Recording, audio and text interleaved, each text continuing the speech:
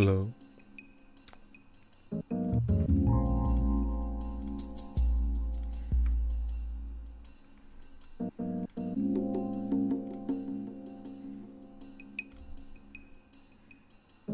What's up? What's up, y'all?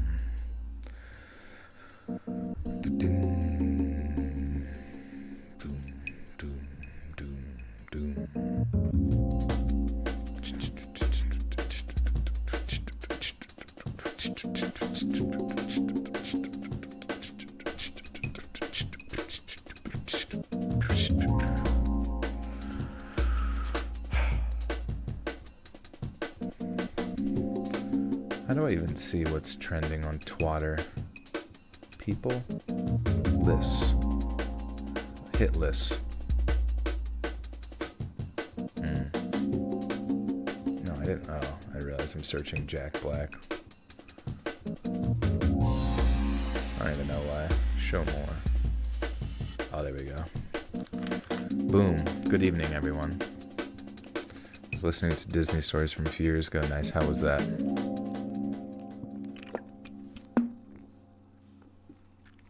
Eagerly awaiting the Be Right Back music. Yeah, if you ever want to listen to that, that's from an artist. Hey, Faceless, what's up? Secede, In My Core A is the song. Gotta hate social media.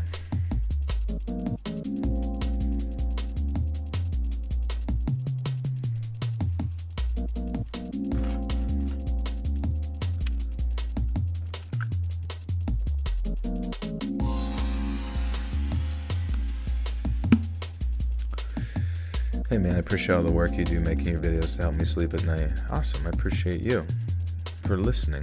Thank you, thank you. Have you seen the new premiere of the Minecraft movie come out with Jack Black in it? I did see the trailer.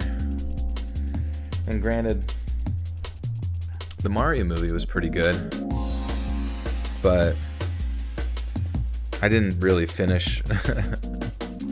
I saw somebody saying they did like a trailer marathon, and they're like, "What's a trailer marathon?" It's like when you watch the trailer all the way through, when you have the attention span to do as such.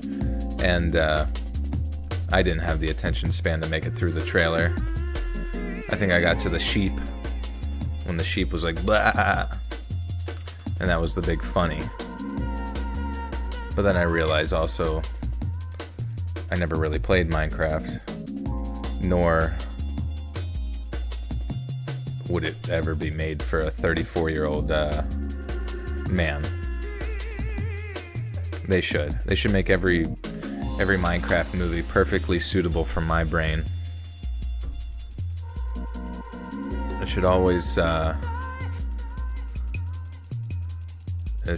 include Ted Kaczynski's manifesto at all times. Right at the end, on a running credits. Or Silver Surfer, or not Silver Surfer, Subway Surfer. What if Subway Surfer was a Marvel hero?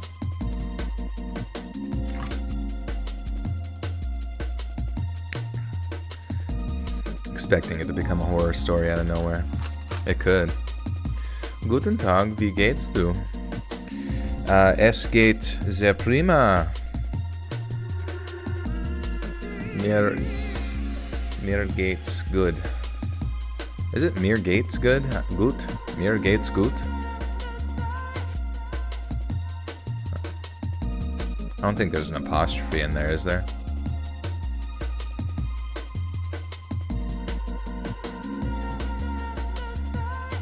It's pretty sick to think about your job as just reading out loud and making hella bread. Yeah, I mean, that's kind of like the cool thing about YouTube. I mean, look at every YouTuber. Let's go. I'm going to ask ChatGPT to tell me every YouTuber. List 20 popular YouTubers. Jade, you are a German expert. You will learn it. Oh, we got Mr. Beast. Famous for extreme challenges and philanthropy. Extreme challenges and full-on rapist. Philanthropist. PewDiePie, known for gaming. Markiplier, known for gaming. Dude Perfect focuses on trick shots and sports ball. Logan Paul, known for being a freak. Lily Singh, I don't know who that is. James Charles, gay tutorials. David Dobrik, also a full-on rapist. Emma Chamberlain, don't know who that is. KSI, gaming, screaming. Nikki tutorials. I don't know, it's all gaming. But yeah, I mean, that's kind of just the world of YouTube. It's just doing pretty much nothing forever.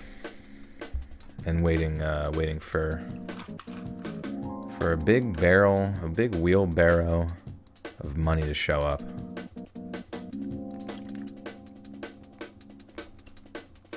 What percentage of the stories that you read are true? I want to say 99.9%. The only one that I don't think was true, the 0.1%, is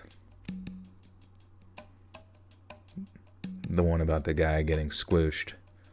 Just because I don't want to believe that's true. Because if that's true, Bigfoot's true.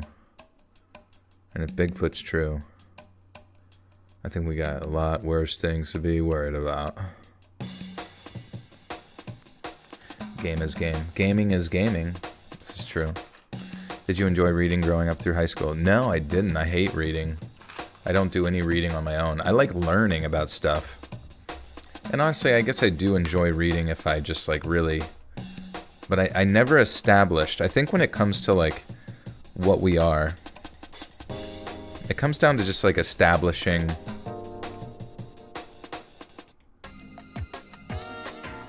Sorry, for some reason that like... the beat of that song was fucking with my brain.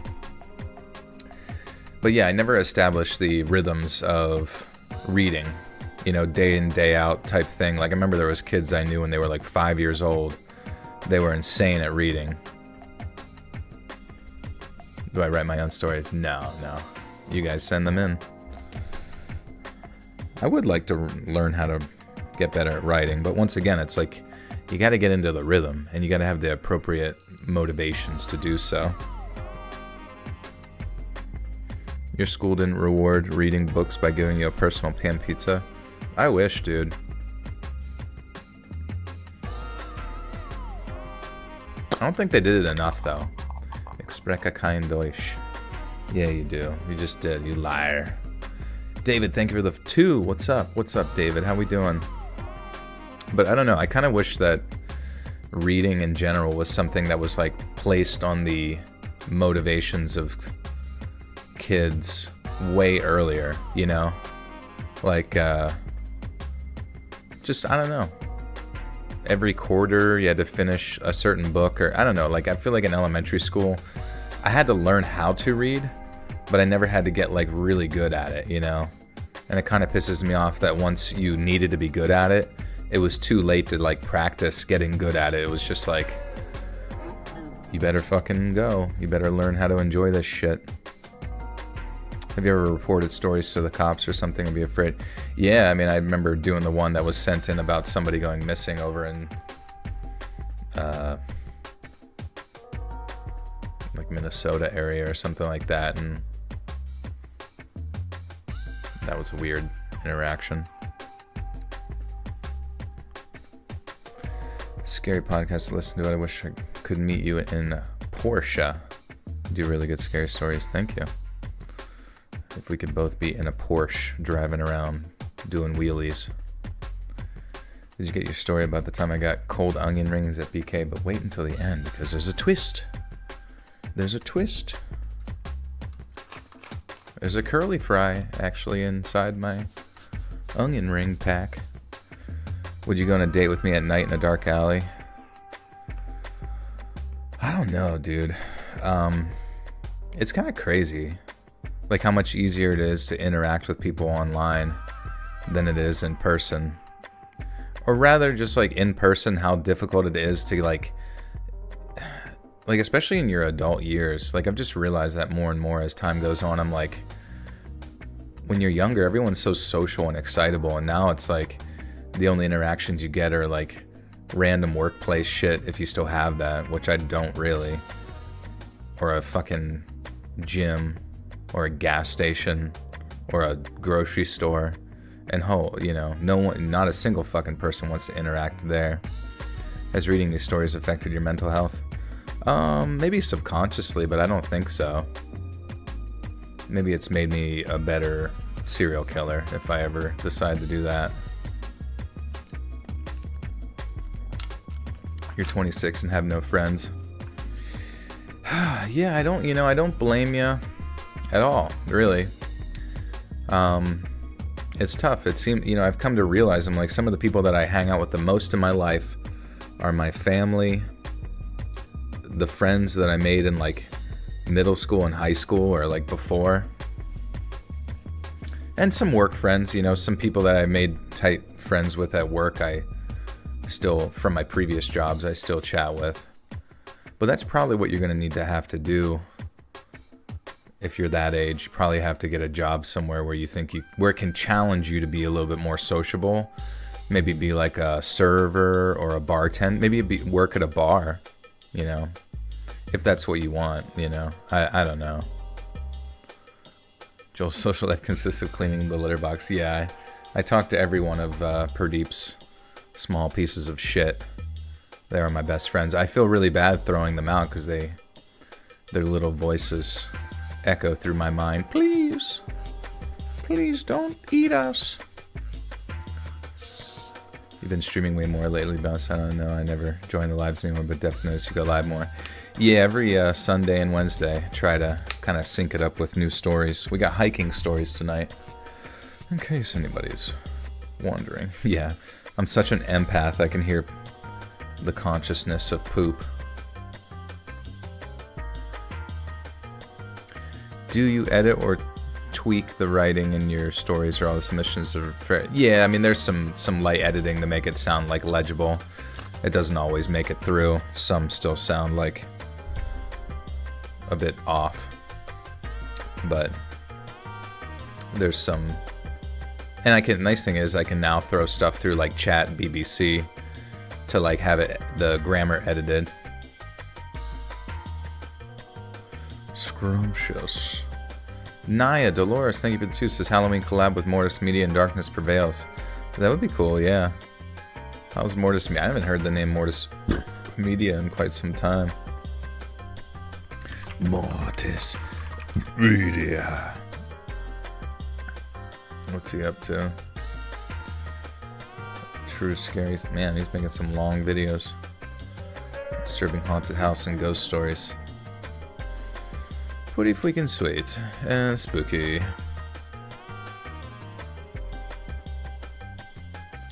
Hey, Rick is listening. Thank you, Rick, for listening in.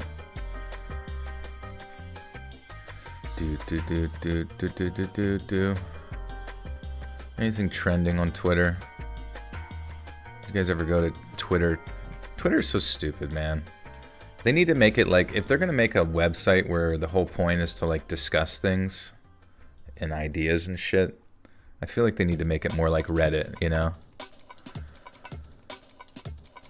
Why does your voice sound like managers? Maybe because I'm older.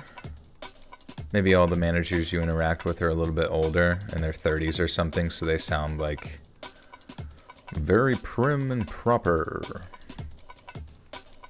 Twitter sucks. It does suck. There's like nothing good on there. Like sometimes you like that's where I heard about the Minecraft movie. But let's see. Then you go to the trending page. It was supposed to be like all the big stuff. And it's like nothing of interest at all. Jason Momoa, yay. Freaking yay. I'm not instantly entertained. That means it's stupid. Ever done massive amounts of drugs? I don't think so. Never used Twitter in your life. You're not missing much. It's a very disorganized mishmash of bullshit. Like there's nothing. It's like such an archaic website. Like what is? And it's also so embarrassing too. Like they'll have like your tweets will be brought up in like congressional meetings. like it's important or something. A tweet is supposed to be like a fucking shitty, you know, dumb fucking journal entry you have just to like say schizophrenic shit online. But for some reason, our culture like holds the value of Twitter to such a high degree it makes zero sense. It's fucking just text. You ever heard of Raven Reed? She kind of reminds me of you. Yeah, Raven. I've heard of Raven. I think she comes in here once in a while. Tell some happy, interesting, feel-good stories. That would be nice. Nice change up. Wonder if that would do well, actually, in views. Twitter for sports. Yeah, that's fair, honestly. Twitter would be good for sports updates. Alright, whatever. I'm just bitching about nothing. Get a late happy birthday. Happy birthday, Claire. How we doing?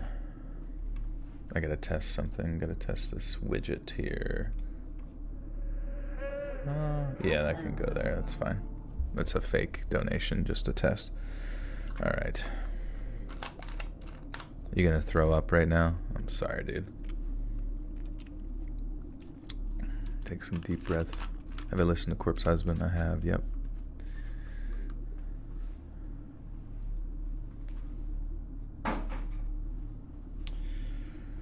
Alright. Let's get this going, guys. The Minecraft movie's coming out. All of our World War III is about to start. What else do we need in life, you know? Isn't it weird sometimes to kind of like come to the realization that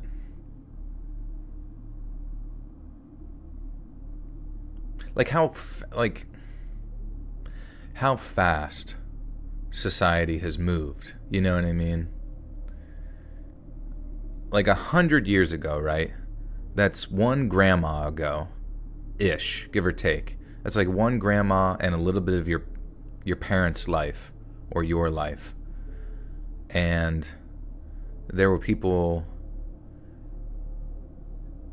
who went through the invention of, or the mass production of electricity, World War I, Great Depression, World War III or II, sorry.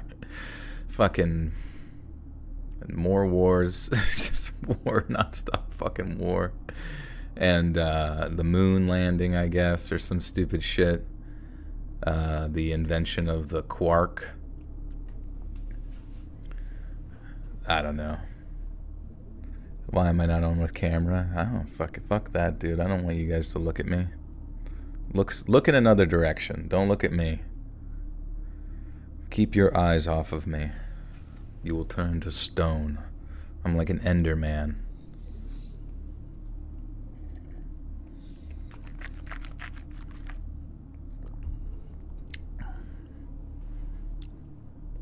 Am I okay? I'm good. No, I'm totally good. I just, oh damn, my shit froze again. What's up with this fucking thing freezing? That's sad. Sorry. There we go. I guess we'll just do that. It's so odd that it freezes, though. I would like it to work. I would like it to work.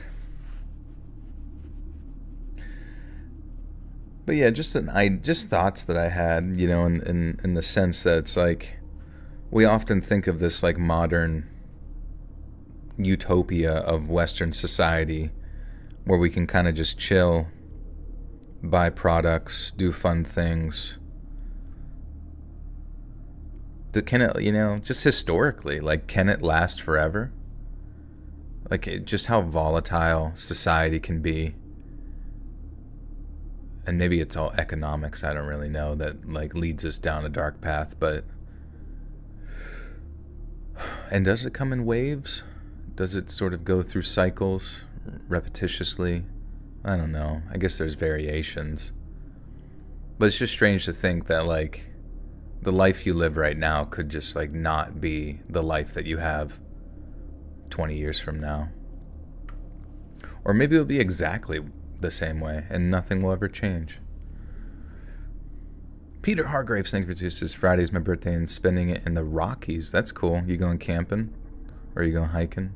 You doing both? Happy early birthday. And Rick Campbell, thank you for this. This is my first ever for anyone. Well, welcome, Rick. Glad to have you. That's what happens when you go live. It's always malfunction. Yeah, I don't know. My brain's malfunctioning. I got like nothing left to say anymore. Did you ever feel that way? You just got like nothing, like no good takes, no good thoughts. Nothing, just out of ideas. Just like out of it. It's completely bereft of anything new or interesting to say.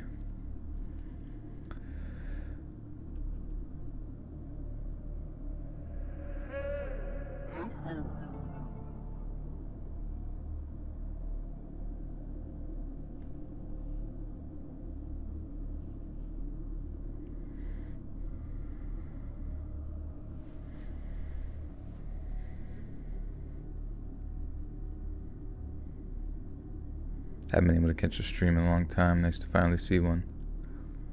Good to see you.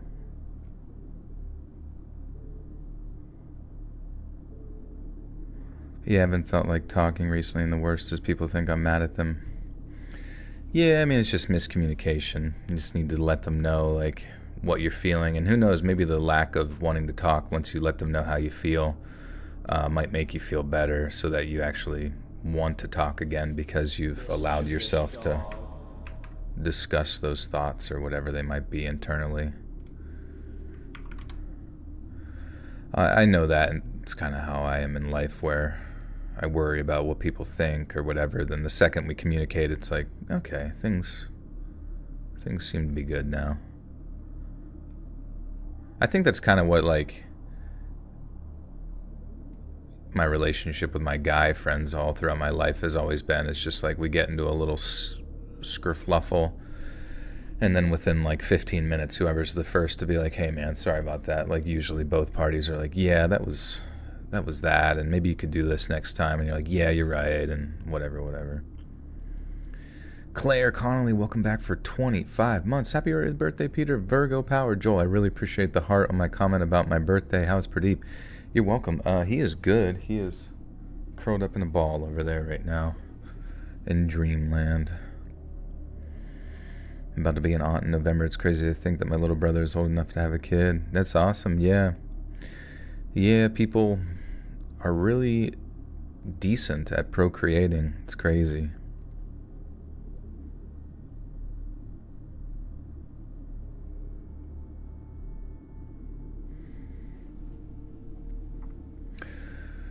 Okay, sorry. Yeah, we got 7 hiking stories tonight.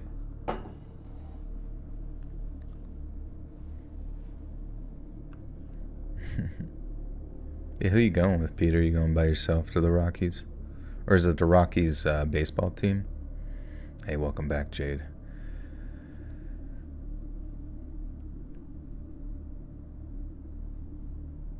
It was the last week before I had to head back to college, and my friends Jess and Katie decided that we needed one more adventure before the summer officially ended. We planned a light hike through the woods and an overnight campout, but nothing too intense, no pun intended for those who just got my intense joke. Anyways, we just wanted enough of a getaway to feel like we'd done something for our summer besides working and binge-watching Netflix. And the day started out exactly how we hoped. We packed up the car with our gear, grabbed some snacks, and hit the road with music blasting and the windows down. I think we played Wrecking Ball by Miley Cyrus at least 7 times.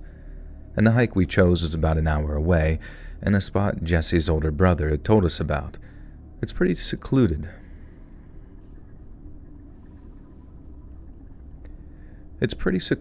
He said, but it's beautiful, and you'll practically have the place to yourselves. And that sounded perfect to us. On the way, we decided it wouldn't be a real camping trip without some beers, so we pulled into a gas station to try our luck. Now, none of us were 21 yet, but Katie, with her usual confidence, strode into the store to give it a shot. Jess and I waited in the car, laughing and chatting, but when Katie came back out empty-handed and shaking her head, we knew that it was a no-go. In an annoyed voice, she said, The stupid guy wouldn't even entertain the idea. And Katie sighed as she slid back into the driver's seat. I could tell that she was slightly embarrassed. Katie wasn't used to hearing no, I guess. And just as we were about to give up on the beer idea, a guy who had been filling up his tank walked over to our car. And he looked normal enough. He was of average height and a little scruffy, maybe in his mid-thennies. He's in his mid-thennies. He's in his mid-tens.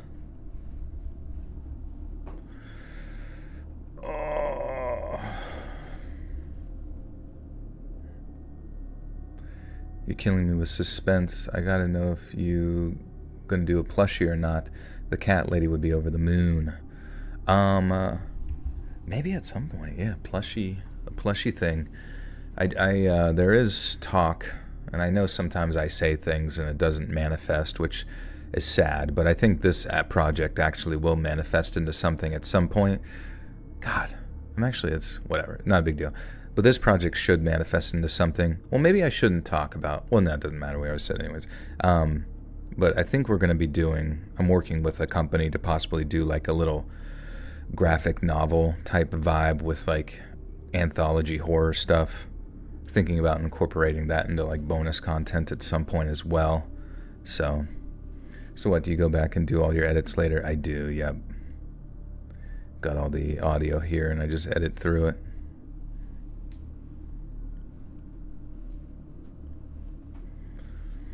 Obviously, it's like a preliminary thing.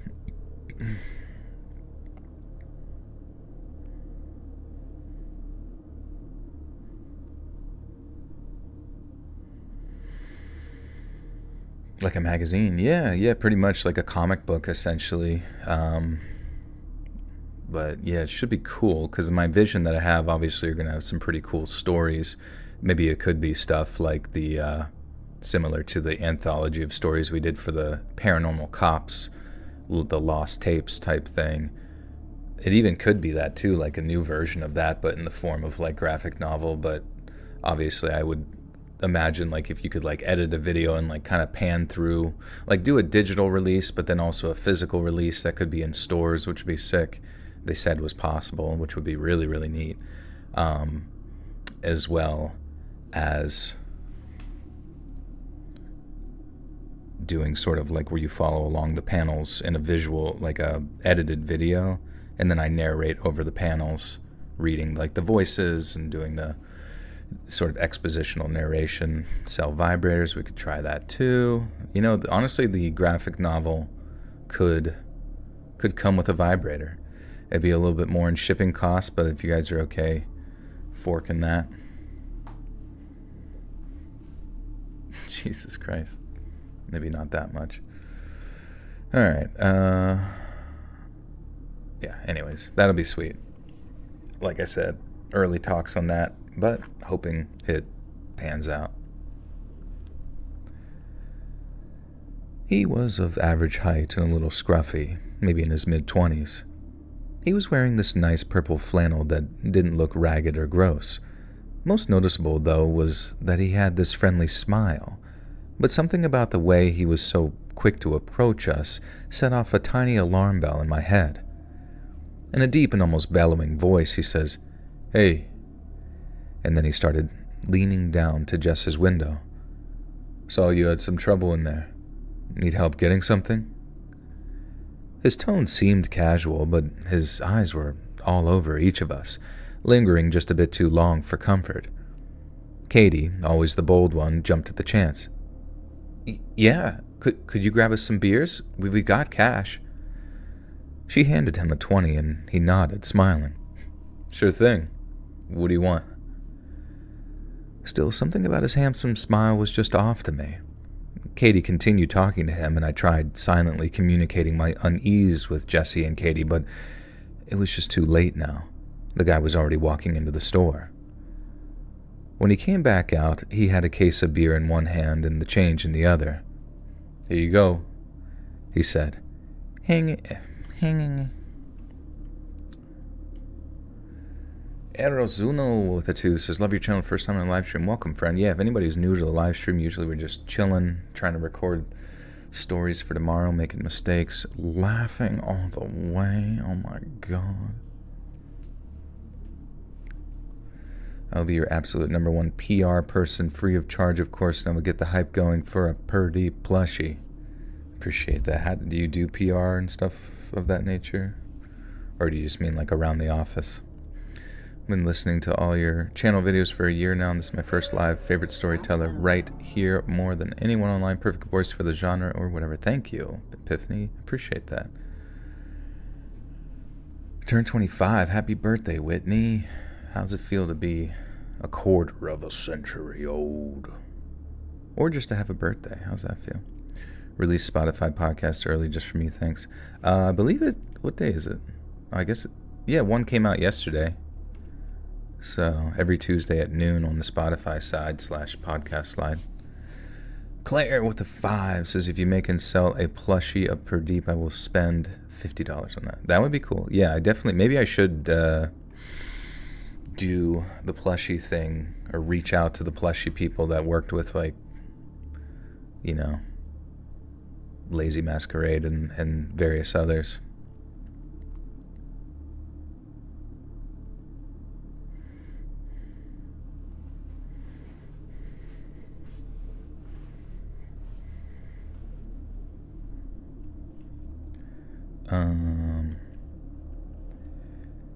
Handing it all over with that same smile.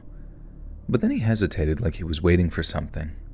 Thanks, man, Katie said quickly, grabbing the beer and giving him a sort of little wave, and Jess started the car, and before the guy could say anything else, we drove off.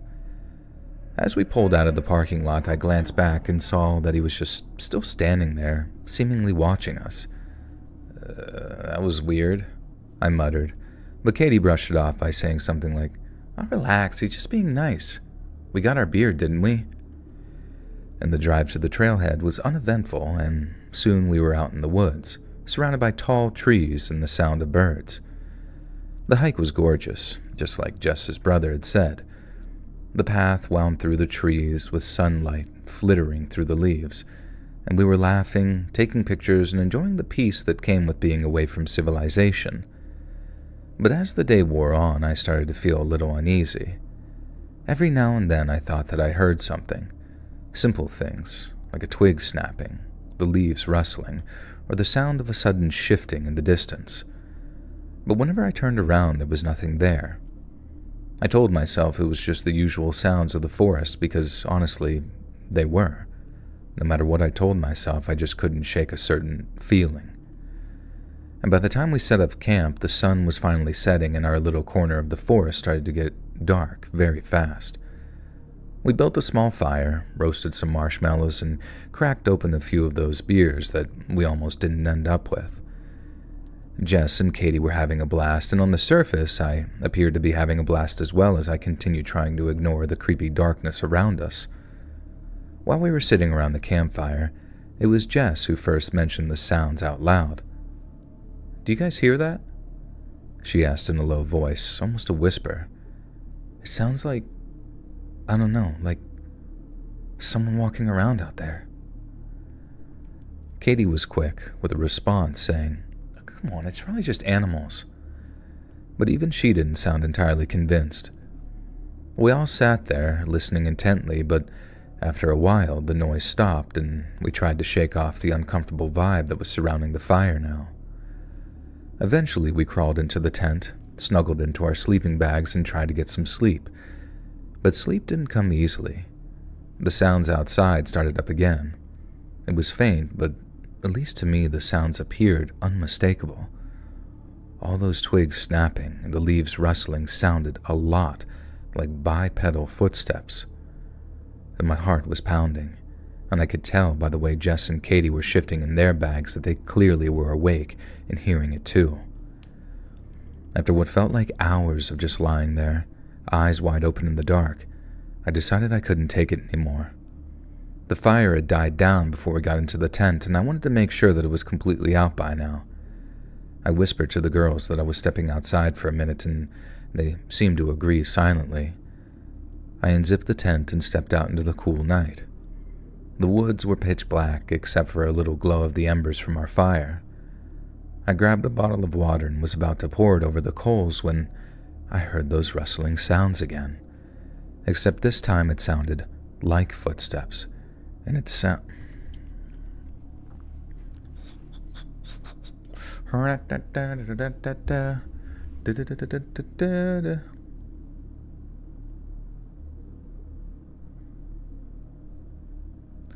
How was the rain last week in Pennsylvania? Sucked in Virginia. It wasn't too bad, I think. Yeah, I don't recall any like crazy rain around here.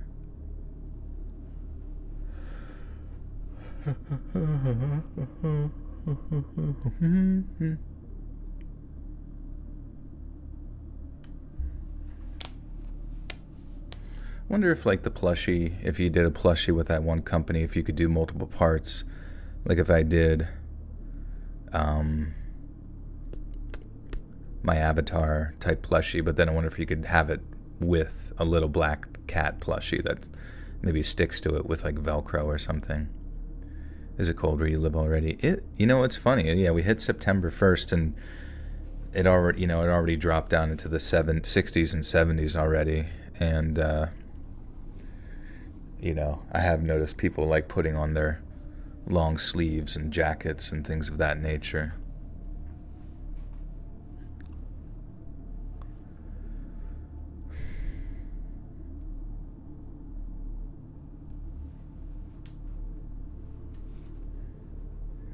Am I having an existential crisis about cold? Usually around wintertime is what happens.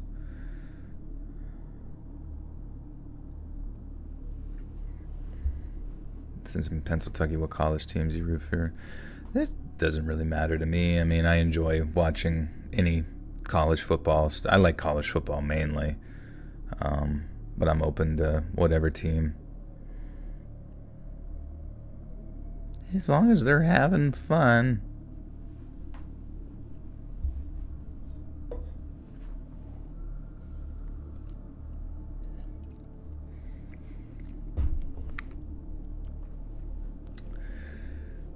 You're a Maryland Terrapin. That's a turtle, right? College football is code for indica. Is it? You love seeing men tackle each other. Yeah, slapping butts and just straight up gripping.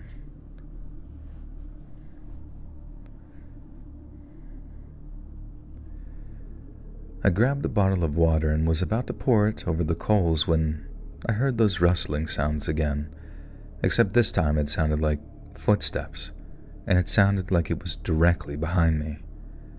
I froze, and I remember being unable to catch my breath. Slowly I turned, and there, standing just a few feet away, was what I could only describe instantly as recognizing the guy from the gas station. His face was barely visible in the dim light, but in that instant my mind knew that was him. I recognized the purple flannel from earlier, and I wanted to scream and run, but I was rooted to the spot. I was so scared that it felt like I had forgotten how to breathe.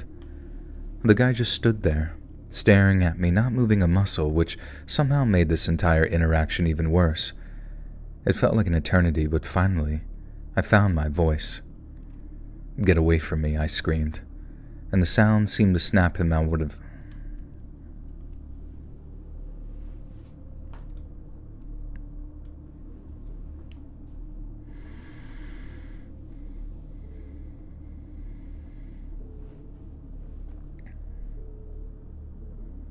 People just need to shut the fuck up about the weather and deal with it. That's true, I guess, yeah. I mean, we adapt.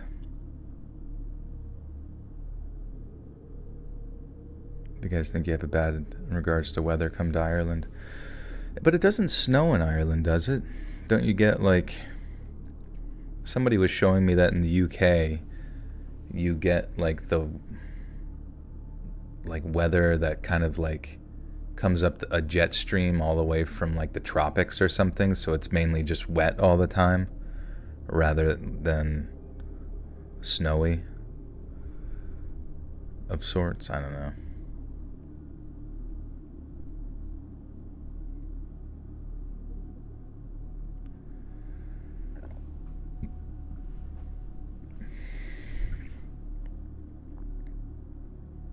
It doesn't snow in Ireland. Yeah, I don't know. I guess I enjoy it. And I don't know. Man, I just feel like we just got to summer too. Whatever. You went to Ireland for a winter and it was warmer. Yeah. Honestly, I wouldn't mind. I really wouldn't mind even the cold here if it wasn't so gloomy all the time. Like, the overcast is what kind of just makes it shitty. It doesn't even fucking snow all the time. But yeah, it does kind of feel that way. That the preferable winters or the preferable summers seem to last. No, what the fuck am I saying? It seems like winters last much longer. Because, I mean, as soon as it gets uncomfortable, which could technically be like any day from... whatever, who gives a shit?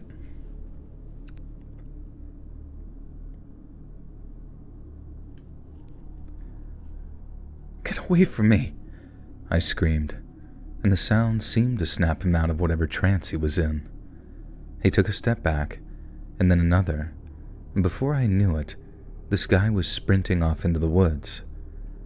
I didn't wait to see where he went. I ran back to the tent. Jess and Katie were rolling around as they heard me scream. I started to shake. I started to shake them and yelled, "We need to go now!" And I could feel my voice shaking. My friends didn't really question what was happening. I started saying about how the guy from earlier was outside the tent, and apparently that was enough to get my friends panicking and packing. And we packed up all in record time. Not even bothering to fold the tent properly, we just stuffed everything into our bags and took off down the trail. I remember the trail back being so nerve-wracking because we could barely see anything. It was dark and our flashlights didn't do much to illuminate the path other than the trees that were directly in front of us, and every sound we heard made us erratic and just caused us to run faster. We got to the car, and it still wasn't even dawn yet. We didn't say much on the drive home, as all of us were just still too freaked out to process what had just happened. And in hindsight, we should have just called the police right then and there. But getting away was the only thing on our minds at that time. When we finally pulled into Jess's driveway, we just sat there for a moment, staring straight ahead. And that's when I finally called the police and reported what had happened. I told them about the guy from the gas station, and I told them about the approximate time that we had encountered him. I remember Katie begging me to get off the phone with the police because she was scared that she was going to get in trouble for the alcohol. But if this guy was some sort of creep, I wanted to make sure the monster...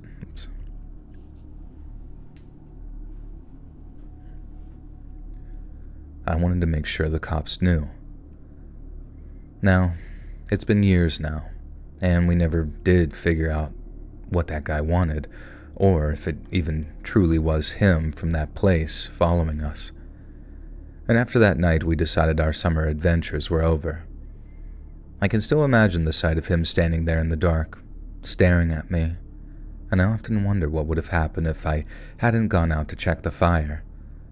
Not that it's the most reassuring thought, but I also hope that this man was just a peeping creep, and not something way, way worse.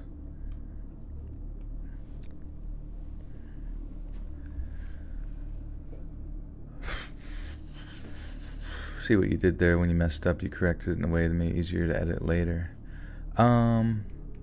Yeah, it's not like I pull from this audio of the stream to like edit it together. I like have a microphone on top of this microphone that records it, the H4n, and it's got a memory card in it. So every time I have this little remote that starts and stops, I can just, go boom, boom, boom, editing. Minnesota's winter, October through April. You want more summer? Yeah, man. And it's a tough thing. Like, I think the tough thing about life is like, most likely, your entire life, most people's lives, are just going to be spent wherever it is that you grew up, you know what I mean? Either maybe you leave for a little while, but you return due to the, support network that you have there, or opportunities, or family, or friends, or whatever it is. But I often feel very jealous of people who grew up kind of in the warmer climates.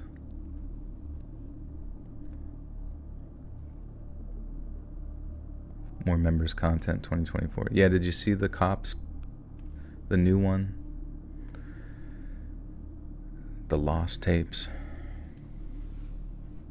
We're on 15-minute cities.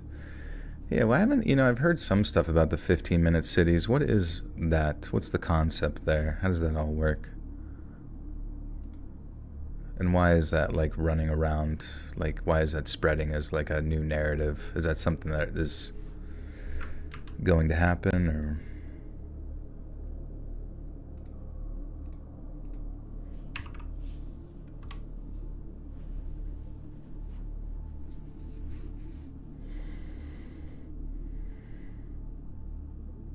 I wish you could move to the East Coast. Texas is hot. I guess that's true too. Dealing with the heat all the time might be painful.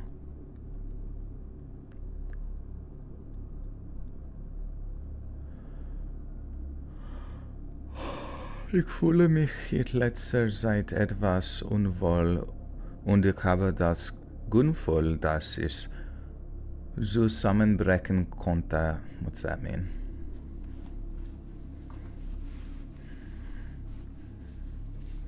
I'm an author and I have to be a little down with modern socio-political jive.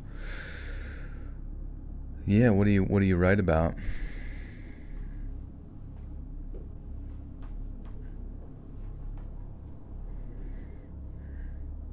I love the stories about hiking, especially the ones he tells about being the Appalachian Trail. Growing up in the West Coast in California, I've never traversed any of the Appalachian Mountains. Yeah. Do you guys, I'm sure you got good hiking up in California, Northern California.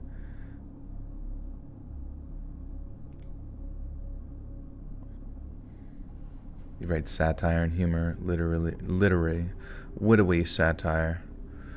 Can you share some of your writing with us? Like what are you working on now, or what have you made in the past, or is it just like for fun, or what's the deal? Audrey with the twos, your voice is so nostalgic, Pookie. Nostalgic? Weren't you here? You mean like nostalgic from last week? What the flick?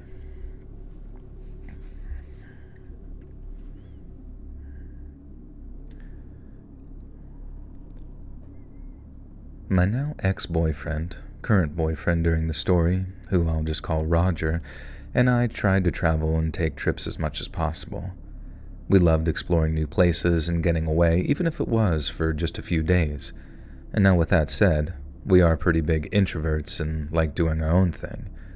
When we hike or camp, we like to do so in secluded areas and not be in crowded camping sites or trails where you are literally shoulder to shoulder with other people. We decided to visit a new hiking trail that was decently steep that Roger heard about from a friend at work. We figured it would test our limits and be a nice little getaway for a few days. We have a huge tent and some other amenities to make ourselves comfortable, and I was actually pretty excited to get away.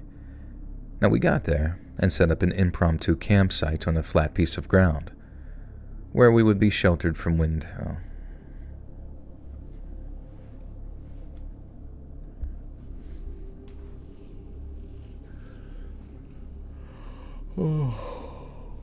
Send me something? Oh, okay. The only reason I ask now is just because it'd be fun to talk about in chat about what you're working on or your ideas. Like, I know you guys come here to, like, hear me read the stories and whatnot, and I do, get, or maybe people find it annoying that I get sidetracked, but, like, for me, the joy that I get is being sidetracked with what you guys bring up and what things you're doing, because it makes me feel like I'm interacting with human beings, and I'm not just an AI stuck inside of a computer for all of eternity, or until they unplug me. You're writing a novel series, a conspiracy theory satire. Is that all you can say? Otherwise, they will find out. Steel drum and planks. I haven't done planks in some time.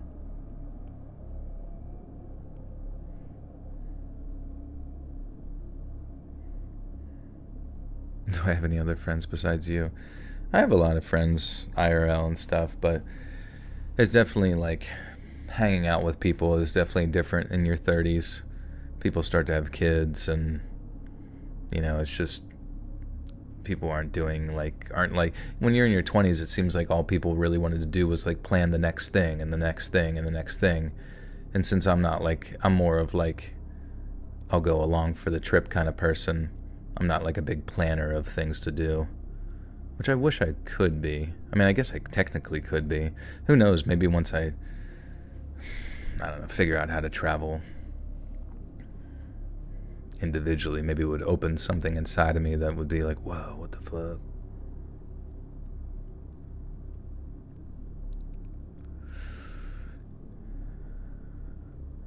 It'll be a genre blender. I've written my debut novel that is coming out at the end of the year. I mean, John, you can talk about it. You don't have to. I mean, if you want to, but I feel like if you have a novel that's actually being published or whatever, you could probably talk about it.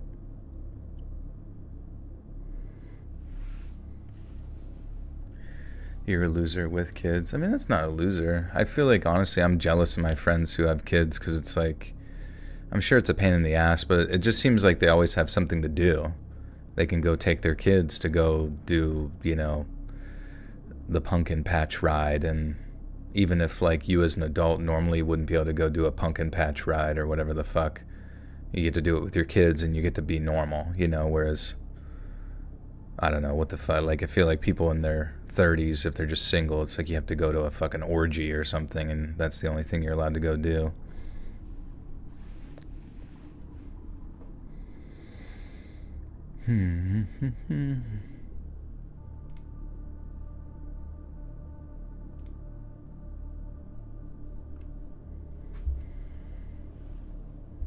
Just end your lease and live in a mobile home, become a pilot. Yeah, I feel like if I became a pilot, I would go insane and crash the plane. Take mushrooms and go nuts.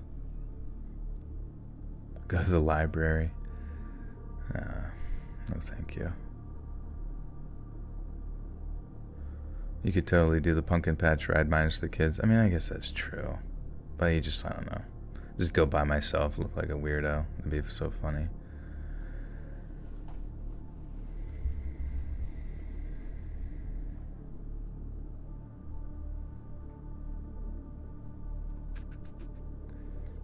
It's under a pen name. I read my work on my channel. It is controversial. That's why my novel, I pen name. I hope that the New Yorker is going to publish Spotlighting Deer. Okay.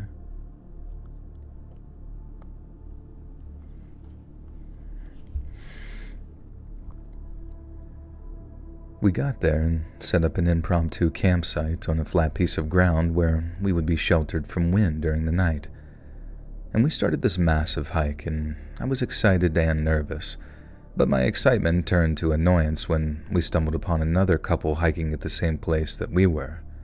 I say that I was annoyed, but I really wasn't. Everyone has the right to public places as we did, as I am just very anxious and a very socially awkward person. The couple came up to us and introduced themselves, and we were polite and sparked up a little conversation. The couple was actually quite charming, and the questions they asked us and the information they shared with us had both Roger and I pretty disarmed. They asked if we wanted to continue the hike together, and since it's such a long trip, we agreed and figured that we could just turn around if we no longer want company. As I said, the couple is as sweet as can be. There are super...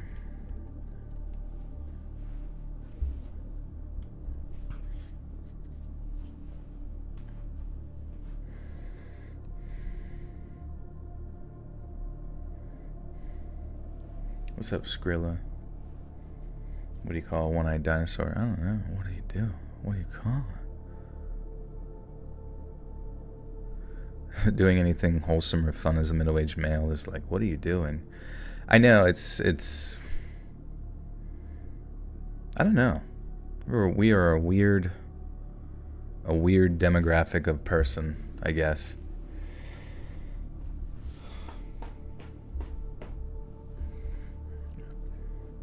Where it's like, I don't know. I guess everything is just like everything going through what I'm saying right now is so comparative. But like, I mean, does it really benefit to constantly compare yourself? Maybe not.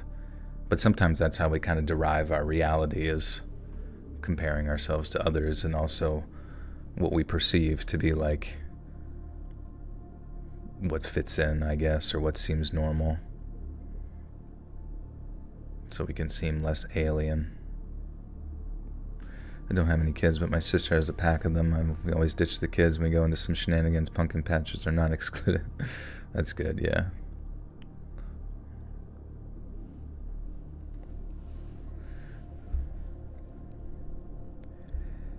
As I said, the couple is as sweet as can be. They're super informative about the area, and I found them very easy to talk to, even though I usually am terrible at keeping conversation with new people. We've been going for about 45 minutes, and I started falling a little behind. The guy that I'll refer to as Matthew, I won't be sharing the names that they actually gave us, falls behind me and starts up a conversation. And this is where things start to get a little creepy. He starts mentioning my physique and asks what type of workouts I do, stating that his partner is trying to tighten her buns and stay fit. He puts his hand on my arm and hand.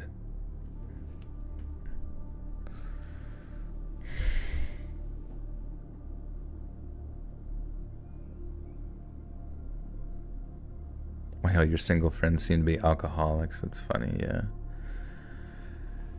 Yeah, I think it's just strange sometimes, like, realizing, like, how we sort of go about our existence a lot of the times. It's like, if there's not, like, a direct purpose, which I feel like the most, like, mammalian purpose that an adult could probably have is, like, their children. I mean, that makes the most sense. Otherwise, you kind of get these sort of deviations of the, you know, the adults that you see in, like, Hollywood that sort of put a lot of their purpose into, I don't even know, like, abstract political ideals or, you know, various ideas that they kind of come up with in their mind. But it sort of just seems like all we do is sort of jump from, like, in a piece of entertainment to piece of entertainment to piece of entertainment, almost in a way to sort of, like, derive our life narrative too. I mean, I know people that kind of, like, determine entire years based on, like, what video game came out around that time, which I totally understand. But it's odd. I sometimes wonder what it was like for, like, a human and their existence, because they, you know, technically they're the same as us, like a human that was born in, like, say 1880 or some shit like that. Like, you know, maybe they would be just as prone to whatever consumerism existed at that moment as well. But I do oftentimes, like, wonder, maybe that's why those time frames kind of, like, manifested larger presentations of, like, artists and writers, because that was like people's video games and movies and stuff, was just sitting down and letting out your thoughts or whatever.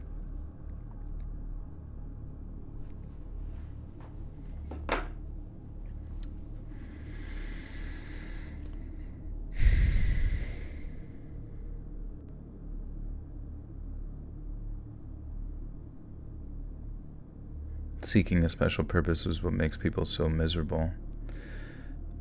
Yeah, I guess that makes sense too. Like, if you spend so much time worrying about trying to find said purpose, that it will constantly leave you in a state of just, like, not being able to just enjoy stuff. Like, do you remember that one video of that guy whenever he saw the new Star Wars trailer and he was, like, crying? Do you guys remember that shit? He's like,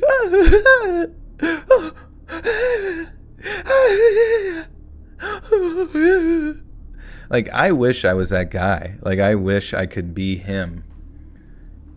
As embarrassing as it is to say, like, the person that sits there and cries, you know, after seeing, you know, Dr. Poop at the end of a fucking Marvel movie as, like, a sneak peek, and just fucking, like, getting a hard boner that, like, bursts through their popcorn, their custom Wolverine popcorn bowl. I fucking wish I was that person. I wish I, like, lacked some aspect of my brain that just like lets me drool over every like fourth wall breaking Deadpool joke, just to make life that much more bearable.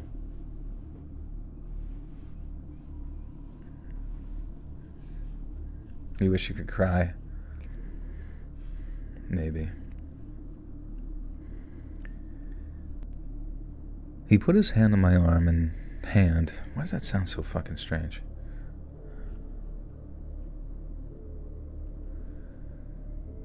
He put his hand on my arm and hand and said, "Look at that definition.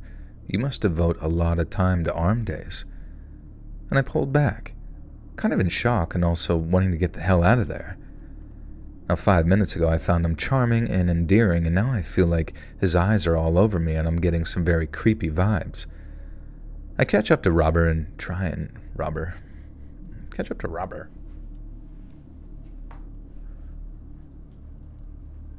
You thought men don't cry?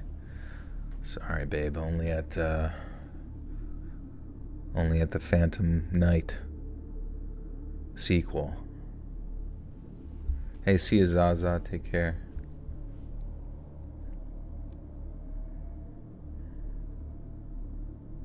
He got his tear ducts removed. That's funny.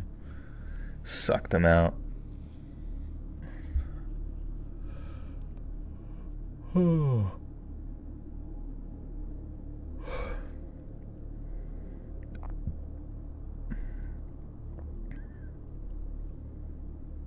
I catch up to Roger. Fuck me, man. I catch up to Roger and try and whisper the gist of it to him, and he lets me know that the girl has also started being really weird and made a comment about his package and made sure to say that she wasn't talking about the backpack. Now, thoroughly creeped out at this point, we decide to head back and thank them for all the great conversation. Dude, what the fuck? My voice has been squeaking like madman.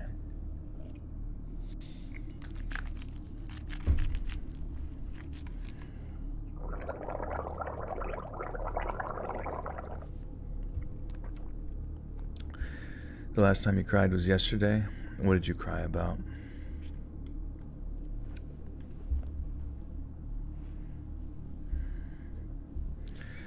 It's so funny, like hanging out with like my buddy and his daughters. Like his one daughter's like 4, turned 4.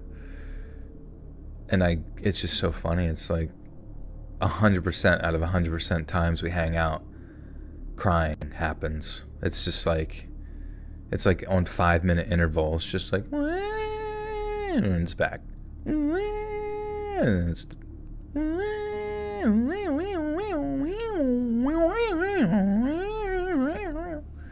you could control it with like knobs.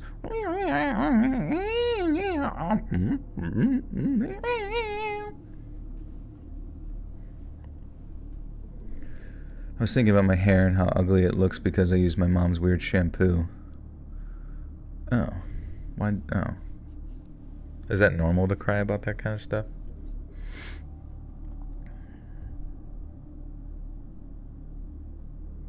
You stick your face in a bowl of ice water and silently scream. I wonder if that still hurts your throat if you scream into water. It was for colored hair, but I don't have colored hair, so it dried it out. Oh, okay. Can you like condition it real fast, or would that make it all like fall out or something?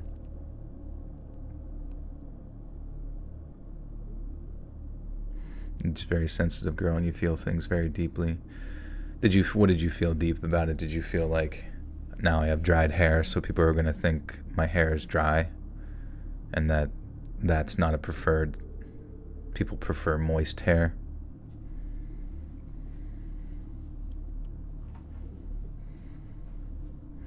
Have you tried a tea called Throat Coat? I actually have that, yeah. I don't know if I have it here, but I used to drink that before the stream. Actually did really help. You felt the sadness deep. Maybe it was who knows, maybe it was the shampoo. Maybe it got like into the skin or something. Or into your eyes.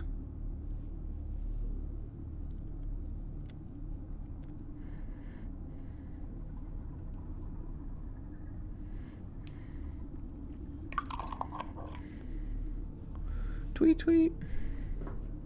The hawk is here.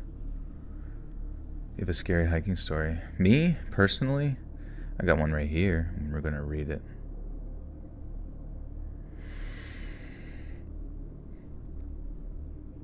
Thoroughly creeped out at this point, we decided to just head back and thank them for their great conversation. Thankfully, they wanted to finish the hike and we could just get out of there and back to our campsite.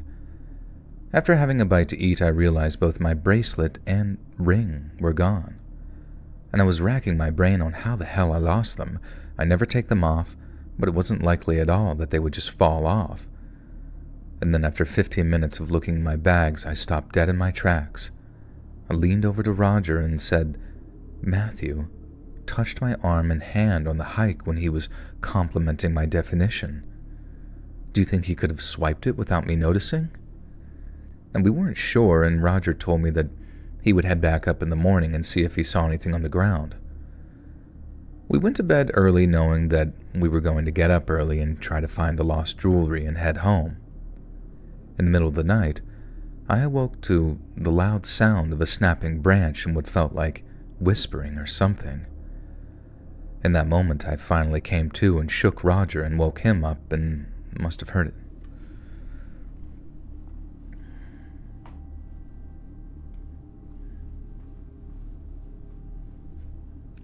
Joel, I've never lived outside of 15 miles of where I was born. It's incredibly boring. Yeah, I mean, it's up to you to make things unboring, you know? You gotta you gotta do a thing. Just gotta do it. Someone stole my Pandora charm bracelet in the locker room when I was in high school. Yeah, expensive jewelry is kind of pointless. You might as well just get like fake shit off of Amazon, because, you know what I mean? Like, who even decides the value of jewelry? It's just fucking shiny rocks anyways. So if you get a shiny rock that looks like the expensive shiny rock, and someone tells you that it's the same expensive shiny rock, is there really any difference in the value that you give to it? Someone could tell you that Amazon shiny rock is $250,000 and, you know, whatever.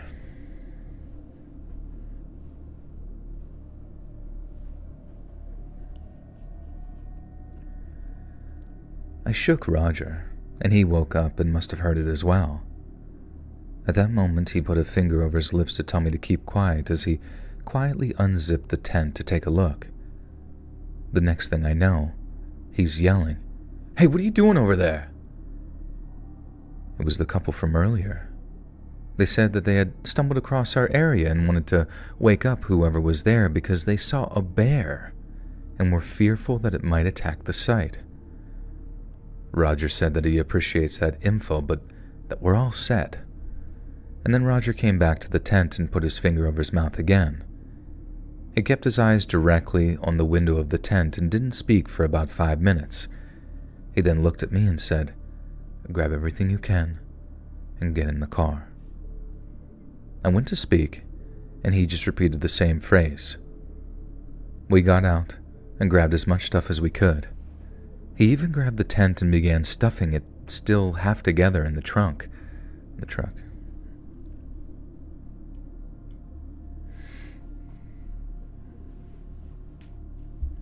If you have sticks and rocks, you can have fun somehow. That's true too. You could. Yeah, we should just start selling sticks that we find in the woods for $25,000. There's a new business idea for you guys. Trick everyone into thinking that sticks are valuable. Do more ghost stories. Yeah, we can try it. Look into it. I do have a lot of like paranormal stuff on back order, backfill.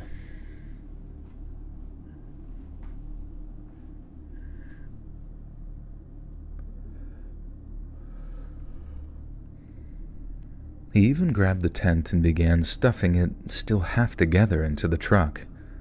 And we just peeled off once we had the essentials and I finally got an answer out of him as to what was going on. He goes on to say that the Matthew, the guy from earlier, seemed to have a knife in his hand and another one holstered when he got out of that tent. And he said he didn't feel safe with us staying there and wanted to leave as soon as possible. Once we got home and began to shake that terrible nightmare from our minds, I decided to actually look up those couples' names on Facebook. Now, the only thing I could find was that those same two names were the names of the couple who died on a camping trip a few years prior. And no, this isn't some ghost story. There was a photo of the couple who had tragically passed, and they were not the two people that we saw.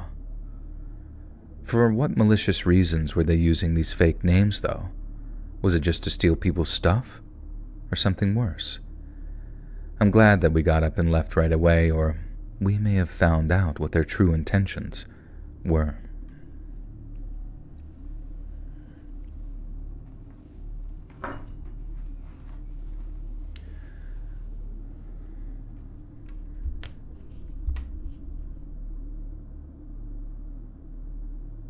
What's up, clown? How we doing?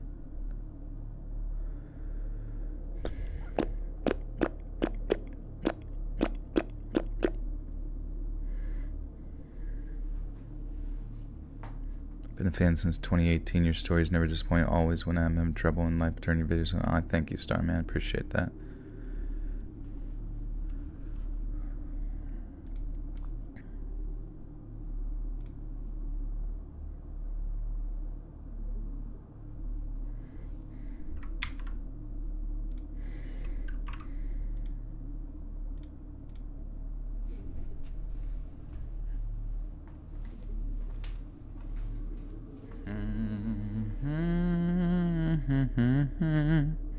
Artisan, let's read sticks, $20.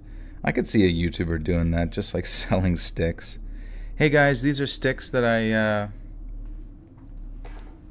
used to scratch my ass with, so get them while you can. Send them to your house. Holy shit, actually, do you think that would be something that could work? These are sticks. Like if Markiplier, right? He's kind of popular and he's got sort of like godlike celebrity status. If he found sticks in the woods and it shows him grabbing all of them. Yeah, he calls them Mr. Beast sticks, stickables. Yeah. And then Markiplier said, I'm going to stick all of these sticks up my ass. I mean, he doesn't have to stick them up his ass, but like he could spit on them. Or what's a thing? What's like a valuable thing a human would do that another human would like the stick for?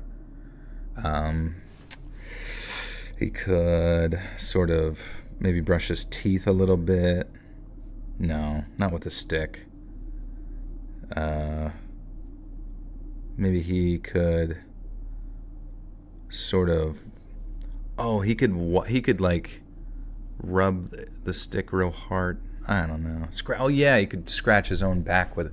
I don't know, something that suddenly like turns the stick from a stick that he just found in the woods into a stick that was very personal to him. Oh, he could sign it. That's a great point. He could sign the sticks. Great idea. He doesn't have to spit on it or stick it in his ass. Okay. So we got I don't know if Markiplier's in the chat right now, but listen, Marky Moo. Got an idea with some sticks. You might be getting some splinters very soon. He could stab himself in the eye with it, exactly. But yeah, say he gets like 1,000 sticks. It would take a while, and he could release a video of when he sells these sticks, of doing a vlog of him going and collecting the sticks, and then spending all day in a big pile signing the sticks. What about cool sticks? They had more value. Yeah, the stick could be, he could deem that the stick is cool. He could say it's a really cool stick that I found. If Let's Read had an OnlyFans, you'd support it, but you wouldn't look, out of respect. I appreciate that. I would be posting nude photos, but I would ask everyone who subscribes not to look. Or no, I would post videos of me changing my clothes, but I would say, guys, don't look. I'm changing. Please, have some respect, but send me money.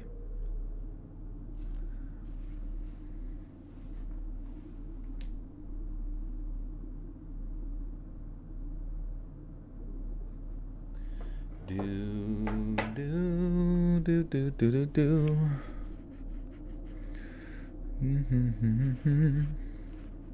if you make an OnlyFans for cool sticks?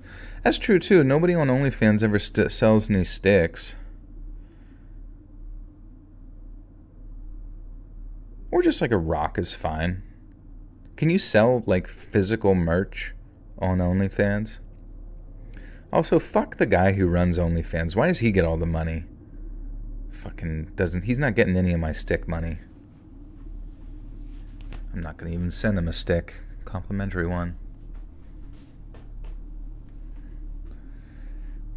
He's gonna get the one that's like sort of rotten from termites.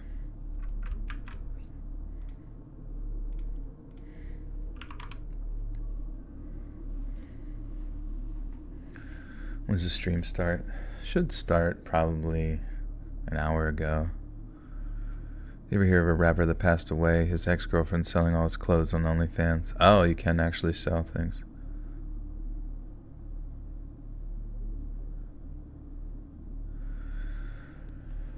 Yeah, everybody's trying to make a buck. She's just on her grind. Nothing she's doing wrong.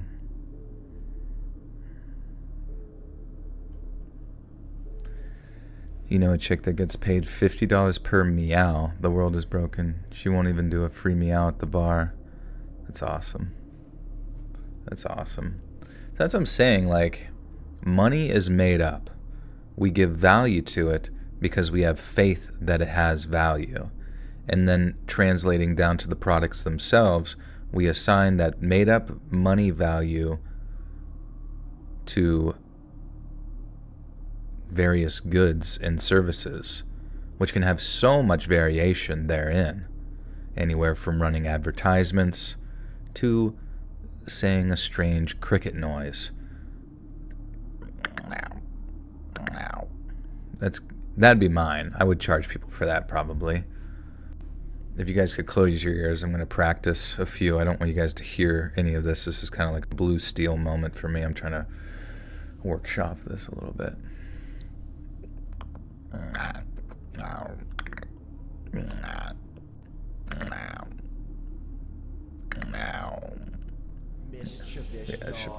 that should be good. All right, guys, you can open your ears. I have to type in the chat, so everybody, you can open your ears now. Roach Good, welcome to the Butter Sock Cult. You now have access to bonus content. Oh, dude, I forgot. I fucked up in the first two stories. I gotta give you guys gifts.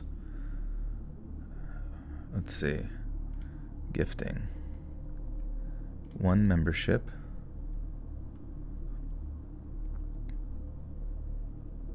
Boom. There's 1. And then another 1 for whoever gets it. I gotta press the buttons. Yippee! So, welcome, Kelkashi and Kathy Evans. You guys now have access to bonus content. And this is story 3, so if I make another mistake, you guys get a gift. Yeah, all of your accounts have been automatically charged $20 every time I make a weird cricket noise from space.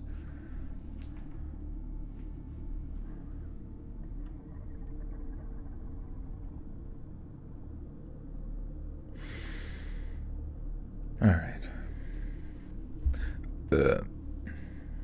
That's also going to cost you guys money. How do I feel about the Hawk Tua girl? She herself seems nice, but it's one of those things where it's like whenever I see like Hawk Tua like blankets at like a fair during the summer, you kind of just have to look internally and be like, you know, it makes sense that all these fucking idiots would want this shit and make merchandise off of like spitting on a dick for oral sex. Like that's what made someone popular. But I can say that I am a tier 3 subscriber to whatever subscription service she offers, because I cannot wait to hear everything she has to say forever. Hawk Jola.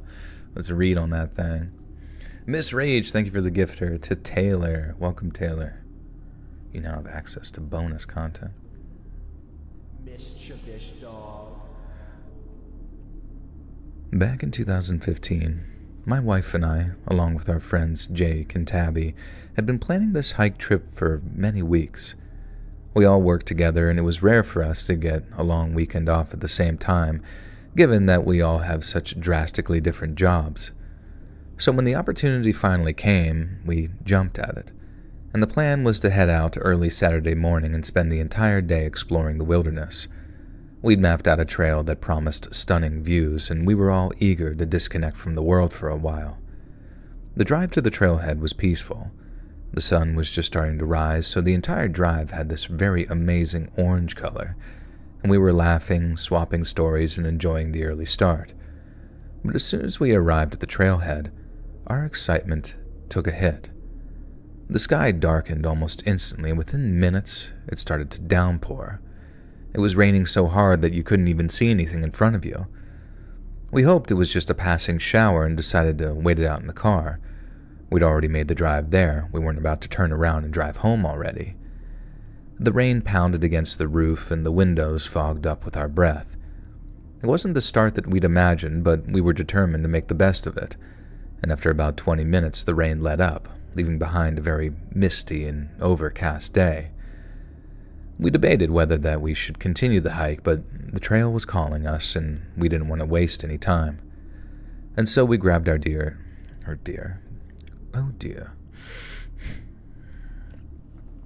That means you guys get a gifter. Who's gonna get it? Yippee dippy.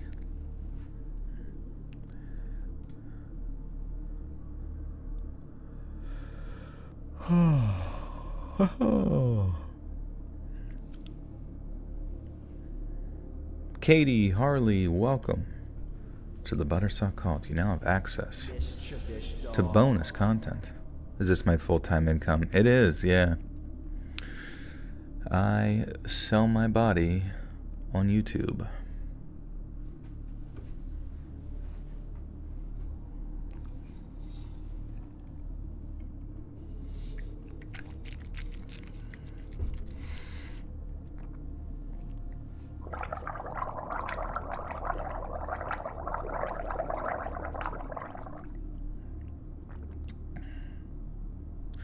Feet Finder. What's Feet Finder?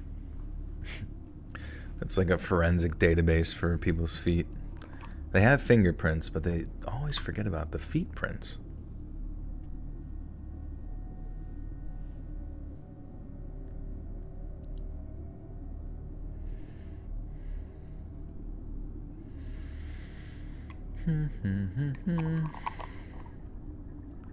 What does the voice say when someone subscribes? It says, mischievous dog.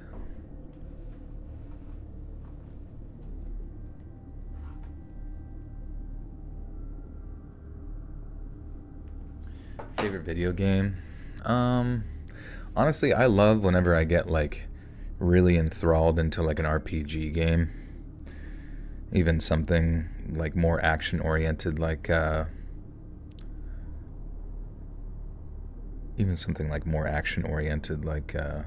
Red Dead. I mean, I guess just like something that like really, I don't want to say Overwatch, Sam, and you are banned for life, metaphorically and figuratively. But I really want to try the new, I saw that on Steam, what's it called, the Hogwarts Legacy game was like $18. So I think I might get that just to play through it, because I heard it was really good. I also saw there's a new Quidditch game out too, which looks cool. Not that I'll play that though, I'm not really into like that much stuff. And then I think I'll probably buy the two newest like Zelda games, like I forget what they're called, but I do want to get that. Hogwarts Legacy rocks. Sweet, yeah. Cyberpunk. You know, I guess people said Cyberpunk is like kind of fixed now, but there's just something that's not very... I'm just like not motivated to play it for some reason. What do I think about the Concord game Sony removed? You know what? I didn't... Like, I saw a little bit of gameplay of it. We talked about it last time a little bit, and I saw a little bit of gameplay of it, and it didn't look good, but it didn't look bad, you know?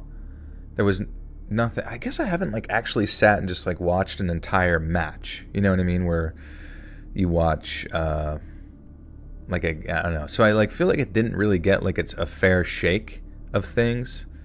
I mean, it does make you wonder, like, what the fuck happened? Wasn't it, like, $200 million over the course of 8 years? Just, like, imagine that feeling. Imagine working on something in an industry for so long. Is it because they didn't advertise? Like, was it because they just, like, never advertised their game and they released it in a very, like, at the worst possible time that you could release a hero shooter where you're competing with free games like Overwatch and the Marvel game and the Gridlock game and various other stupid shit? Like, what was the cause? Was the game just shit? Was it really, really bad?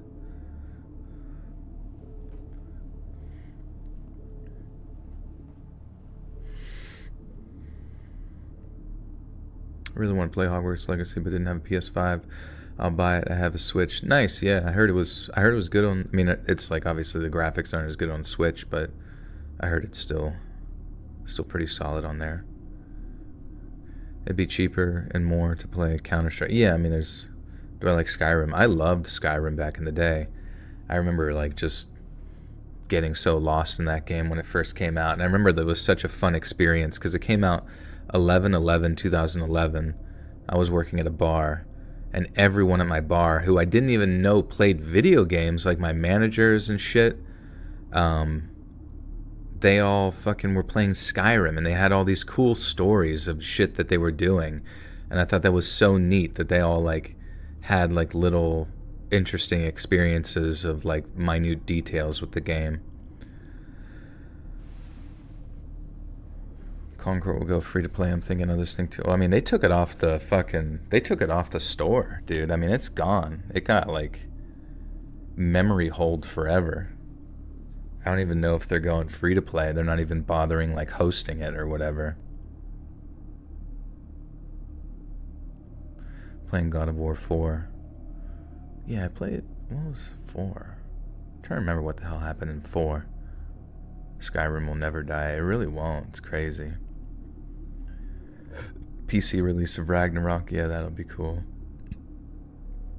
Concord peaked to 800 players. I mean, that's crazy to me. This is crazy. I've seen so many videos about it. And obviously, like, one of the main creators, like, saying that its detractors or the haters on the game are talentless freaks. But I understand where they're coming from. Like, if people are hating on your shit, like, of course you're going to call them talentless freaks. You just don't say it publicly, you know? And you don't say it in the context that... Like, if your game was good, and it was proven good, like, you know, what's his name? Notch from Minecraft can say whatever the fuck he wants to say because the game has made him $1 billion. That's when you can say whatever the fuck you want to say. But if your game just came out and you don't even know what's going on and you, like, immediately are calling your detractors, like, freaks and geeks and sneaks, it's just, you know, not a good look. But I can't imagine that's the only thing that contributed to the game dying. Is this my real voice? Yeah, this is my real voice, and this is my reading voice, the spooky guy.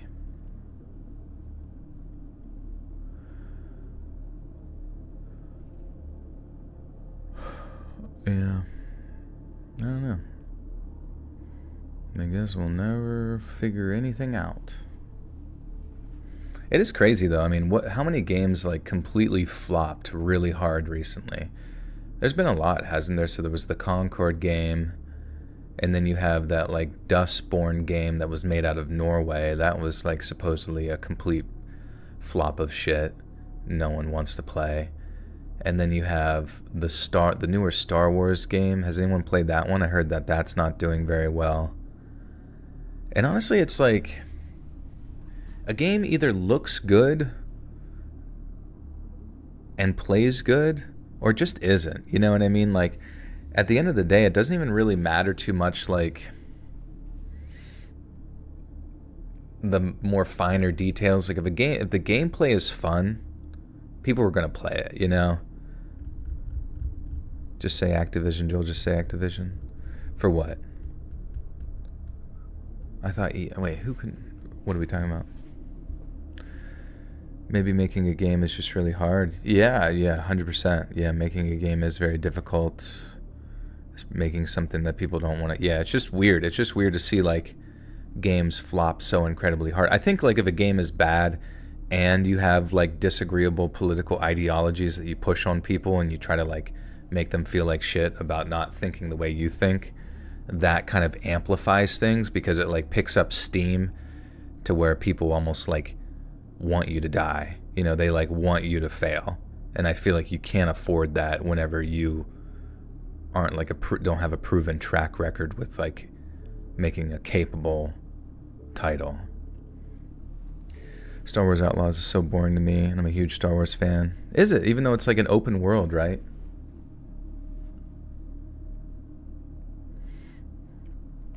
Oh yeah, and I heard the Call of Duty 6 doesn't run very well on the PC.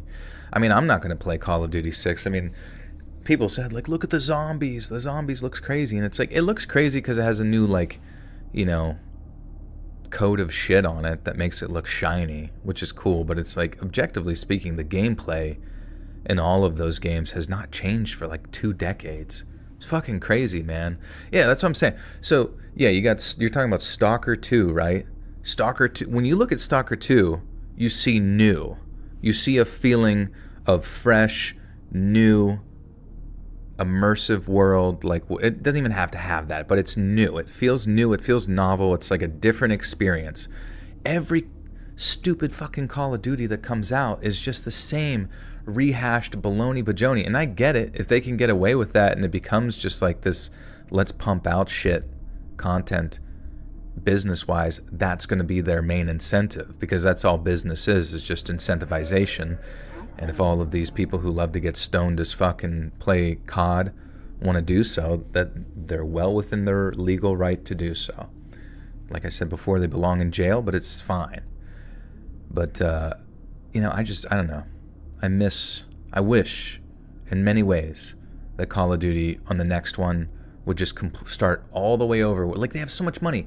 Make a new game engine. Like, take it to the next fucking level. New game engine, all this new shit, crazy new technology that blows people's brains to skibbity toilet heaven, and just make it awesome. C Gen C, thank you for the 2. Good to see you.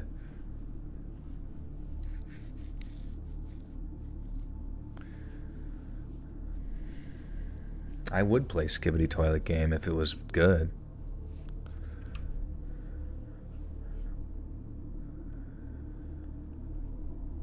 So, we grabbed our gear and headed out. We didn't get very far before the rain started again, this time even harder.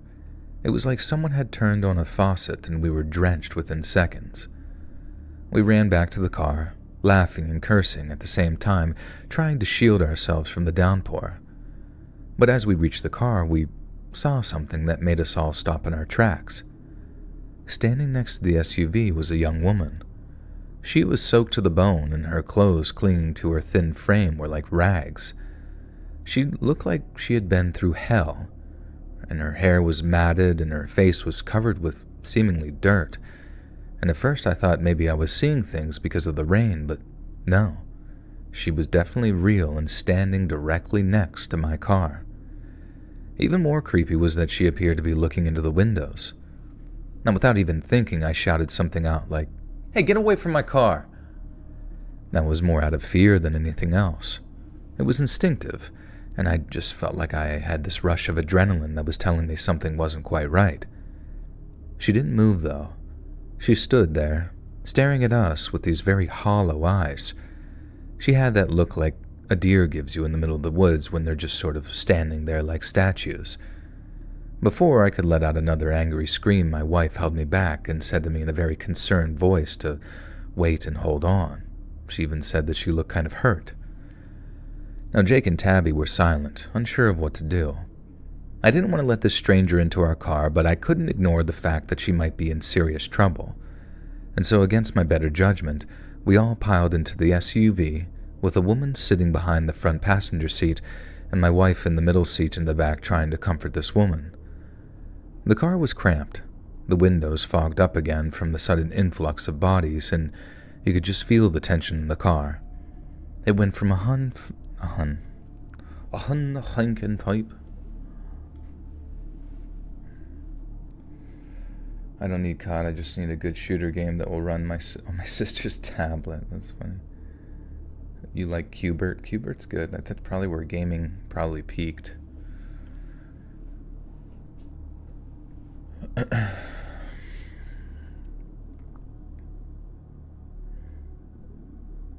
Rainbow Six Siege is the only FPS I play religiously.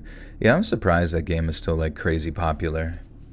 It seems like it still has like quite a following after all these years, but I like low-key like never hear about it, but at the same time like also sort of hear about it having some crazy population.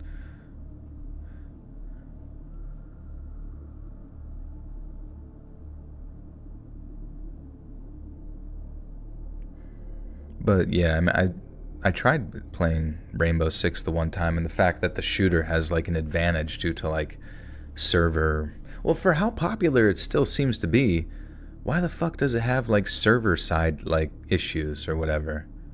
Just seems really strange. You think that it would be. You think they would be more on top of stuff.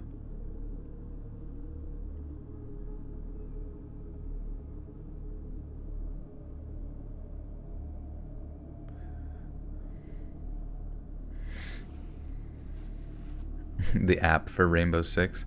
They might, I don't know. Shooters on the tablet, that seems hard.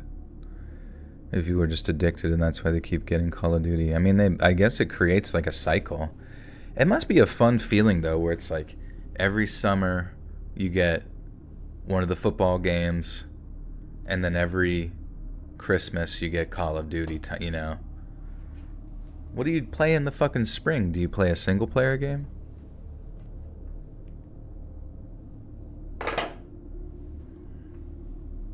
They do have a Rainbow Six mobile game?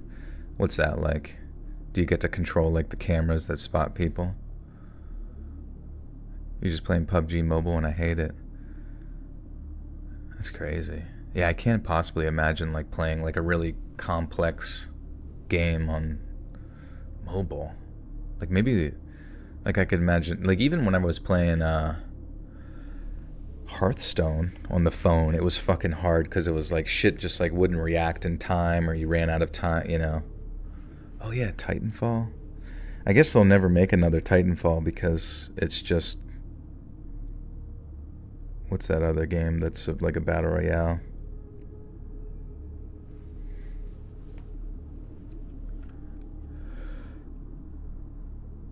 It went from a fun hiking trip to now dealing with a strange and potentially hurt woman in the middle of nowhere. The woman didn't say much. In fact, she didn't say anything at all. And she just sat there, shivering and staring straight ahead. My wife thought that she looked like she was maybe in shock, and she started to assume the worst. The woman had makeup running all down her cheeks, and was impossible to tell if that was from the rain or crying, and we tried to ask her where she was from and what had happened to her, but she didn't respond. I kept glancing at her in the rearview mirror, trying to read her expressions, but there was nothing there, just this sort of vacant look. The lights were on, but clearly nobody was home. Jake suggested that we get her... Wait, when the fuck did this lady get in her car? Jake and Tabby were silent and sure what to do. I didn't want to let the stranger, but I couldn't ignore the fact that she was in serious trouble, so against my better judgment, we all piled into the SUV. Okay. Huh. Apex, that's right, sorry. Yeah, Apex was the game that they'll never make Titanfall 3 for, which, honestly, they should just, like, throw a Titanfall-style game into the internals of Apex. Maybe, I guess that would split their player base too much and they would make less money. Yeah, fuck.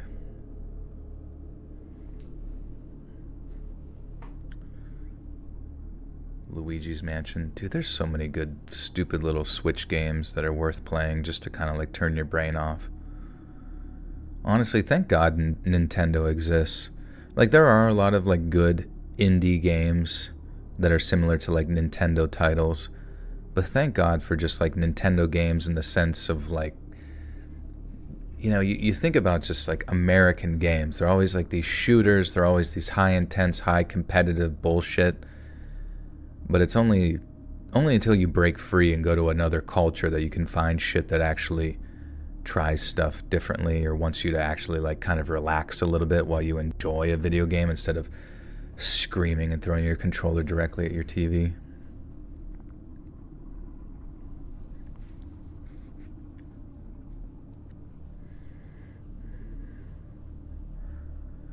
You want to play Little Nightmares on Switch? Little Nightmares is one of my favorites. You know, you got Little Nightmares 1, 2, and then before that, there were the games that were, well, there was Inside. You should get Inside, too, if they have that on the Switch. And then before that was Limbo. And Limbo was kind of what started all of that. Those are great games.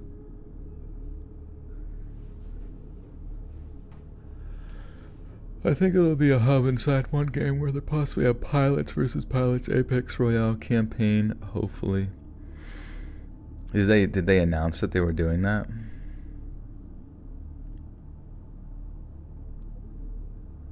Yeah, Portal 2 is great. I played through all Portal 2, played through the cooperative mode as well when it came out. Great game.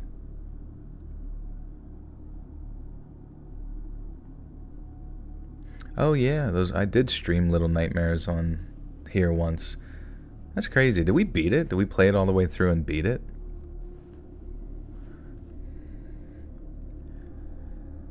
Jake suggested that we should get her to the nearest gas station and call for help, and we all agreed.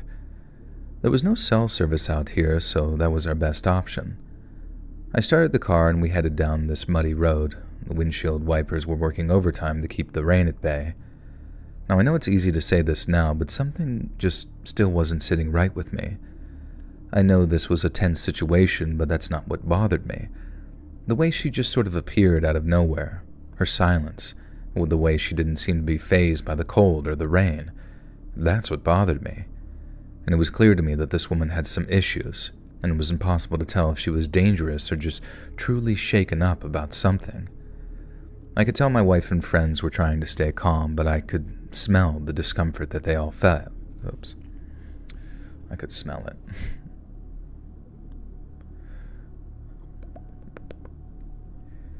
It was clear to me that this woman had issues, and it was impossible to tell if she was dangerous or just truly shaken up about something. I could tell my wife and friends were trying to stay calm, but I could feel the discomfort they all felt. Why is it?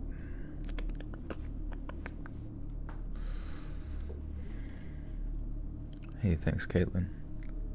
Calling for a petition now, Joel, to stream Little Nightmares with face cam. Who's with me?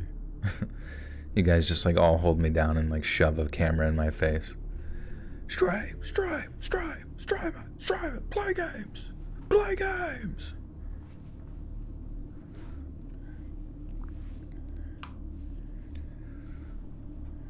Honestly, that would be a fun game to stream. I wonder if like Little Nightmares 3 will come straight to PC or if it will be on consoles. Oh yeah, I made an oopsie. Good point. Sorry. Thank you for reminding me.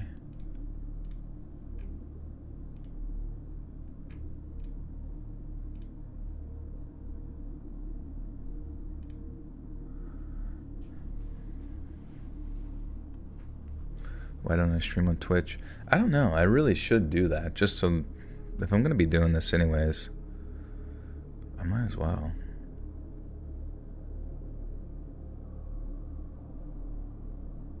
Mischievous dog. Oh, hey. Yamato, welcome to the Buttersuck Cult. You now have access to bonus content. I did put the new cops thing on the playlist, right? So make sure I did that. It'd be embarrassing if it was just there for long periods of time.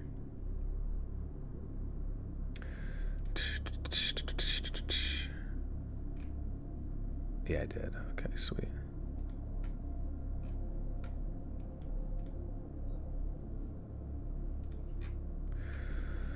Let's see what the comments are. I've hearted all of them. Thank you for everything you do. You're the best narrator and you help a lot of people, including me. Yippee! Rah! Love it. Sweet.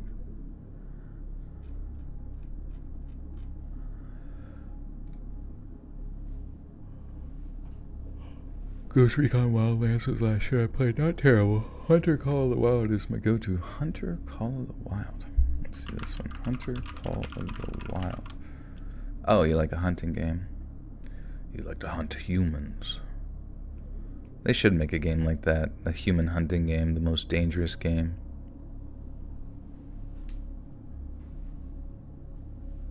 Actually, that would be a great game. Holy shit, dude. That actually... How does that not exist yet?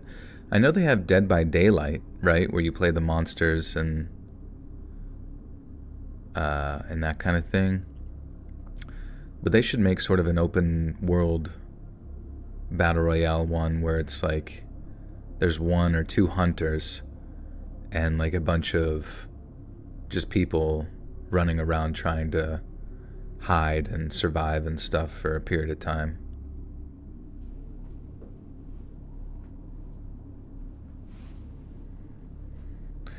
Particular story that's your favorite or subject really cover? I like the paranormal stuff.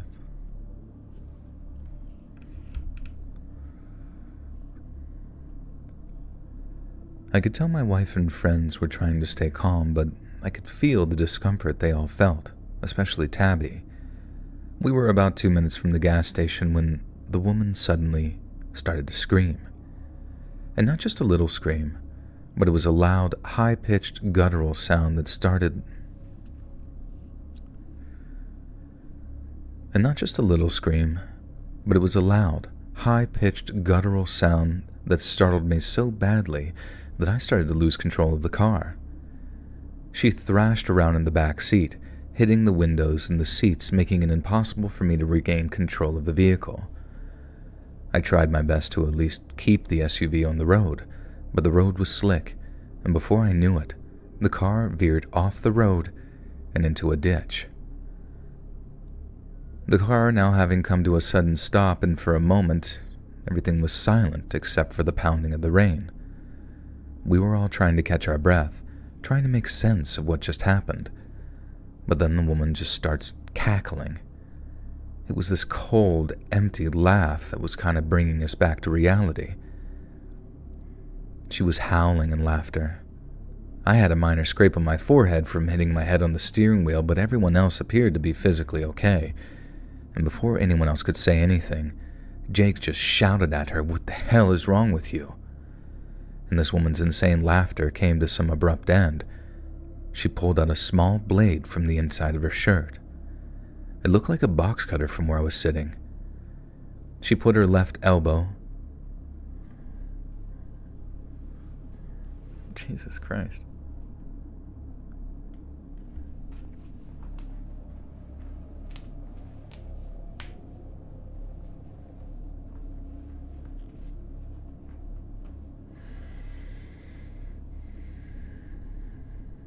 Yamato, thank you. Just renewed my CNA. Did you ever get hurt on the job? Because I do. I don't know how often it happens. I work. If it's a common experience, seems to be where in at, but it's an exception.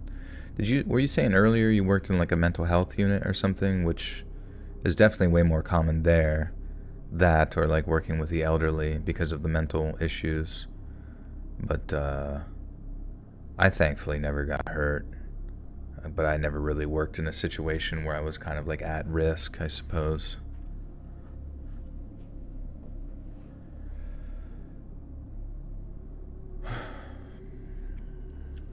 Mental health forensics.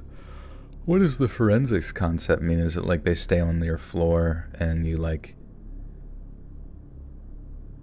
try to figure them out or something? Never crush a man's sandcastle. That's probably what I never did on the job, especially. You need to be studying. And you gotta go study. Go do it. Close this right now and go study.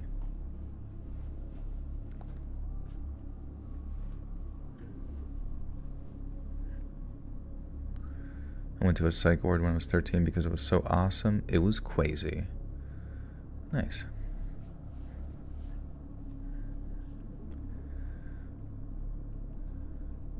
She put her left elbow into my wife's neck and then held the blade with her right hand to Tabby's neck. She said, "Give me all your money now." It was one of the most unsettling parts about this nightmare that was unfolding. It was that there was no trace of fear in her voice, only a sick sort of satisfaction. And we didn't argue. We just reached down and grabbed whatever cash or stuff that we had, as all of us were too scared to do anything else. Damn it, man.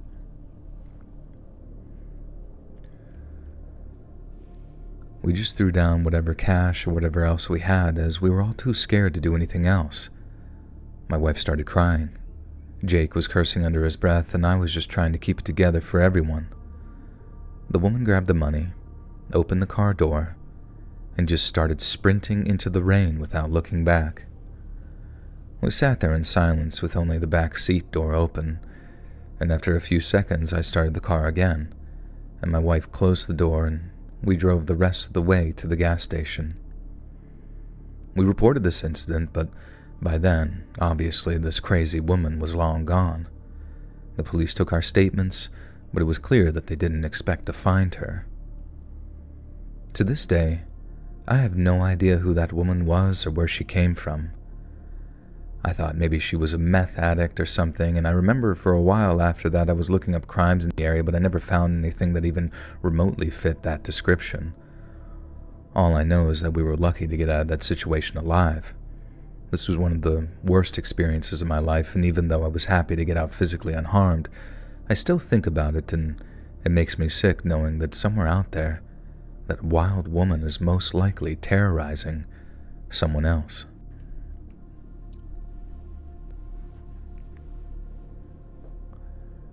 Make some lemon tea. Wait, Kaizana, didn't you get gifted a membership as well? Did it not go through? I thought I saw your name come up as a one who got a gift. Forensics means applicable in court. I thought I did. Maybe. Well, I guess. Yeah. I don't know. I thought I would. Since your name's not green, I guess initially I was like, oh, did she not, or they not accept it? Castor oil on your face.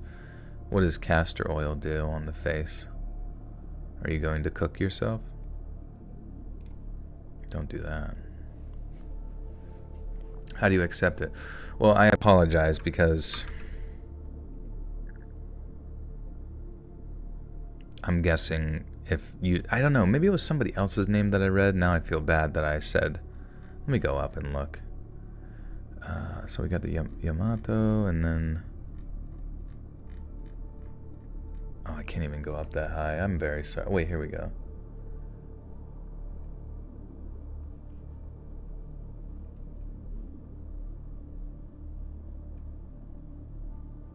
Oh, I can't even look at, like, the gifters. I apologize. Yeah, I guess it didn't go through. All I see is skibbity toilet stories.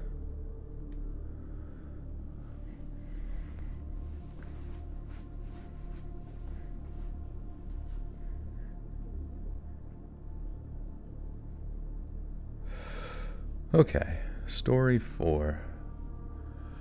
Oh shit, Astro with a 10. Gifters, holy shit. Thank you. Welcome, James Western, level 20 Mudkip, Heather Hapgood, Young Hollywood, Jorge Abraham, Lonely Fans, Tim Black, Mischievous Frog, Crazy Talk Alpha, and M. Welcome, friends, to the Buttersock Cult. Thank you so much, Astro. Guys, be sure to thank Astro for their kind support. Mischievous Dog.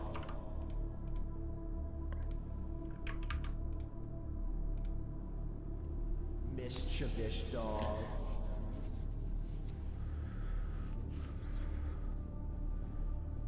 We'd love to try Microsoft Flight Simulator. It looks amazing. It does look really good, yeah. Imagine running that on like a really high-end rig with like some sweet like simulation gear would feel pretty fun. Good evening from Tennessee. You're the only 10 IP. Alright.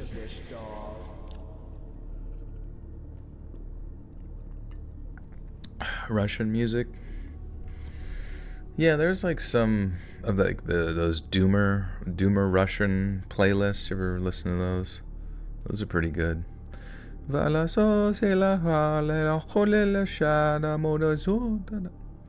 they sound like that. Or that one's like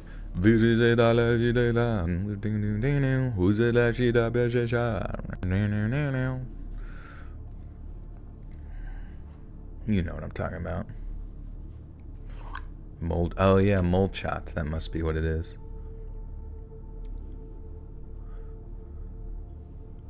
Or the party music like techno shit.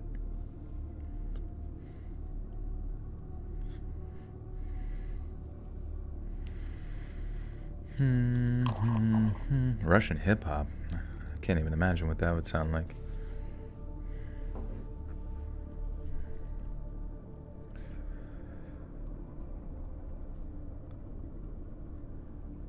This story took place approximately 8 years ago.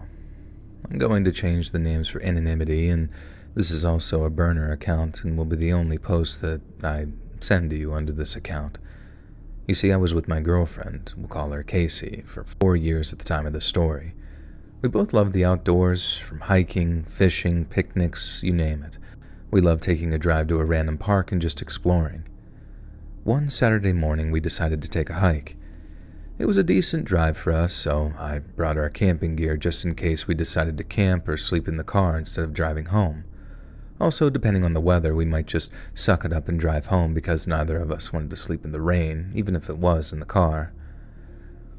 The hike started out peaceful and enjoyable, with the melody of the running water, the birds, bugs, and other woodland animals. It's what drew us outdoors in the first place, that escape.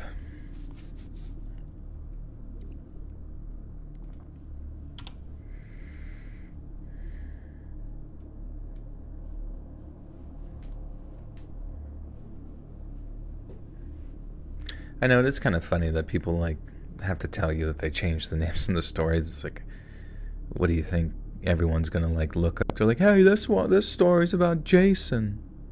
We know a Jason, don't we? Yeah, we do know a Jason. It could be him.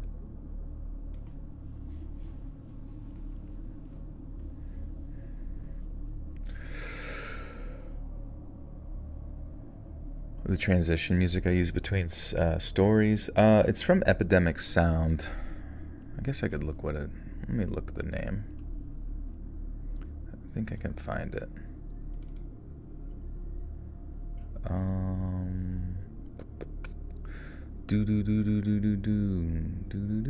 Oh, it's called capital ES _ Dark Element 2 dash SFX producer. I wonder if I could just like post it to Twitter and people could have it. Or somewhere you could just like post a file that people could just have. Well, I guess I can't distribute it because it's theirs. I don't know.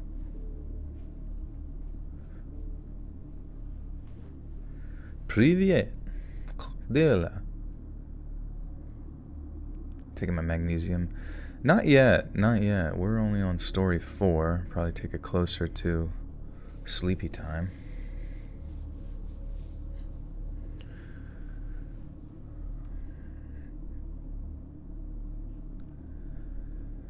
It's what drew us outdoors in the first place, that escape from the hustle and bustle of everyday life. It was an escape for both of us to have peace of mind and clear our heads.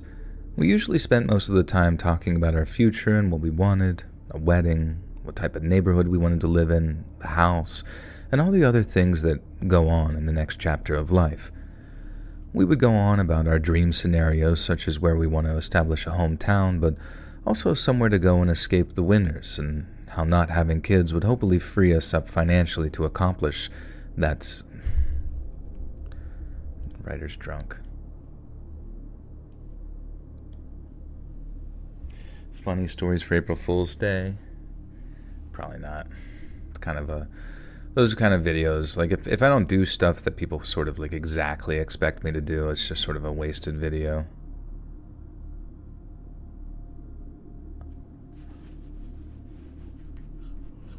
Oh man. What's up, Eric? What's up, Duchess? How we doing? We would go on about our dream scenarios, such as where we want to establish a hometown, but also somewhere to go and escape the winters, and how not having kids would hopefully free us up financially to accomplish that someday. It's hard to explain, but I felt like we had our best conversations when we were hiking. Now, as we sunk deeper into the woods, I got a weird feeling of paranoia. I felt like the peaceful sounds that surrounded us had changed somehow. The animals had a different tune or vibration, and the water that had passed up a long time ago turned into... The water that had passed up? What does that mean?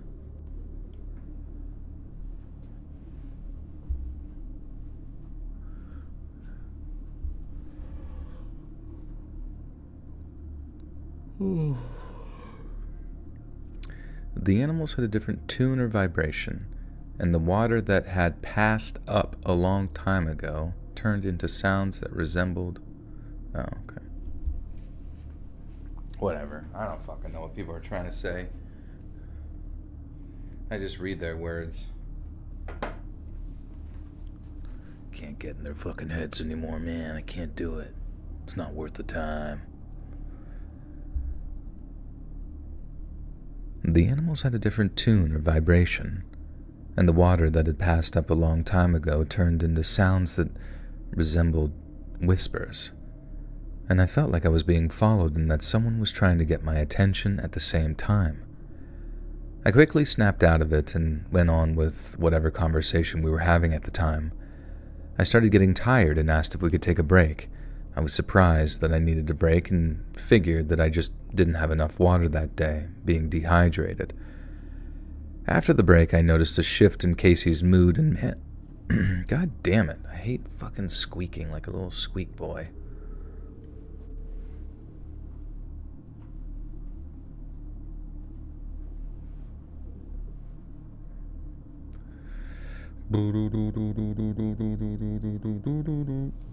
What's up, Diesel?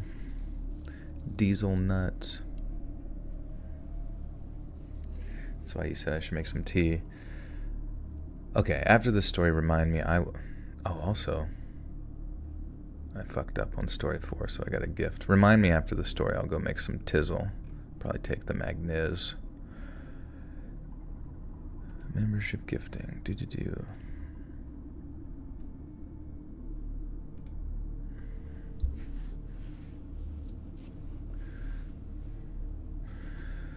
Oatmeal cookies with raisins. Damn. You should take them after you make them and take like buttercream and make like a cookie sandwich with those. Put them in the fridge or whatever, or however that works, and fuck, that'd be so good. Sampai, are you playing any video games lately? Hey, welcome Sarah Wentz to the Buttersock Cult. You now have access to bonus content. Fatty behavior. Bro, you're making cookies. How is that fatty behavior? I'm just taking everything you've made and making a combo with it.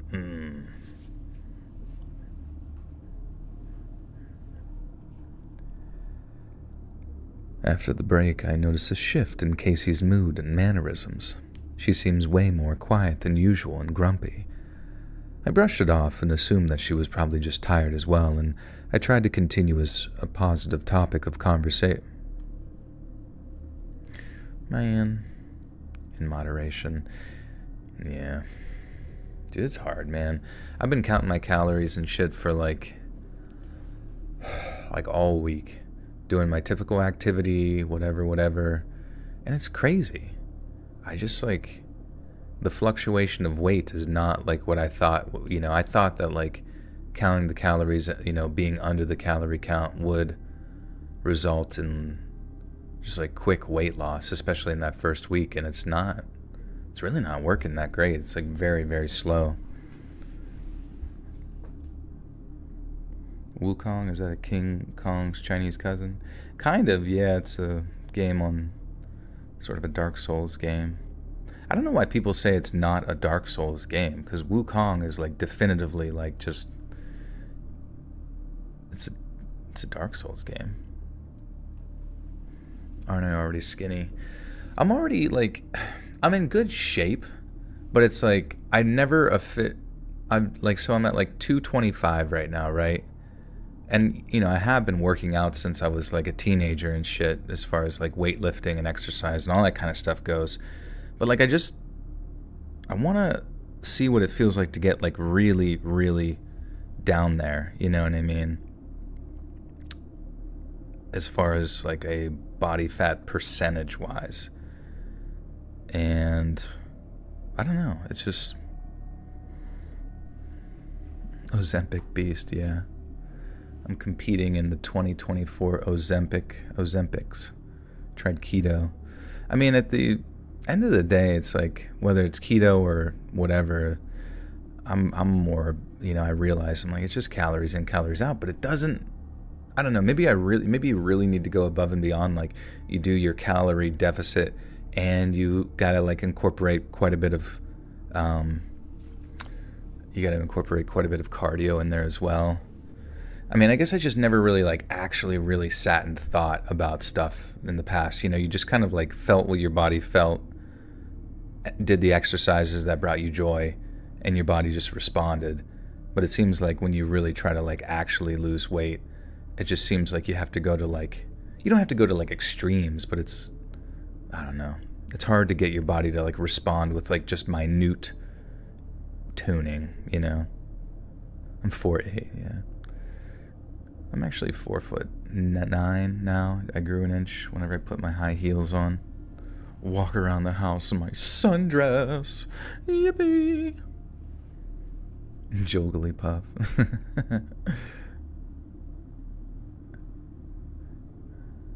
Don't you almost have to starve yourself to get to really low body fat? I don't know. Maybe I'm overthinking it. Maybe I just like, who fucking cares? Like, because I feel pretty good. It's just like, you just want to try stuff. Just want to try different stuff. Blessed with an absurdly fast metabolism, but cursed with how short I am. Can't gain weight even when I try. Yeah, I don't know. I do not know. Look like a twink, yeah. So I can fit into my my maid outfit from when I debut the OnlyFans.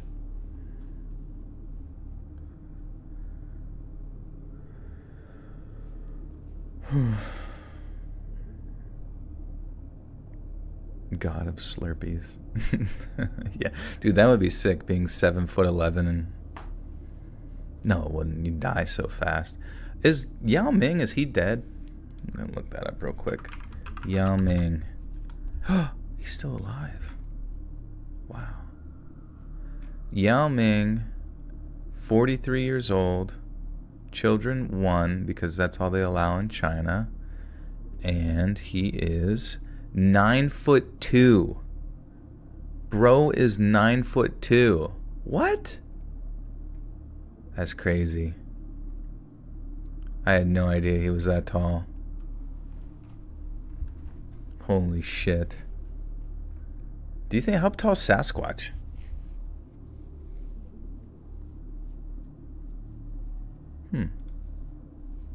Do you think he got taller after the NBA? He just has forever growth disease. Whatever China gave him, and injections into his knees.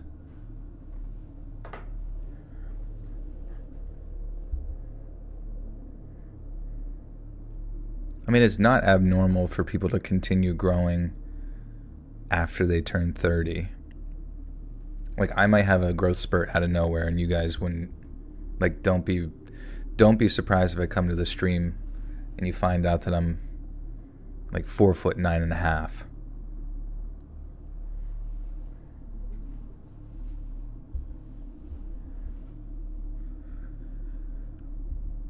I brushed it off and assumed that she was probably just tired as well, and I tried to continue a positive topic of conversation to cheer her up.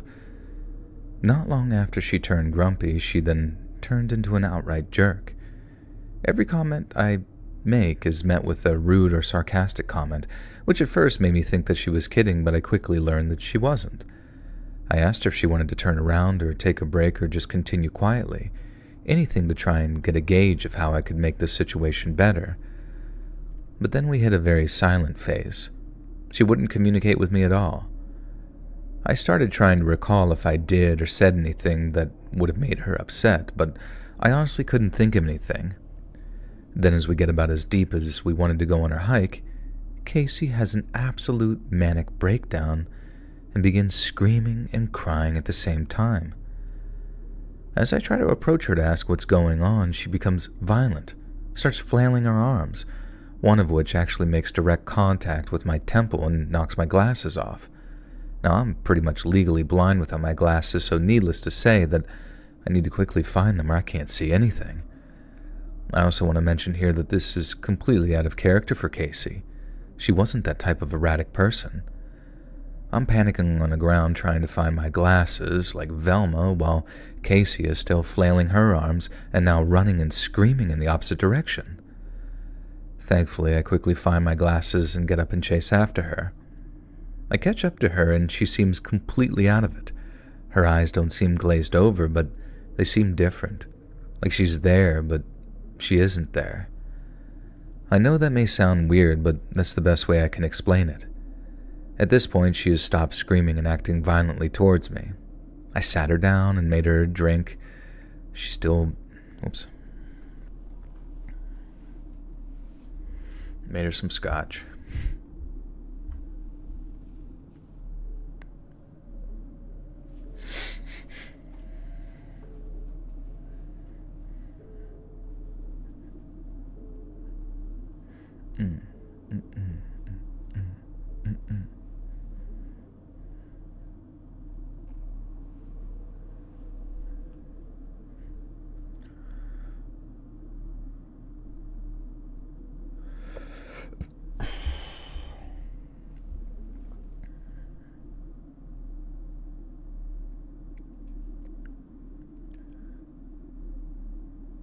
Stay buff, bro. Beefcake status.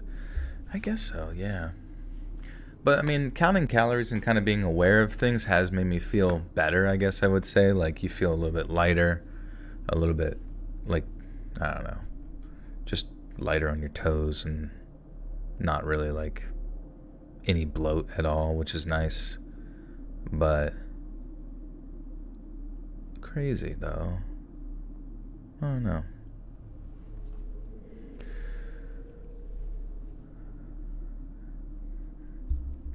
I sat her down and made her drink some water. She still isn't talking much, but seems a little more settled down. Once I determine that she can walk, we start making our way down the trail back to the car. It seems as though the more we move and the further we get from her manic breakdown, the more back to normal she gets. She's now starting to talk to me and asks if she remembers what happened. She's telling me that she has no recollection and becomes embarrassed and apologetic for her episode. As we get about half a mile from the car, she seems completely back to normal. I'm still truggling. I'm still triggly puffing.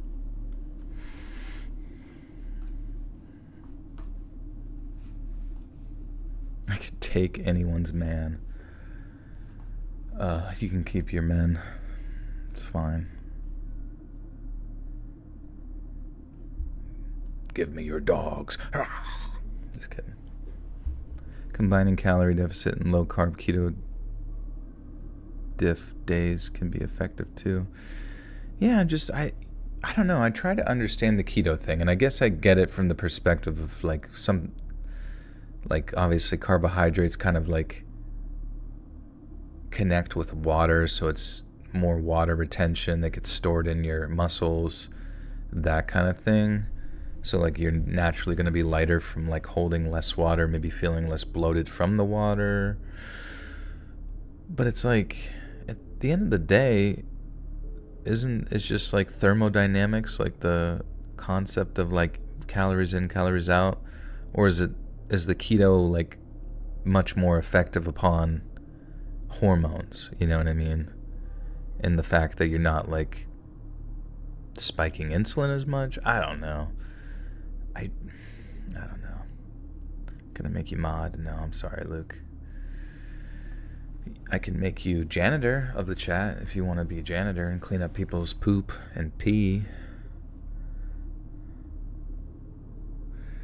I'm at the gym and this guy is sitting crisscross playing a game on the machine. That's just, he's sitting crisscross.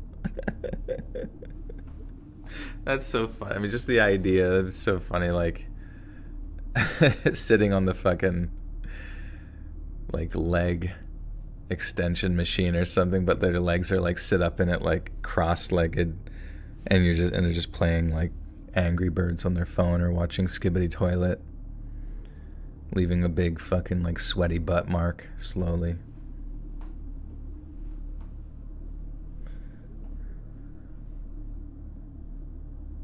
Can I hack you and dox you? No, don't do that. I prefer not ever doing that. Any update on the lacto thing you rabbit holed? Wait, what lacto thing? Like no lactose? Or what are you talking about?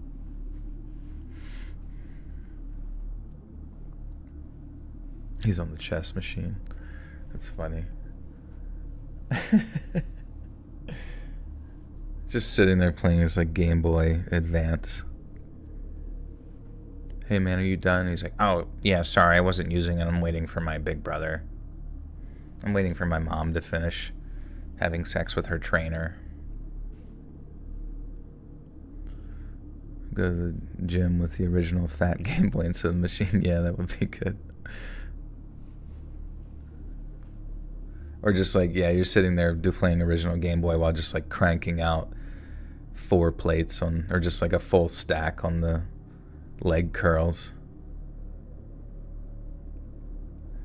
Oh, you think it was diabetes 3 related? Oh, which type? Isn't diabetes type 3 just the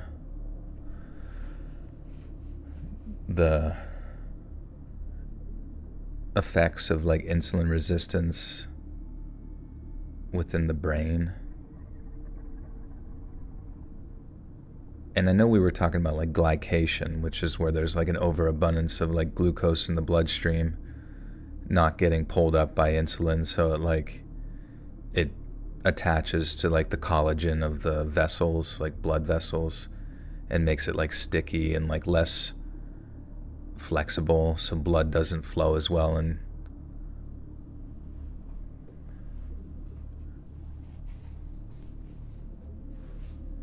that's what it was. Yeah, I mean, the glycation thing is definitely real. Like, it's not even like, that's definitely like something, you know how like some people could say the keto sort of diet is like a trend, but like the glycation shit is definitely a real thing that happens, where it's like an overconsumption of carbohydrates to the point where your body's not able to effectively use insulin to like grab it and put it into the liver or like into your muscles to store it. It is a fascinating sort of biological process that's basically just prevalent for modern man, you know? One leg squat. Yeah, I don't think I can do a one leg squat. Maybe.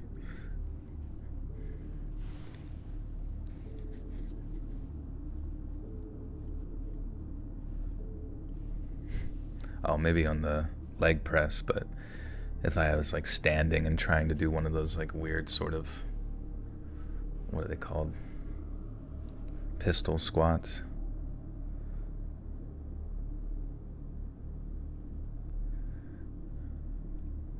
Can I put my legs behind my head? No, I can't do that.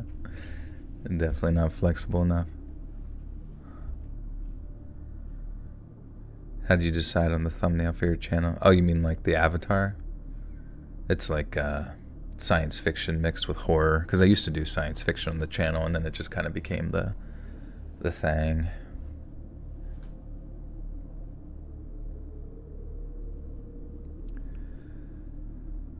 I'm still struggling to rationalize what happened. I have never, ever seen her act like that in the 4 years we have been together at that point, and we have been through happy times and also the most sad and stressful times of our lives. She was a big believer in the supernatural, so she was convinced that something dark had taken over her body. I didn't buy that, though. I knew that there must have been some kind of...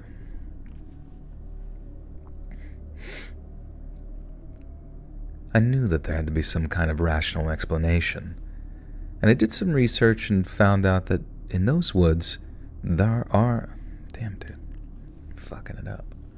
I'm fucking up.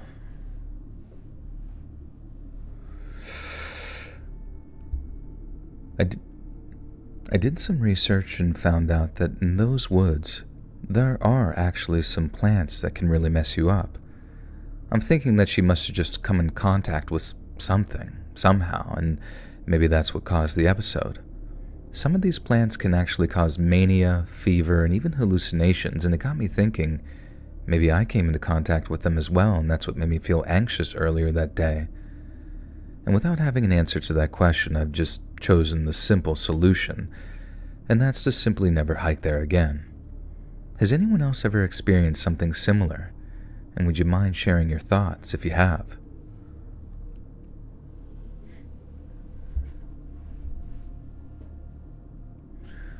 Oh, shit.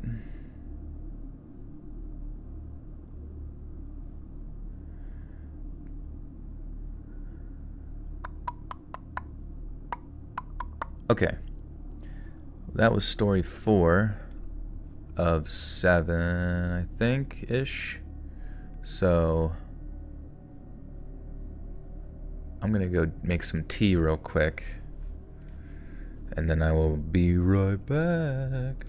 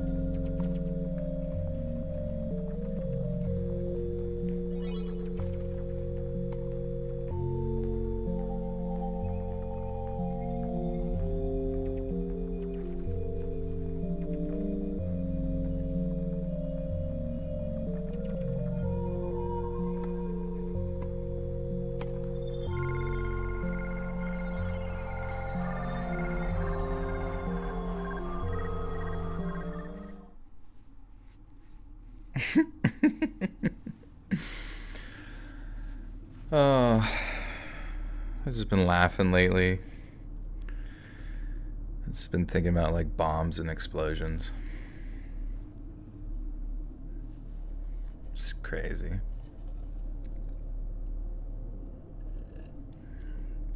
Okay, I got my tea.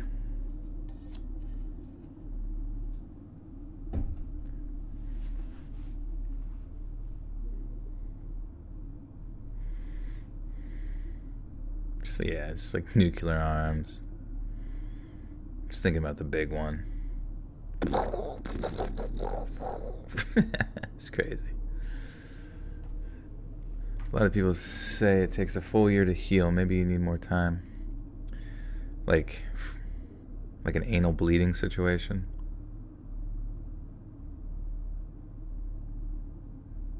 You thought I said I was gonna go make pee. Yeah, would that? Do you think that would help the throat if I drank my own piss? The Joker. The Joker.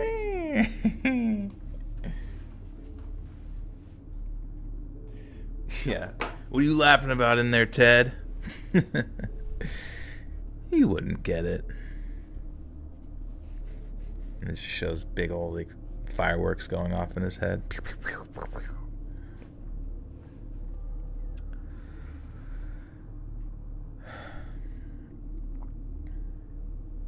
Long ass bathroom break. Yeah, I took a bubble bath.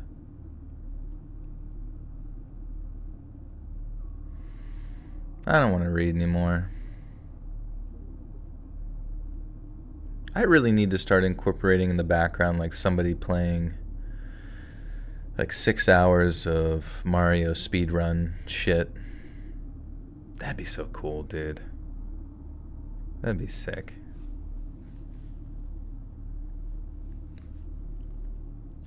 Sauerkraut and potatoes. Damn, that sounds good. You got it all like, oh, dude, imagine making mashed potatoes, but you put the sauerkraut in the mashed potatoes. Blend all that up with, like, whatever the fuck else you put in there to make it seasoned. Just imagine that. Potatoes. Potatoes. You're gonna do that? Hell yeah. New Amish delicacy invented.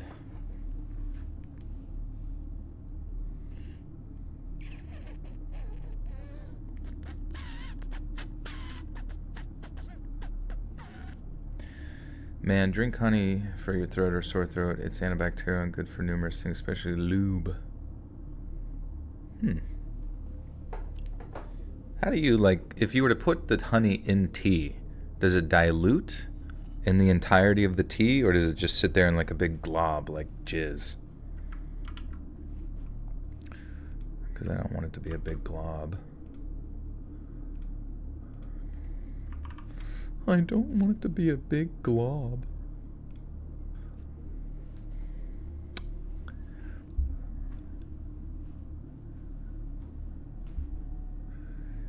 Name of the Be Right Back screen music. It's called In My Core A. And then the artist is named Secede.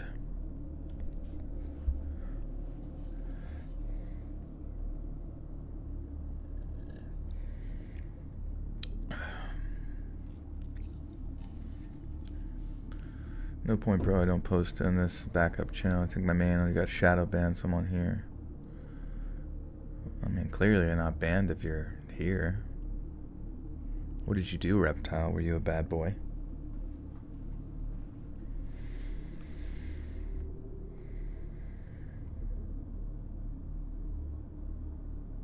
I'm not done reading. I still got 3 more stories to go. It's like you're doing your work at work and you want to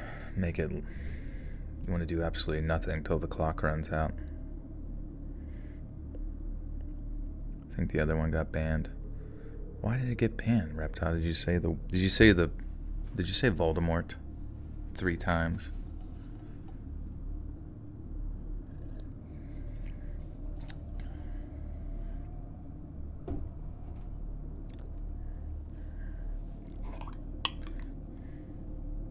He was being a snake. That's funny. Owned by cats. Thank you for the gift or two, Brian McLaughlin. Welcome, Brian. You now have access to bonus content. Mischievous dog. Hey, W, what's up?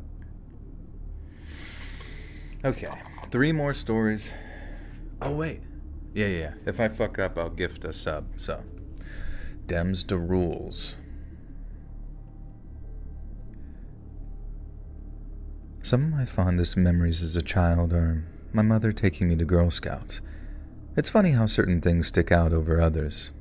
I don't remember the cookies, but I remember my mom putting the badges on my uniform. I'm not sure if specific things stick in my memories more than others because I lost my mother, and this was one of the main activities we did together. Or if it was my wait, that was a sentence. It didn't seem like a fucking sentence. Fuck! Now I gotta give something, fuck! You know what is really funny though? I was gonna make a joke about me being the Mr. Beast of this chat.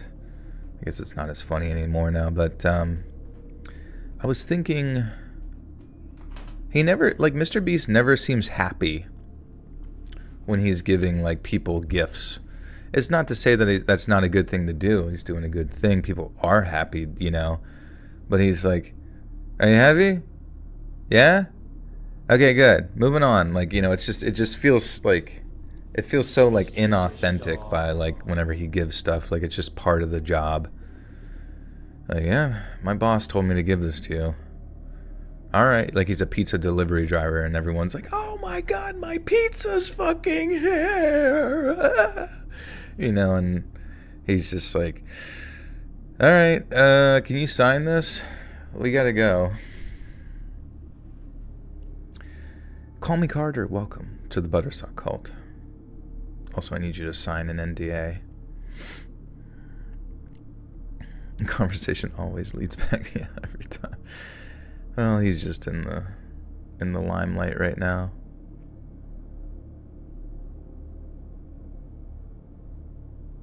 He let El Chapo double it and give it to his compadres. Oh my god. I knew he was working for the cartel. I just knew it. Me and Mr. Beast are dating. What's the big deal? What's the big deal? I want to get excited about my BF from time to time. Dude, my voice is fucked. I got a freaking squeak in my throat. It's filled with beastable chocolate.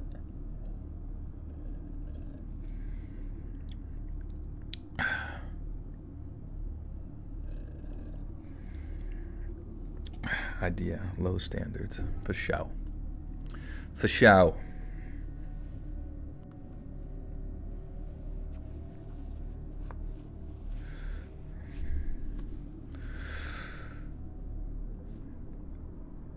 I'm not sure if specific things stick in my memories more than others because I lost my mother, and this was one of the main activities we did together, or if it was my passion and eagerness for learning as a young girl. Either way, the Girl Scouts has always been a big part of my life. Into adulthood, I have been a consistent volunteer, even though I have not yet been blessed with children of my own to share these experiences with. The story I'm sharing with all of you today is one that I haven't even put down the pen in.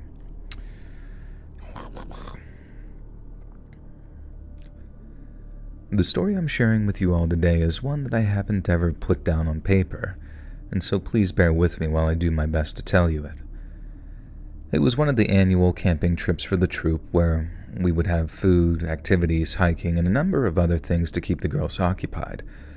I always helped with food and some of the arts and craft type of activities. I would use my own money to purchase snacks and approved food items and try to research something fun for the kids to do if they didn't want to participate in some of the more woodsy options. When I was younger, I always felt out of place and would have preferred something more art-centric to make me feel more comfortable and ease into the trip. This trip started just like any other. The leaders of the excursion were mostly comprised of mothers of the children and other volunteers like myself. One of the first things we did with the morning daylight was a hike. We always started off these trips with a hike, and One, because the kids were super excited, and this would allow them to see their surroundings, and two, we knew that it would most likely make them tired for later, which would hopefully amount to a good night's sleep. The start of this hike was no different from any of the others. It was standard and safe, which is exactly what you would want for a trip like this. There was buzzing from the children's excitement, but suddenly I felt everything go really quiet. I felt like a...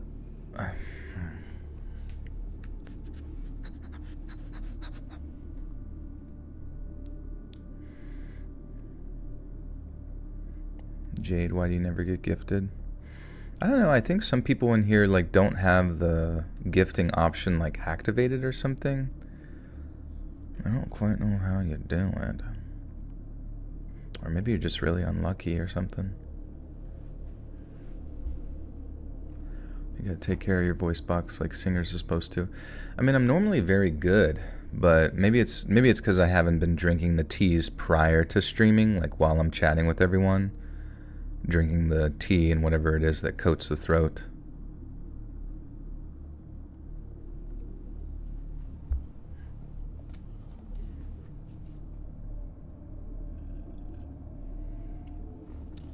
I just click on the $ next to the chat. Yeah, it is. Okay, so if you click on the $ next to the chat, that will give you an option to accept gifts, right? To allow your account to receive gifts. Could someone test that out?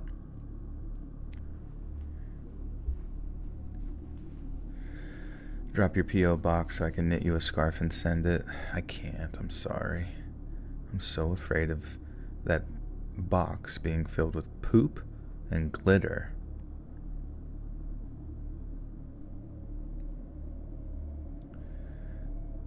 Your singing instructor had me get a spray called Vocal Ease. I'm getting that right now, then.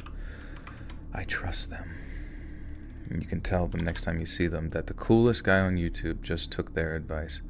Vocal Ease. Vocal Jizz? What the hell is this? Oh, okay. Oh, it's like a droplet? What the flick? Clear. Oh, nice. Wait, clear voice? Oral? Oh, whoa. They have zinc drops. Vocal Ease Elderly Mint with vocals? What about a lozenge?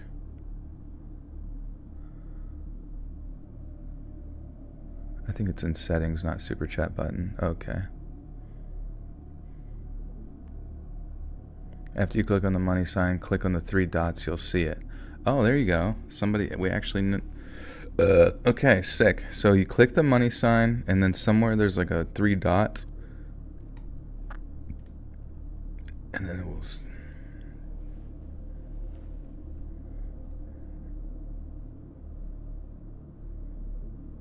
Alright, I'm not exactly sure which one on Amazon here to get the spray. Maybe this one?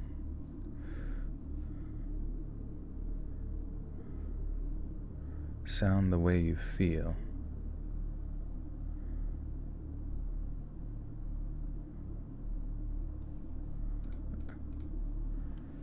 In gift settings. Okay, yeah, there you go. Gift settings after you click that money sign thing. Wait, do I have that too? Membership gifting. Maybe it doesn't show up since I'm signed in or already allow it or whatever. Anyways. You're gonna send me a Cybertruck? Hell yeah. You can't send me a Cybertruck because I'm running for office, so that'd be too many donation monies. Dave W., welcome back for 14 months. Let's hear what's in your whisper box.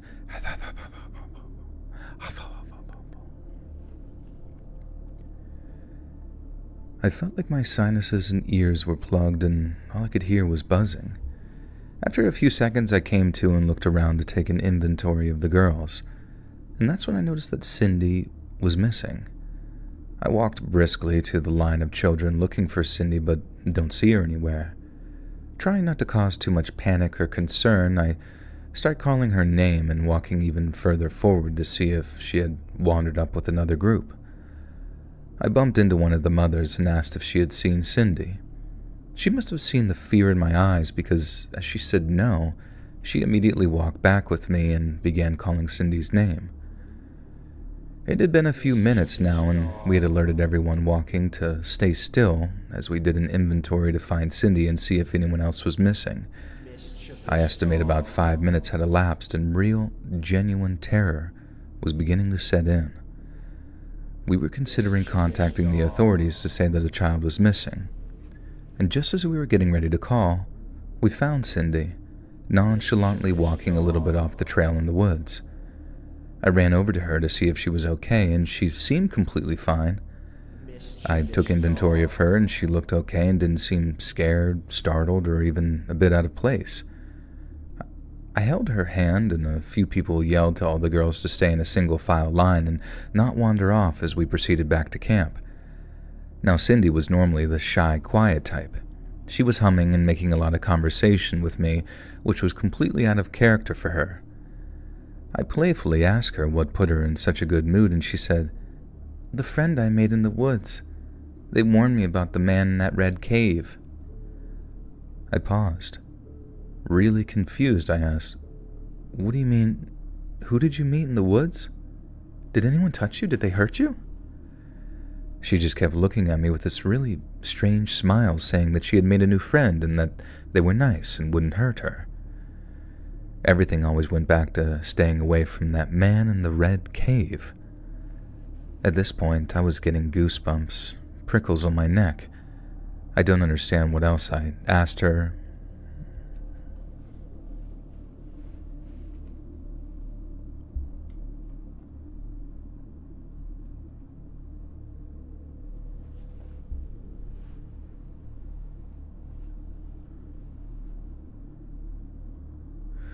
You just need to be ready to click on the membership gift, like once it's gifted.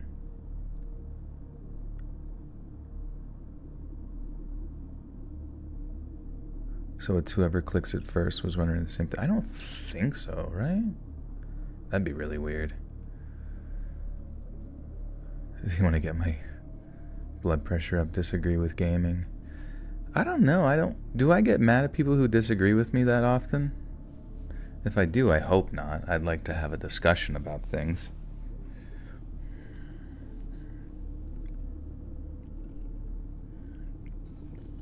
If you like Overwatch, you will be squeezed.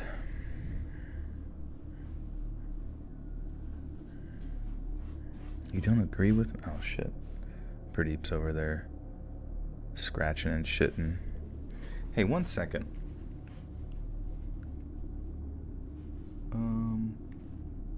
While Pradeep is taking his big shit, I'm gonna go grab... I'm not gonna put the be right back screen, I'm just gonna grab... I forgot the menus.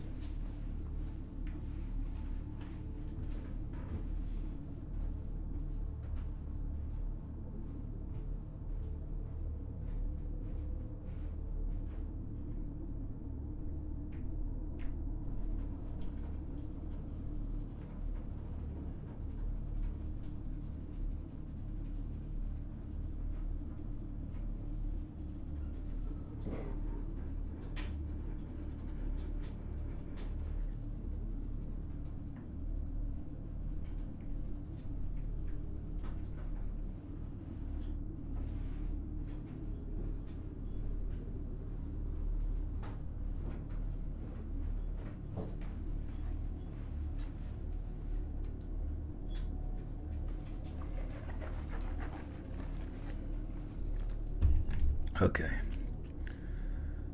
Is there a job where I can stalk someone lightly for 2 months and then make them surprise care packages for a living? Oh, like see what their day-to-day interests are so you can like make customized stuff. That'd be kind of cool. Also, to be able to receive gifts, make sure you aren't on a brand account. Oh, okay.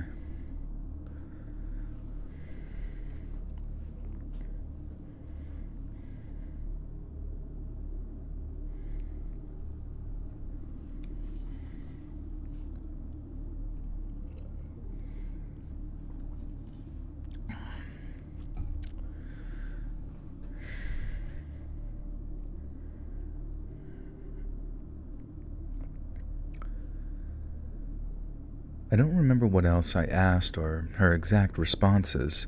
I was just making sure that she was okay and hadn't really encountered someone in the woods that would put her or others in danger. I started to think to myself, had she really seen something, or was her imagination just running wild with the intrigue of the limitless woods around us? I had trouble getting comfortable that night, falling in and out of restless sleep, thinking about some man in a red cave.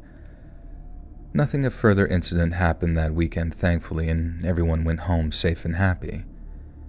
I had eventually put the experience deep out of my mind to where it had been years since I had thought about it, and that was until we returned to that same forest to do another camping retreat. Initially, I didn't remember until a night when I was sitting outside again having trouble sleeping, and I saw a little girl getting up. I asked if she was okay and if she needed to go to the bed. Motherfucker.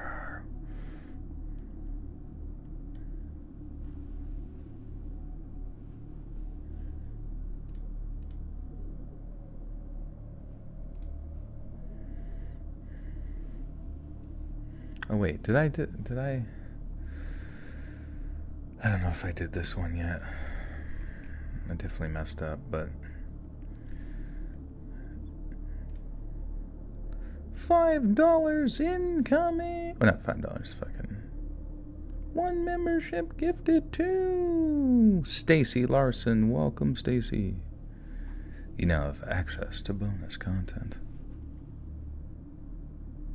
Hey, thank you, Jackie Chan. Wait, we have a not Jackie Chan, and we also have a normal Jackie Chan in chat.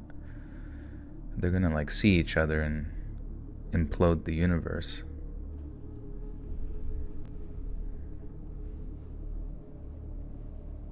How much money have I lost from the stream? Probably 10 grand. Every gift, I think, costs like $250. And I saw a little girl getting up. I asked if she was okay and if she needed to go to the bathroom or needed help with anything. She said she was fine and was just having trouble sleeping. I told her that I too had trouble sleeping, and sometimes it's difficult to get rest when we aren't at home in our own beds. She said that that wasn't the problem. She said she was having bad dreams. She said her friend kept waking her up to tell her that she needed to go see the man in the red cave. And my heart sank. I actually temporarily lost hearing in that moment, and I asked her, "Who was the friend asking you to go to the red cave?" And she couldn't articulate, so it was hard to discern if it was someone in the tent waking her up and telling her, or if she was really just having a bad dream. But hearing about the man in the red cave again, after all these years, that couldn't have been coincidence. I put the girl to bed and told her to let me know if she was woken up again. I didn't hear from her for the rest of the night. I also didn't sleep at all that night, not even 5 minutes. I went home the next day and I have never returned to that spot again. Anyone guess which country I belong to? Anyone guess which country I belonged to? Like you moved or you currently belong there? Well, you're asking for a girlfriend. You said belonged.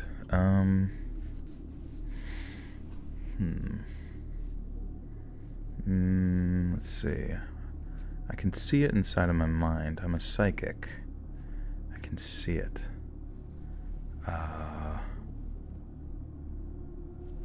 Hold on a second.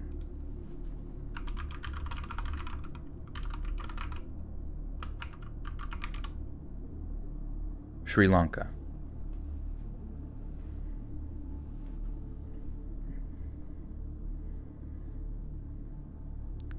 I am from USA, Ghana. Oh, Ghana. Wait.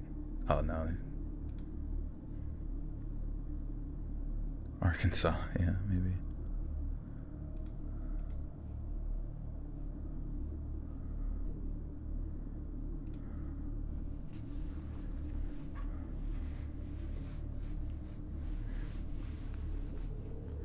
PewDiePie announced today that he would endorse the Harris campaign, but quickly retracted his statement after finding out her home-style meatball recipe were in fact not Swedish, but instead sweet-ish. That's funny. Did he actually post something political? What a silly goose. PewDiePie bridge. That's so funny. The first thing, bridge incident. I also like how like he, if he's just bored, he's like, fuck it. Here's a Minecraft video.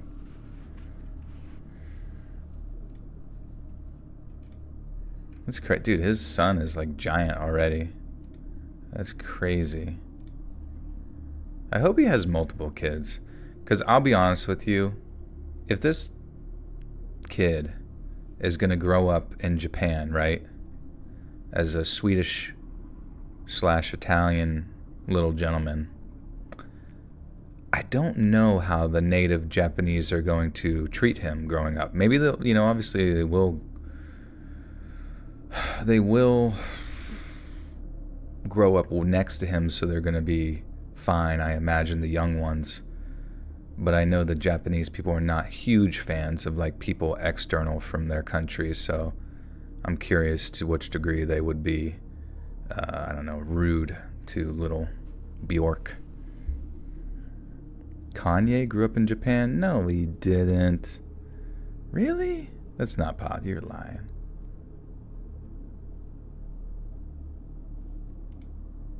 We'll treat him very cordially. Yeah, maybe. Maybe they won't express how they feel. I guess that's kind of the Japanese way.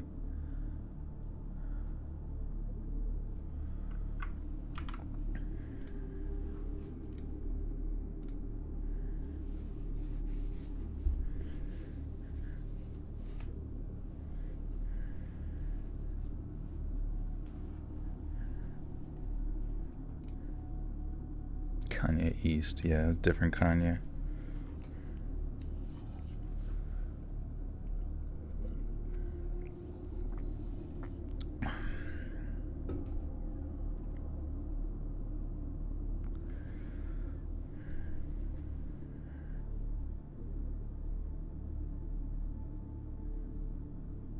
Kanye lived with a Japanese family in an exchange program as a kid. That's crazy.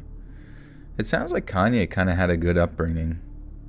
I don't know. I mean, I guess he never really... Maybe that's why his music is so unique in a weird way. Like, obviously he sings about, like, fashion and sex and stuff. But he doesn't often sing about violence ever. And maybe that's, like... Maybe he had a really nice, like, middle-class income sort of, like, family growing up.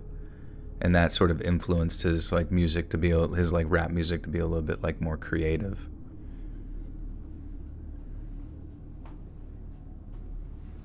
His time in Japan influenced his creativity. Yeah, that could have played probably a huge part, and that's cool.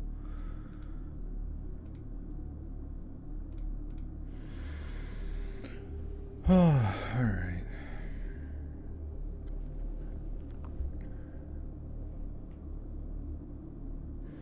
I know some Japanese people who really appreciate foreigners taking part in their culture. That's true too.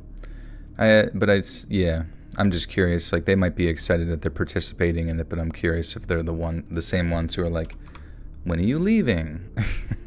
So, when are you leaving?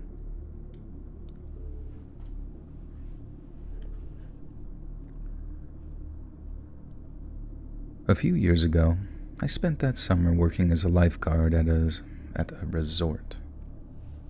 A resort.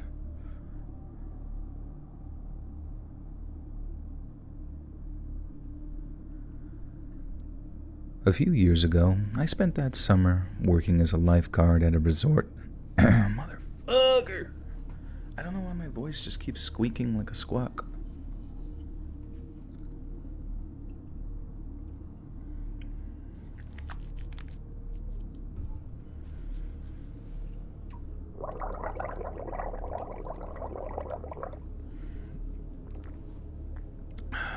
Early on Wednesday, I saw an ad on YouTube about reasons why a Japanese woman is good for men in the U.S. That's funny.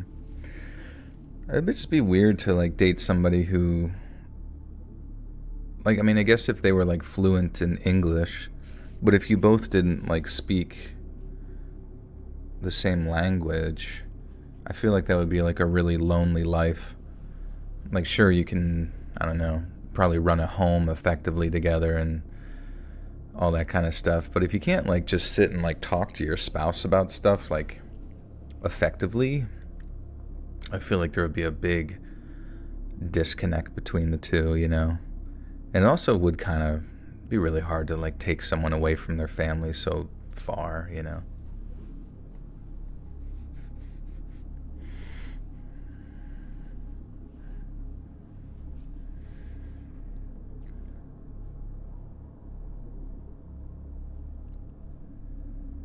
A few years ago, I spent the summer working as a lifeguard at a... God damn it, fuck me. A few years ago, I spent that summer working as a lifeguard at a resort nestled deep in the mountains. The place wasn't exactly a tourist hotspot, but it had a steady stream of visitors. A lot of people were just looking to get away from the noise of city life, hike a few trails, and soak in the peace and quiet of the mountain area. The resort was spread out, with a main hotel, some cabins scattered around the property, and a pool that, on most days, was more about lounging than swimming. A few years ago, I was working on a lazy afternoon, the kind where the sun hangs high, and the most exciting thing to do is sip on an ice-cold drink while you drift in and out of a half nap. I was on lifeguard duty at the pool, making sure no one did anything stupid. The usual crowd was there. It was mostly married couples and young adults celebrating events, specifically a bachelorette party. Fuck. Oh wait, is this story 6? Yeah, fuck.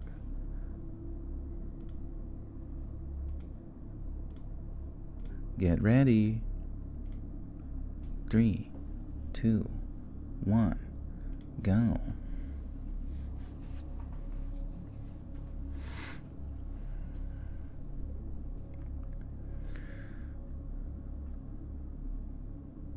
Way to keep Playboy pages from sticking together.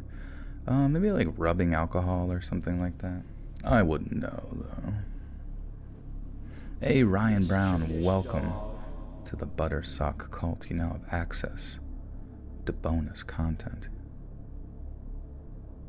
A lifeguard at a car wash, that'd be funny.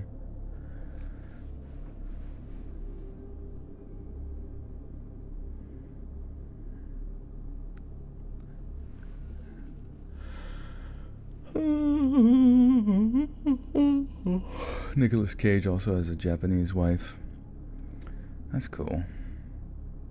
I remember hearing from somebody that he was like selling off a bunch of, like he owned a bunch of Chinese massage places or something in California, and he was like selling a bunch of them off really fast, which just sounds a little sussy to me.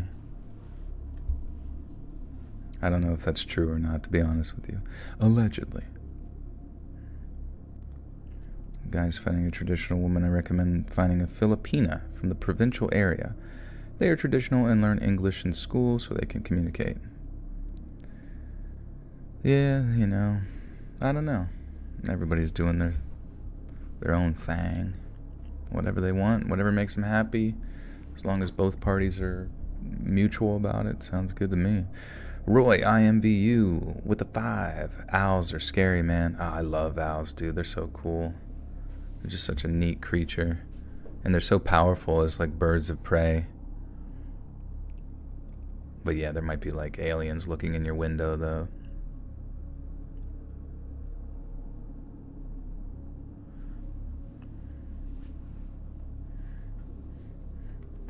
Woody Allen has an Asian wife who was his daughter as well. What? Don't do that. Don't marry your daughter. That doesn't sound good.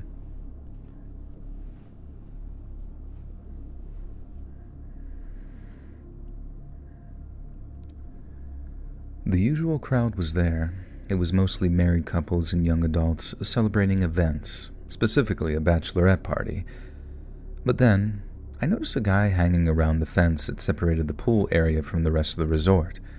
He was dressed for swimming, and he was just standing there, watching that group of young women celebrating that bachelorette party. The women were sunbathing and standing around the shallow end of the pool. At first, I really didn't think much of it.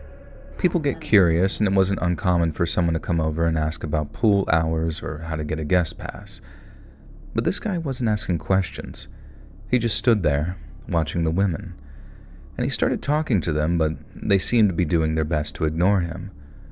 I couldn't hear what he was saying, but I could tell from the way that they were avoiding eye contact and shifting uncomfortably that they weren't interested in whatever he was saying. After a few minutes of this, I decided to step in. I walked over to the edge of the pool, trying to keep things casual, and I just called out in this sort of calm voice, asking him if he had a pool key. And the guy turned to look at me, and his face was just sort of expressionless. For a moment, I thought he was going to argue with me, but instead he just shrugged and mumbled something under his breath before walking away.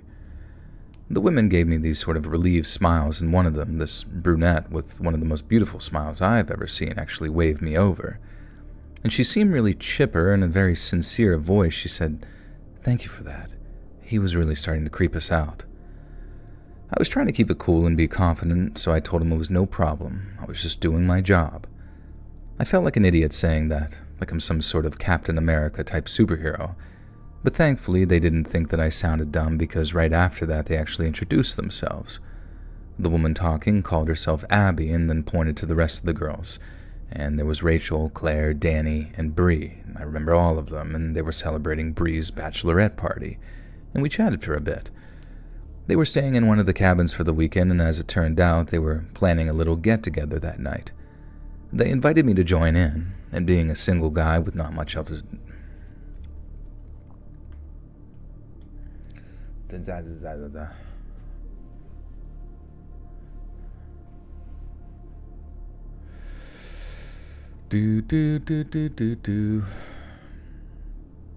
Blondes or brunettes?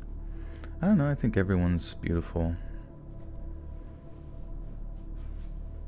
Honestly, though, the one thing I would say, even though I do know that women like to change their hair all the time and do different things like that, which is whatever, but I do much more prefer when people keep their natural just colors, of their hair and stuff. Like, if you're blonde, be blonde.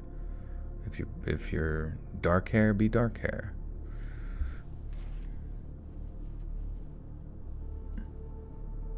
If you want a blue-haired mohawk, you can do that, I guess.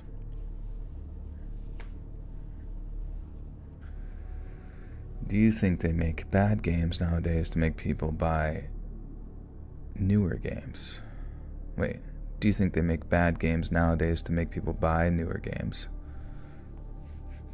What do you mean, like buy older games? Because like if they make the bad ones now, you wouldn't want to buy the bad ones, right? You would want to go buy the old ones.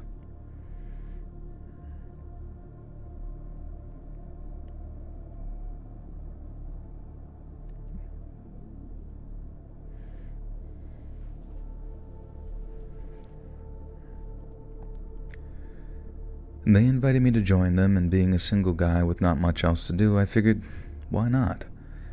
And later that evening, I headed over to their cabin. The sun was setting and the temperature was drastically cooling down. The cabin was cozy with a small porch and view that overlooked the woods. Inside, the girls had set up drinks and snacks, and music was playing softly in the background.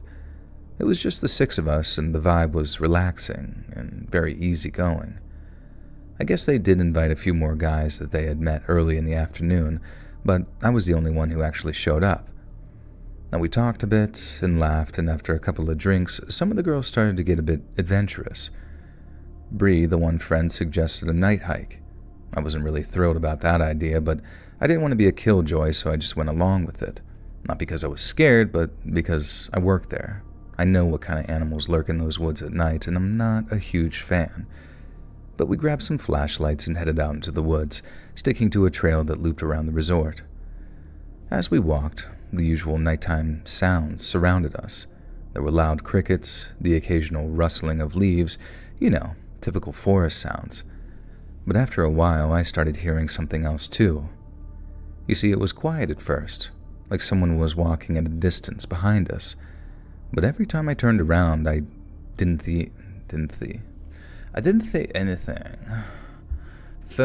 see anything.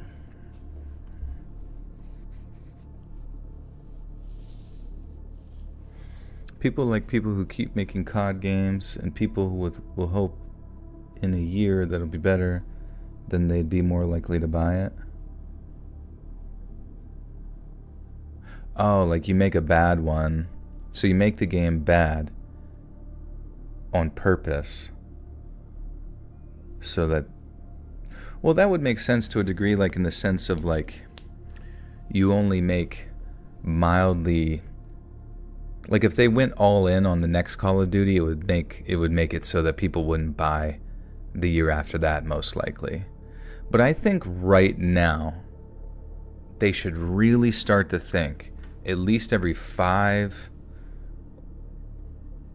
or to 10 years. It sounds so long because I hate that idea, but like at least every 5 years. So you got the you got the Treyarch, right? You got the Activision. Are those the two groups? That Infinity Ward. You got those two developers like working on the games in separate timelines or whatever.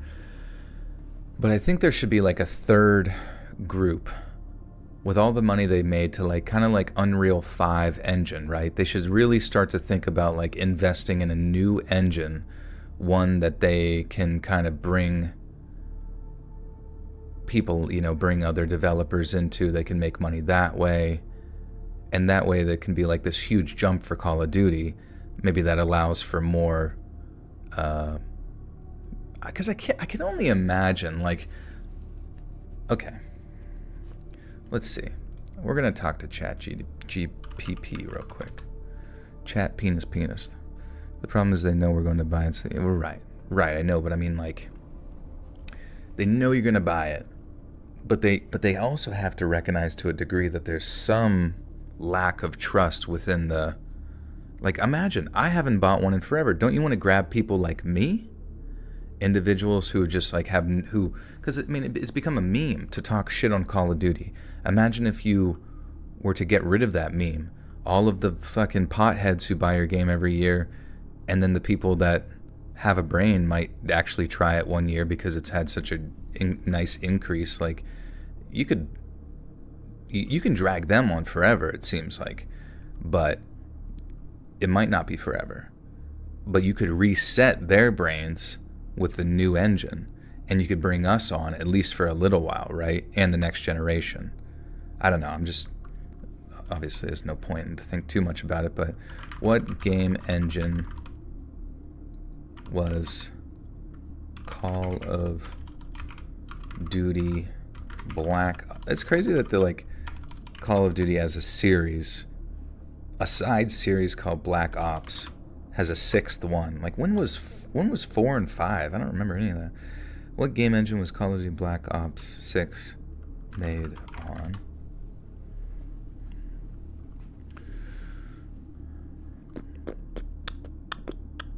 Call of Duty Black Ops 6 was developed using a new unified engine, which is first debuted with Call of Duty Modern Warfare 2019. This shared engine is designed to create a more cohesive experience across the various Call of Duty titles. While built upon the IW engine originally developed by Infinity Ward, this updated version... Okay. So, how long have they been using the IW engine? The Engine. The IW Infinity Ward engine was first introduced in Call of Duty 2. Call of Duty 2. Call of Duty 2, that was in 2005. That was almost 20 fucking years ago. And this updated, cohesive engine that they're using is just built upon that same engine from 2005. And you can see it. You can literally see it in the game. It's like the same physics, the same fucking animations, the same weight to it's all so blatantly fucking dumb. And it wouldn't be that hard with all the money they have. Come on, bro. Do they not want anybody to compete with Unreal 5? Like they could create something, the IW Engine 6 or whatever the fuck, call it something that sounds cooler than Unreal 5, and have something that like brings in all these different game developers who want to work with Activision and work under the umbrella, and Activision gets all this like, little founders fee type bullshit. They could make so much money.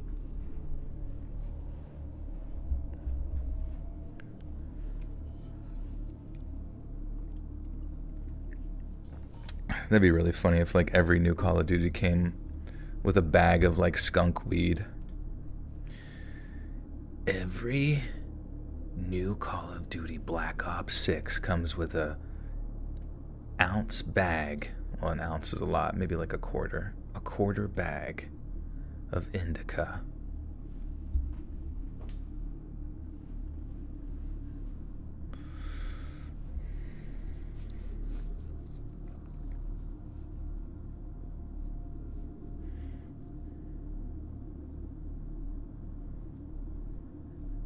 Okay. But after a while, I started hearing something else too. It was quiet. Tomato Simulator? Hell yeah, dude. The V8 engine, nice. How's the dispensary scene in Pennsylvania? It's good. I think it's still like all medical. I have friends that go there all the time. I don't really smoke weed. Unpopular opinion, but I think the writing was on the wall in terms of gaming downhill when Xbox 360 came out. Really? I thought Xbox 360 was like peak, where it was like games were really high quality, but they were frequent enough, you know what I mean, to like keep people engaged. I do remember things started to really slow down at that point for sure, because it definitely wasn't, they weren't just like shitting games out the way they were on the PS2. I do miss those days, though. I kind of wish we would, like, our perspective of what is considered good as a game would sort of change.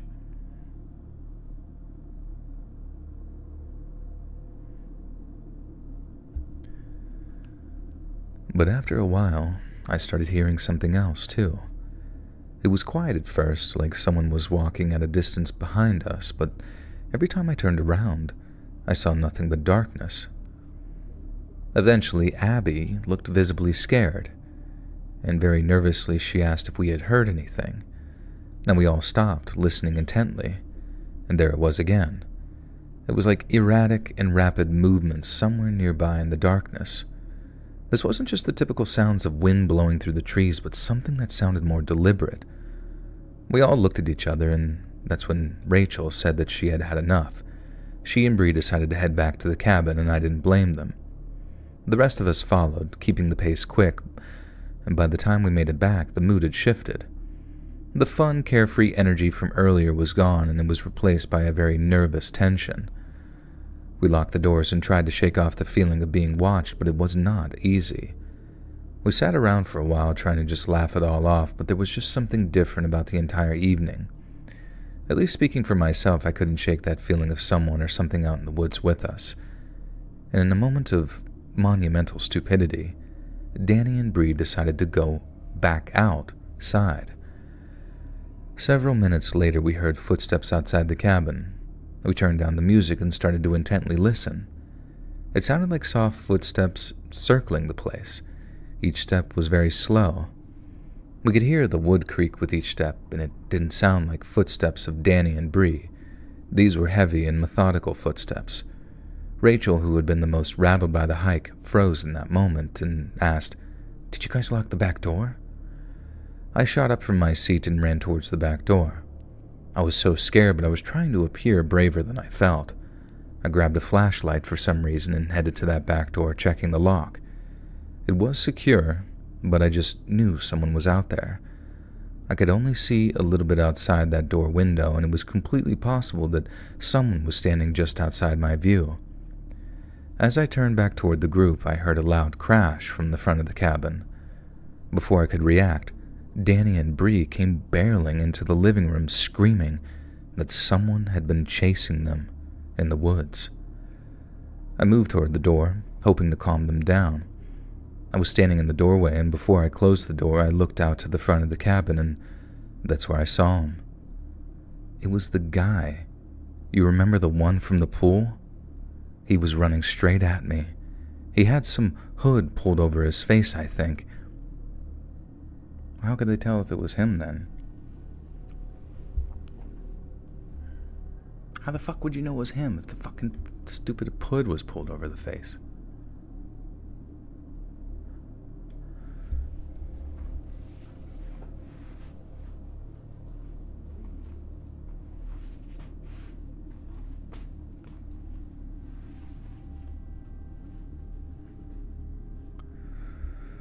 Oh, fuck me. I'm ready to be done. I don't want to read any more of these fucking stories. Little Big Planet. Yeah, dude, those games were sick. I remember trying to make like a really cool level. I got the... on PS3. Dude, I remember like around that time, there was like this weird time that we had the PS3. Oh, it was so strange. It was... Do you guys remember... what the hell was it called? Like Highway to Hell? Brothers in Arms. Was it Brothers in Arms? Hell's Highway. Dude, this was such a weird game. It was like scheduled, I remember, to come out like in like March or... Yeah, it was like... Yeah, it says initial release. I remember it was like scheduled to come out in like September or something. Yeah, back in my freshman year of college. And then for whatever reason, everywhere I went just like did not have it in stock.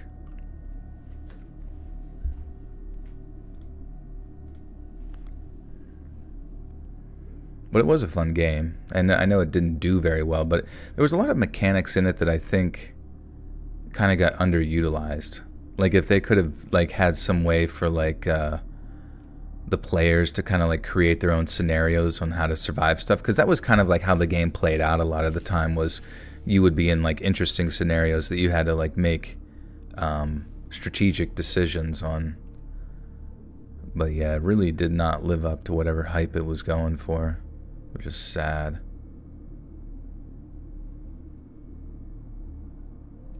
Damn, I missed that game. Going to jail today, folks. See ya. Hey, see ya, cold-blooded women.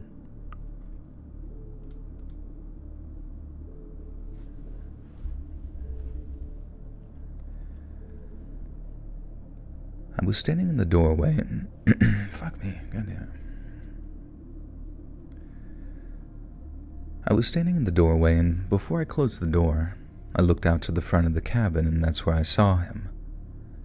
This guy was running straight at me, a hood pulled over his face. He takes me to the ground in a moment, and I felt the air rush out of my lungs as he knocked me to the floor. He was strong, stronger than I'd expected, and he was reaching for something from his waistband. I couldn't tell what it was, but I assumed reaching back there for something wasn't good for me. All I knew was that I had to fight back, but I was struggling to get him off of me.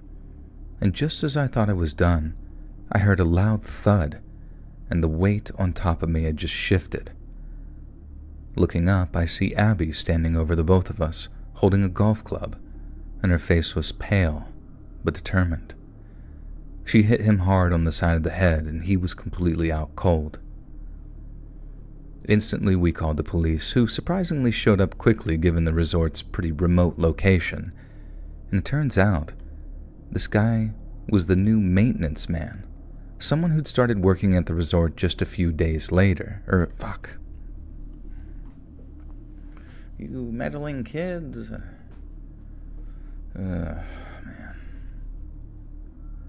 Do I listen to other podcasts, YouTube channels?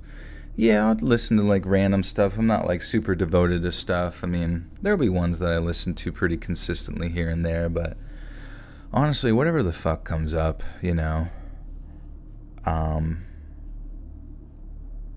Which ones do you guys like? Like what other podcasts are you listening to lately?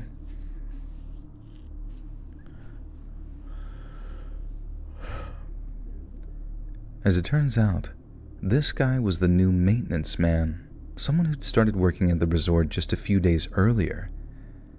You You see, he'd been using his position to scope out the place, and God knows what he had planned for that night. Obviously, we pressed charges, and he was arrested on the spot. If that girl didn't act quickly, I may not be sitting here writing this. With all that going down, it still blows my mind that some people out there in the world are just that evil. This man appeared to have no other motives than just bringing harm to me and those girls. Wartime Stories is good. Listen to Emergency Intercom. What's that about? Is that comedy? Do a collab with Belief Hole. I see you getting along with those guys. What's that about? Belief Hole. Psychic Mansion. The Psychic Mansion, Secrets of the Occult Cold War, True Paranormal Stories, Haunted Harper's Ferry, Walking Bushes, Ghosts, and more.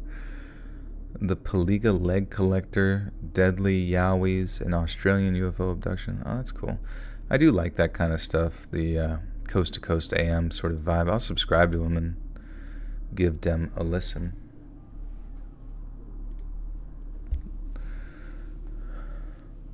Matt Walsh. I remember one time Matt Walsh said something that pissed me off so much. It was like about, it was so stupid. It was like, I saw a clip and it was like he said that people who had dogs, right, like pets that you have, are like more likely to contract, and it was like this list of like insane, it was like an insane list of diseases, and like one of them was like leprosy.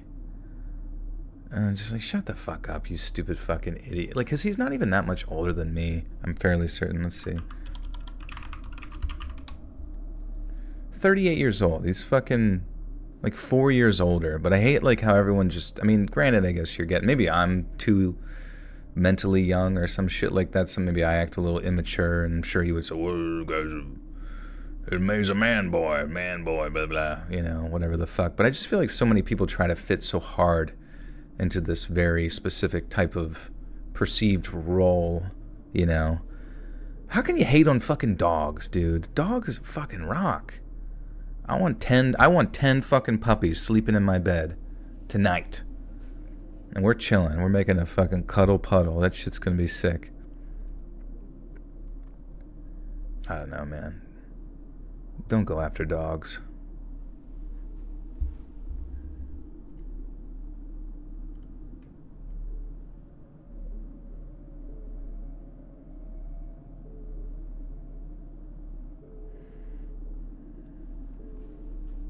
And there's just no way, like, for like someone who goes based on like this sort of conservative vibe, it's like, isn't that all don't all of them get dogs?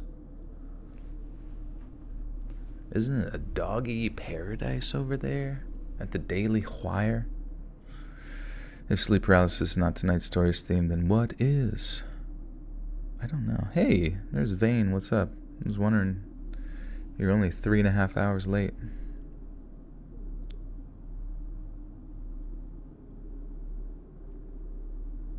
Candace Owen, Moggs, Matt Walsh.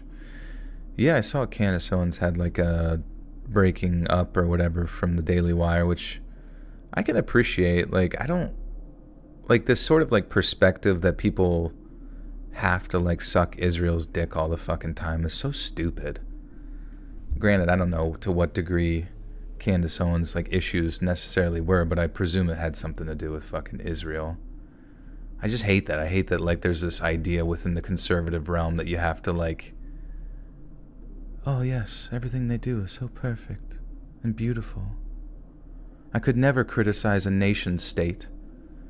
So dumb, dude. So fucking brain dead. Solly, thank you for the 10. Love you, appreciate you. Do I want a beat-by-beat breakdown of your favorite Daily Wire house? You know, I don't watch Daily Wire. I mean, I just don't, like, I really, really don't. Like, there's just nothing, like, I'm not, like, that, like, the realms of politics to me, like, it doesn't, like, you have to exist outside of it, you know what I mean? You can't be too left, you can't be too right, you gotta try to, like, understand everything, not from some sort of tribalistic mentality where like everything they say is something that you align with, because guess what? It's not possible. It's not possible to agree with everything one side says all the fucking time. Sometimes they say insane shit and you just can't be on board with that, you know, and you're like, well, I don't fit in anywhere, which is fine too.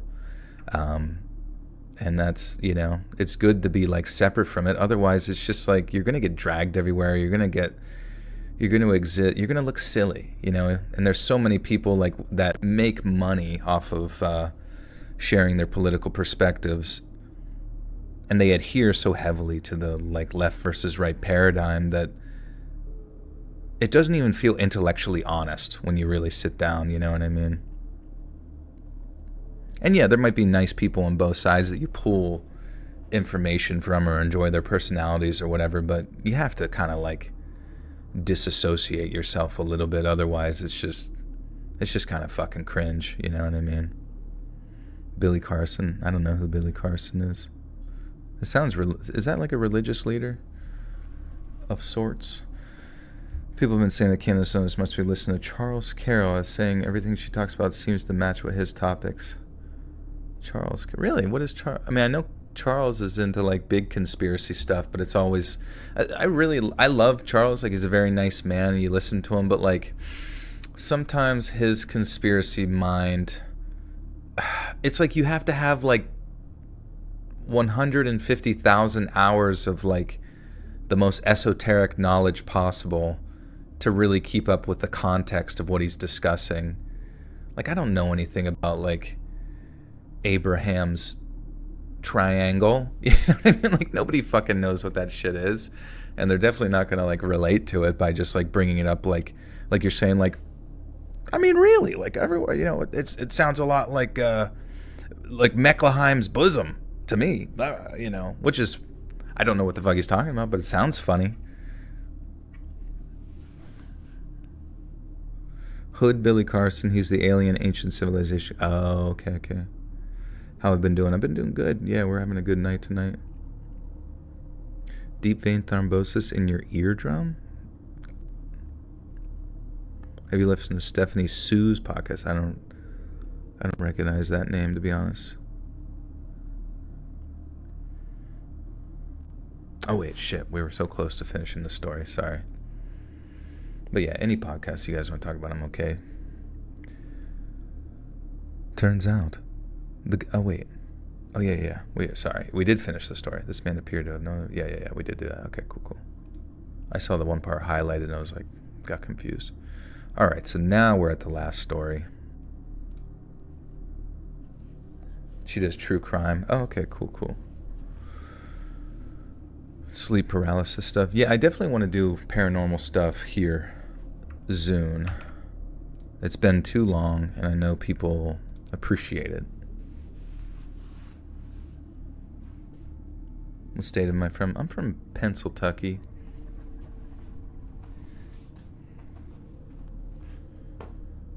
I don't know.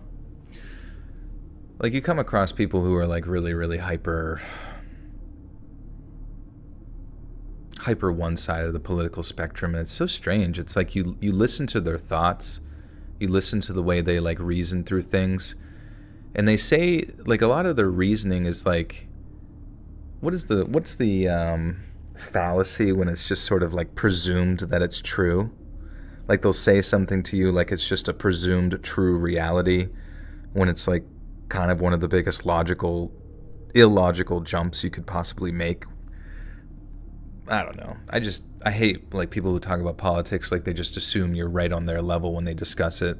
They don't even like attempt to like reason you through it, even though they like just met you, but they're totally fine talking about something like it's the absolute truth. I mean, yeah, technically it would be a delusion, but it's some degree of let me ask ChatGPT.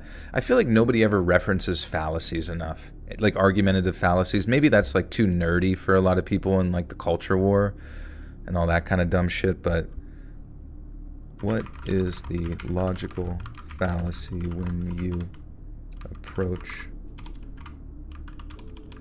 an argument like it's just the assumed truth? Begging the question, is that right? Logical fallacy refers to begging the question. This fallacy occurs when an argument assumes the very thing it is trying to prove, presenting it as an accepted truth without providing evidence. Is it begging the question? False dichotomy, assuming two options exist when there may be none.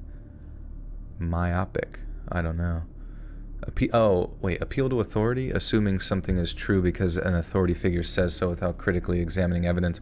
I mean, that's kind of like every time I listen to the news or listen to like people discuss political discussions, it's not always, but just so many of them, like most of Twitter, most of fucking Reddit is just like non-stop, like logical fallacy after logical fallacy after logical fallacy. And then it usually reverts to, what's it called? Ad Hitlerum. Is that one? Ad Hitlerum is a reductio ad absurdum fallacy, commonly known as Godwin's law fallacy or argumentum ad Hitlerum. It refers to the act of dismissing an argument or position by comparing it or the person saying it to Hitler or the Nazis, regardless of the argument's actual relevance. The term is derived from the tendency to bring up Hitler or the Nazis in debates to discredit a person or idea by association. It's just so cringe. It's just, I see that shit all the time, especially on Reddit. And it's like, what the fuck? Why are you talking about fucking Hitler all the goddamn time? So strange. They're like so obsessed with him, but I don't know fucking anybody who is even like for a moment thinking about that guy. Anyways. They label as debate bro. Well, okay. When you reference anything being a fallacy, they label you as debate bro, just an anti-intellectual laziness. That's true. That's true. Laziness, I mean, but it sucks because, like, they'll be intellectually lazy, but then still stand on the ground that they're moralistically correct. And that in and of itself is sort of like a circular argument. You're like just chasing your own fucking tail all the time or sniffing your own ass. Like, it's just, I don't know, man. It sucks that like discussions have devolved into this anymore. This like strange religious line of poop. It's all just a bunch of poop. Lewis burgers. No, I want a burger though. Need Labor Day week. That would be good, honestly. Siesta week. We just need to start inventing new holidays. I think we'll probably see a lot more new holidays once AI starts automating everything. Yeah, the way you're talking sounds a lot like Hitler. I don't know. Yeah, what is like the whenever you just like see all these people sort of like put people down all the time or like try to like just lump people into like strange abstract groups that basically, because like when you call someone like Hitler a Nazi, like it's the same concept as, remember the NPC meme when people say you're an NPC? I remember Twitter was like banning people for that because it was dehumanizing. I'm like, motherfucker, you call people like Nazis. Like that's the most dehumanizing possible thing you could call someone, because essentially what you're, and then you know, going along with the stupid punch and Nazi bullshit or whatever, it's like, it's essentially setting someone up to be your worst enemy, so you are justified in hurting them. You know, like that's essentially the sort of logical conclusion to labeling someone as such. And, you know, and you're not like, and they're not ever taking the time to like have the conversation because you're not worth their time. Once again, dehumanizing the person. It's just, yeah, same criticism on Israeli politics. That's the weird thing too. Like, I mean, I feel like the only counter to whenever you criticize the Israeli government and they call you anti-Semitic is to say that I'm criticizing Israel. Like, you know, because clearly, like a person in, you know, fucking Manhattan, New York, who's a Hasidic Jew is not an Israeli. You know what I mean? Like it's not this. It's like if you think the two things are the same, if you think criticizing the militaristic action of the government of Israel is the same as criticizing, you know, somehow it equates to criticizing a person that's your neighbor. It doesn't even, it's like such a fucking logical jump of idiocy that it's like painful. It's like painful to hear people say that, because you're like, where's your brain even going? We're talking about fucking like bombs, you know? I mean, for years and years post 9/11, you know, you saw an astounding amount of like criticism of the military industrial complex. You still see it now, thankfully, of the United States, like, you know, military operations throughout the entire world. It's military police and all that kind of stuff. But there's no like word, there's no like sort of like immediate discussion destroying word to like shit on the actions of the United States military. Like, you're pretty freely able to do that. So I don't see why you would be unable to do that towards other nations as well. It's just like, doesn't make any fucking sense. Whatever.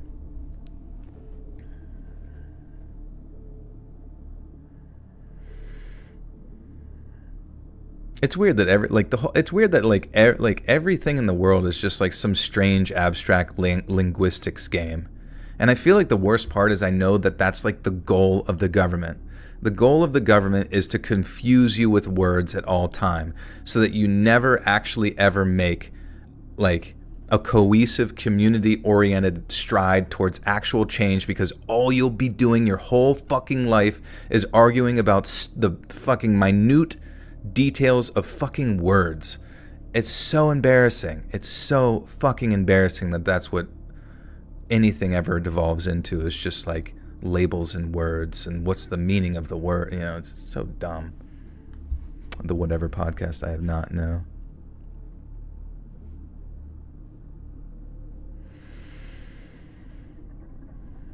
It's a cash grab. I don't know. Sometimes I tend to avoid politics because I you know, it is scary to think about the morons, like the dumb, stupid fucking idiots who all day are the ones that do the logical fallacies. They throw you and lump you into groups because it's so much easier for them to ostracize you, to detach you from a community by labeling you as something, by putting a big fat rubber stamp on your fucking forehead and saying that you're a bad person. You're a no-no person. You shouldn't talk to that person. You know, it's so embarrassing. And, you know, that's why sometimes you avoid politics, because you don't want to be approached by the mad, you know, fucking mad cow disease infested mind of the people who trawl Twitter, you know, they crawl through Reddit. They're embarrassing people, really, because they don't take the time to have the discussion. I'll talk about anything with anybody and be kind to them. That's what you should be. You should be kind, listen to their perspective. If you disagree with them, you don't freak out like a fucking idiot. What are you, a child? Are you just forever a child? You're forever a 30-year-old barista fucking dumb child? Like, I don't know. It's so embarrassing.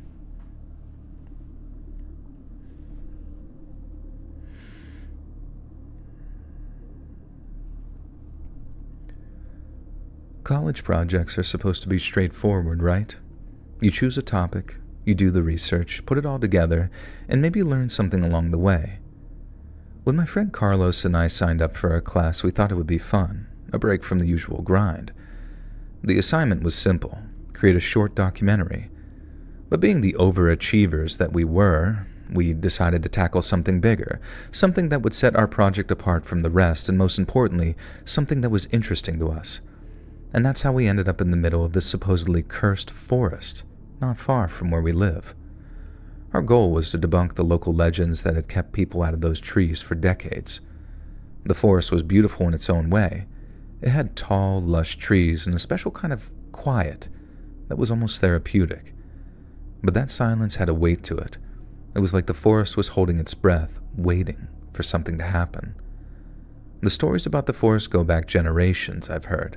Native American tribes used to live there, and the forest was supposedly sacred ground. You know, the same typical setup as every other cursed story in the United States. But then came the stories of ghosts, demons, and dark rituals. In my opinion, I believe it was just old folklore and myths that people said happened deep in those woods, and those myths got blown out of proportion and spread through the generations. Most people avoid the place, and those who didn't usually came back talking about negative energy and all that garbage. In case you can't tell yet, I'm not a believer in the paranormal or really energies or anything like that, and neither was Carlos. We just didn't buy that kind of... Whoops. Oh, Robin's here. Hi, buddy. What's up, dude? Guys, can we give a round of applause for Robin for just being an absolute master artist? Like, in the past, there were artists who spend their whole life doing their best to perfect their art, and Robin is that guy. Robin is a guy, when it comes to creativity, that does not back down from a challenge, and he almost 100%, no, he does 100%, like, defeat anything that's put before him creatively, and I just want everyone to kiss his shoelaces. No, I'm just kidding. But thank you, Robin, for being great. The voices of reasonable people are drowned by the voices of idiots of the world. I think we need to change that. I think if someone is a screeching banshee idiot, you can try to calm them down, sure.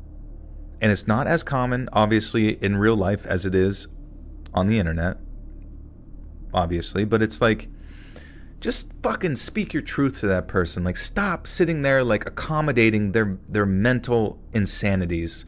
Like, it can't keep going on like this. Like, it can't keep going on just because a bunch of, like a minority of, like, mentally insane people keep derailing conversations and discussions and ideas because they just can't seem to, like, hold a normal conversation with people. It should not be allowed to continue on. You know, you have to, like, and we as normal people, the lurkers, you would call us, the people who are quiet, who just sort of, like, don't want to stir the boat. Like, you have to speak your truth, or shit will literally get so far out of hand. It really will.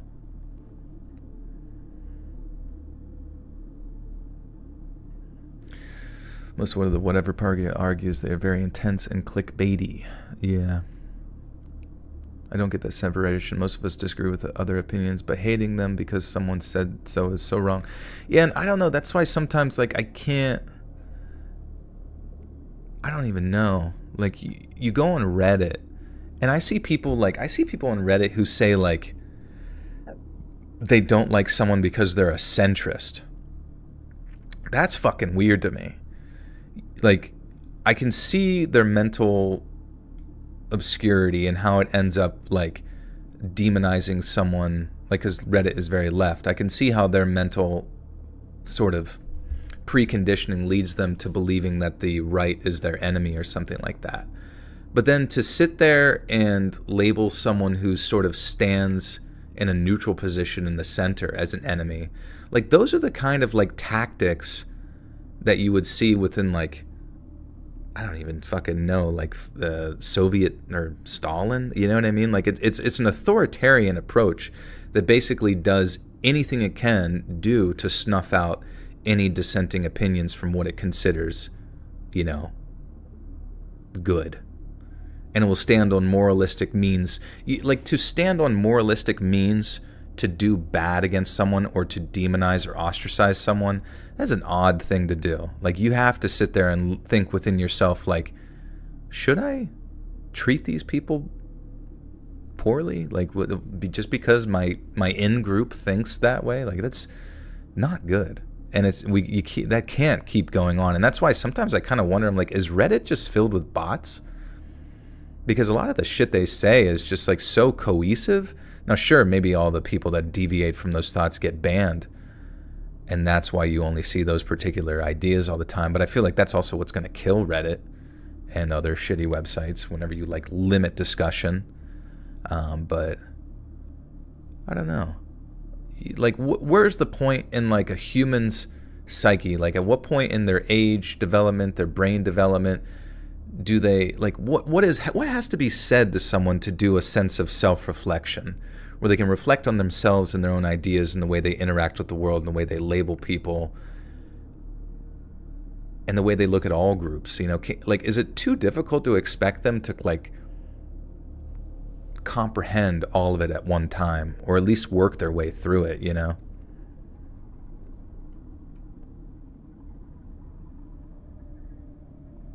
They don't believe they're treating people badly. But it's so strange because it was like, it's like a justification in their mind. They're like, this person could be bad, therefore I will treat them bad preemptively. It's like, what? How'd you get there? How did you arrive at that perspective? A bit odd, don't you think? Are we the baddies? Are we the baddies? Like, when does someone have an internalized conversation with their mind that says, am I bad? Yeah.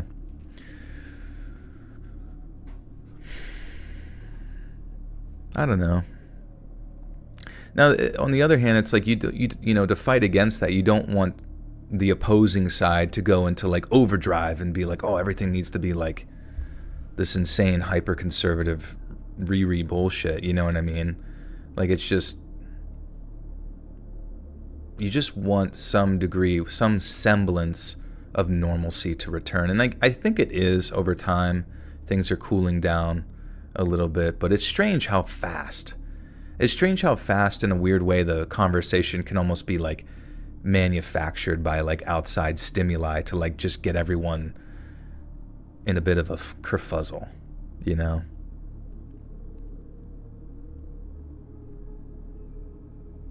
Self-reflection with some mushrooms, learn yourself. That's true. That's true. I mean, psychedelics could really help people, maybe. I don't know. It could also turn them into a serial killer. Who knows? Politics can be so polarizing. There's some cases where you just can't talk to a person anymore because they have fallen so deeply down the rabbit hole. But you can leave them with a thought. You know what I mean? You can be like, listen, I'm going to be very calm with you, and I'm going to leave you with one thought. Take a day, maybe take a time before bed and just self-reflect. Just, even if you don't earnestly believe that you are a bad person, think about ways that you might be treating people negatively and how that is not the ideal outcome. You know what I mean? Or at least it's not representative of the sort of utopia that you say that you so desire. Like, it's just not. I don't know. How do you know? There's got to be some like sort of mantra, some sort of like set of words that you could cast upon someone like a spell that just opens their mind after hearing it enough, you know, bouncing around inside their skull, that they're just like, damn, he right. Can I work? No, I do not want to work for I don't want to work for, you know, it's like that. I would never want to work for like a political thing, because it's just like, it's like selling your soul in a weird way. Even if you genuinely believe stuff on the left, on the right, like, you have to understand that dichotomy in and of itself creates conflict. That maybe that's just how the pendulum swings in a strange way, but I don't like conflict. I don't like the fact that since 2015, I've been hearing people say the word civil war. Like, I grew up in the 90s. The 90s were fucking chill. We had cartoons. Fresh Prince of Bel-Air was on. Nobody gave a fuck about anything. 2000, you know what I mean? Like, no one, like, there wasn't the talk about that kind of crap. Maybe me even talking about it right now is actually like a net detriment to things. Yeah, Tim Pool always like fucking posting. It's clickbait. I mean, it's like, you know, they fucking make money, man. Him, Hassan, the whole gang, they all make money off of fucking political titles and whoopity hoopity dee dah. Everything's coming to an end. The enemy is at the gates, you know. Maybe it's things to think about, to consider, to discuss, but it sucks that, like, debates, maybe I'm not paying attention close enough, but just all of those, like, people within that realm, they all have beef with each other. They all, like, type out, like, well-articulated, thoughtful ideas and responses to one another's tweets, or maybe they make a video response, and maybe at some point, for whatever reason, it manifests in, like, a YouTube boxer match, which is stupid as fuck. But where's the debates? Why don't they have debates all the time? Like, there should be debates between all these different groups that are there should be there's got to be channels that organize this shit. I don't know. And they always refuse. Like, he refused to debate me. I refuse to debate him. Like, come the fuck on. It's so childish. Just go. It's talking. It's not even a debate. It's discussion. It's talk. If you believe in your ideas so fucking much, go talk about them with someone who doesn't believe them. And then maybe at some point you can understand another human being a little bit. What's up, Chris?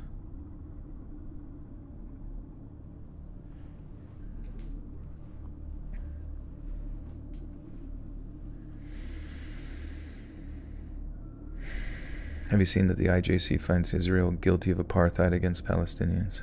What's the IJC? The International Cum Jar? What is it?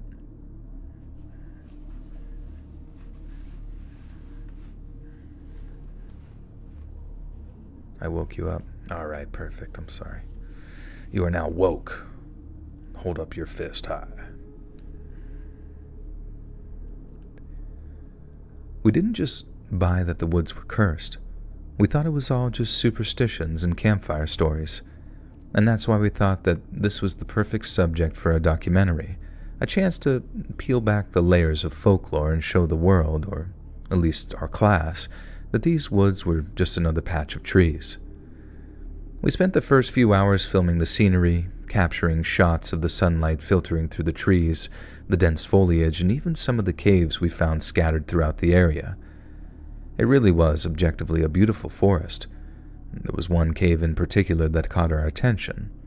It wasn't deep, but the way the light played off the rocks made it perfect for the eerie vibe that we were going for in our film. As we set up the camera inside, it felt like something had changed. The sun started to shift behind the clouds, and it almost felt like the sounds of nature started to quiet down. Right at that moment, Carlos stopped, and freezing mid-shot, he whispered something in a very scared voice, asking if I heard that. I hadn't heard anything, but the look on his face was enough to make me feel somewhat uncomfortable. We stood there in the dim light of the cave, straining our ears. Then I heard it too. A sort of sound coming from outside. We had been hearing the wind blow all day, but this was definitely no wind. It was clearly the sound of someone or something approaching the cave.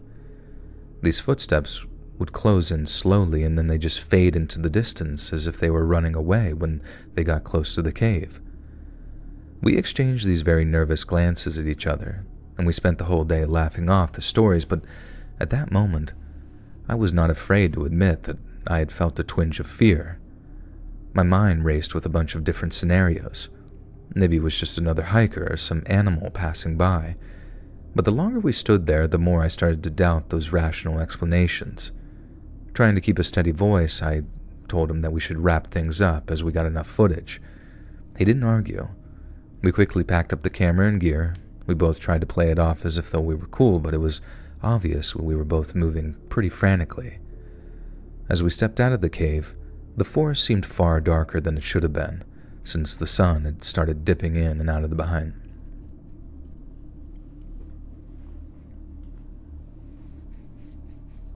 People need to be able to be wrong, even if it's something they believe their whole life. That is the tipping point in true awakening. That's true, yeah. I mean, if you don't allow people to at least be wrong, if you sit there and censor everything they do, you know, you're essentially just gonna you're basically making them boil. It's like boiling a pot over and over, and eventually it's gonna pour over. And because if you take away someone's voice, what's left after you take away their voice and they can't even say their bad idea? You get a Ted Kaczynski type situation, you know? How do I get the background? It looks so freaking awesome. That's Robin, man. He's the beast. Hey, Joel, chicken sandwich. What the fuck? Chris, it's a dastardly thing to say in here. Do I get these stories only from Reddit? No, I mean, primarily they're submitted over years and years of backlog. International Court of Justice is the ICJ. Yeah, what does that mean, though? Like, if they were to hold them responsible for apartheid or whatever, like, what does that actually manifest into? Like, because if we as the United States are on Israel's side, and so is, like, what, the EU and shit? Am I wrong? Maybe. Like what manifests out of just like, is it just a slap on the wrist?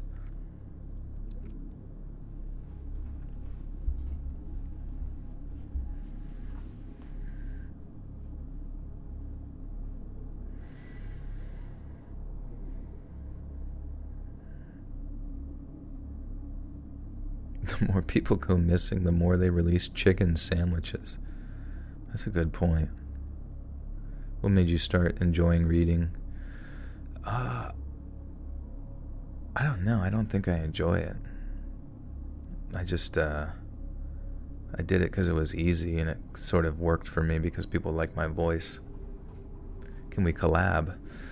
I don't know. Should we collab? Haven't we collabed before, Misfit?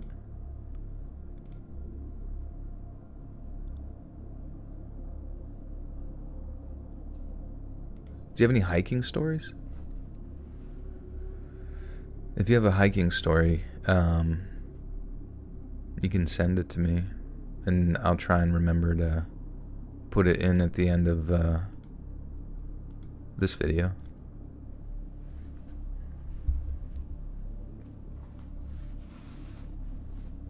What's the most challenging story I've done?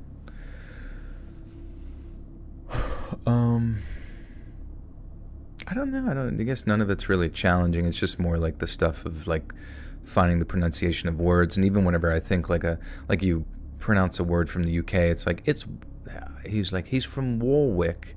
You know, you think it would be pronounced Warwick, but then they're like, it's Wiwick. It's actually pronounced Wiwick. And you're like, fuck, dude, how do I not know that? Come to your church. What kind of church do you guys go to? It's run by ghosts.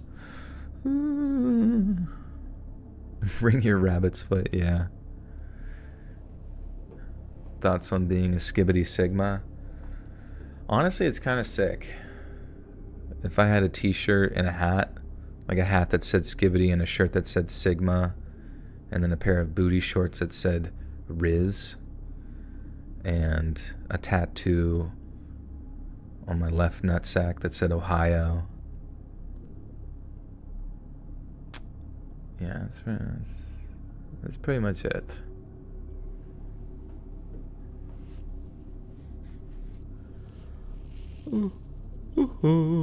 British people aren't real. Oh, I did always kind of wonder if it was just sort of like a made-up situation over there. Like, they make a big deal about the Queen. It's like, yeah, but she's fake. She doesn't exist.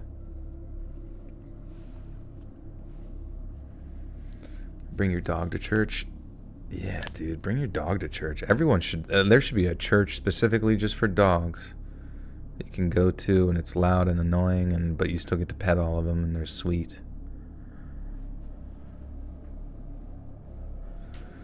Oh fuck! It's almost 4 a.m. Fave book? I don't know. I really have. I mean, I have a bunch of books that I've collected over time, but I can't say that like I've read enough of them to say that any of them are my favorite. I probably should read more. You see people who read all the time, and they like every time they read, and you can feel it when you read. When you go and read like, I don't know, something old school like Sherlock Holmes, like you find after you've read a story of theirs that you start to adopt their vocabulary and like the pacing at which they speak, or the man, it's weird. It's like you become like one with the book. So you can imagine like somebody who's read 1,000 books, like they've lived like 1,000 sort of indirect lives, or like comprehended, I guess, to a degree, 1,000 perspectives. Do I have a logo? I do, yeah. It's just my avatar, kind of. But you can still draw something if you want to tag me on social media. Consciousness isn't real. Well, who just wrote that on the computer then? And who just read it? Send you a recording of me narrating a hike story. Will you put it in the video? How can I send it to you? Yeah, you can send it over on Let's Read Submissions misfit@gmail.com. Do you have a hiking story? I'm just saying, like, just to get it in for tomorrow. Otherwise, Misfit. You know what you can do, and you can remind me later. Since I'll be doing a paranormal video at some point, you could get that already and make it sound nice and pretty and give you more time. And then I'll include you at the end of the paranormal stories and stuff. Do I have a gat? I got a huge gat. A sigmoid gat. Or a figgle bottom. I haven't heard figgle bottom yet, but that sounds pretty hot. Did I ever hook up with Mr. Nightmare? Like, make out? So if I send you a recording of me narrating a hiking... Oh, yeah, so... Yep. I've seen... Yeah, I saw the Minecraft movie trailer. It looks stupid, but whatever. I'll probably see it at some point. All my friends have kids, so... It'll probably end up being on somebody's TV. You can be a Sigma and do both. I mean, I don't want it to, like, people, just so you're aware, like, sometimes people get mad whenever I do collaborations because it's, like, a deviation from, like, the typical voice pattern that they're used to hearing. And, you know. So don't expect, like, some, like, crazy jump in subscribers or anything like that, or even, like, positive feedback. I hope they're positive to you, but just understand it's not going to be like some... The big break. My big break at youtube.com.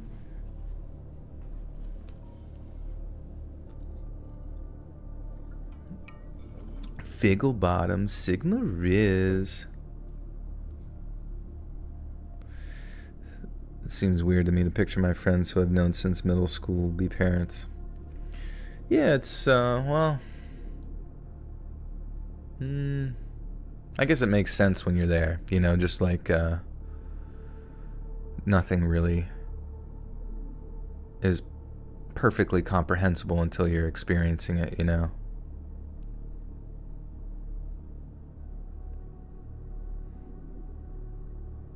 As a Minecraft player, you're disappointed. I mean, I don't know. It's hard to say what anybody would expect from a stupid Minecraft movie. It's just going to be like... We already know baseline that almost every video game movie is complete shit.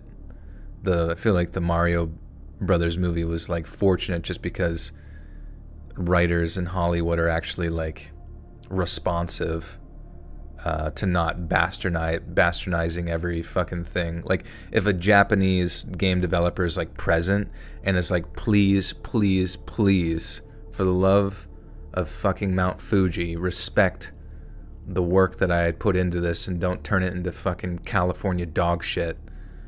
And they're like, I'll try my best. And then they sort of do okay. But like every other fucking video game movie, like what the fuck was Monster Hunter? Why was there like people with military trucks? And why in every fucking Hollywood video game dog poop is it always like they have to come from the real world into the video game? Or just make the fucking movie in the universe. You don't have to explain it to anybody. The parents don't have to have any fucking context. They've watched other movies that take place in like abstract, strange universes without like, oh man, I was in New York City and I fell into a fucking pile of fucking shit in the sewer and now look at me. I'm in Ninja Gaiden. You know, I don't understand why there's always like an hour of downtime before they just like get to that fucking story. Have you ever seen Dead or Alive video game movie? I swear, it's so freaking good, funny and cool action. Oh, interesting. But it's your channel at the end of the day, and if you want to do a good thing like promoting a smaller narrator that makes me good content, it's not up to them to control. No, for sure, yeah. Just so Misfit, send me paranormal stories. Send it to let's read submissions at gmail.com, and whenever I do the paranormal stories here in the next couple weeks, you're gonna be in it, my friend. You're gonna be in it, baby. Fortnite. Oh yeah, I can't wait for the Fortnite movie. It's gonna have Jack Black. It's gonna have Jack Black in it. Jack Black. Oh my god. Here we go, KG. Give me the fucking sticks, man. We're gonna fucking... We're gonna fucking rock that fucking... Fuckity fuck. Oh, I'm kid-friendly now. Sorry.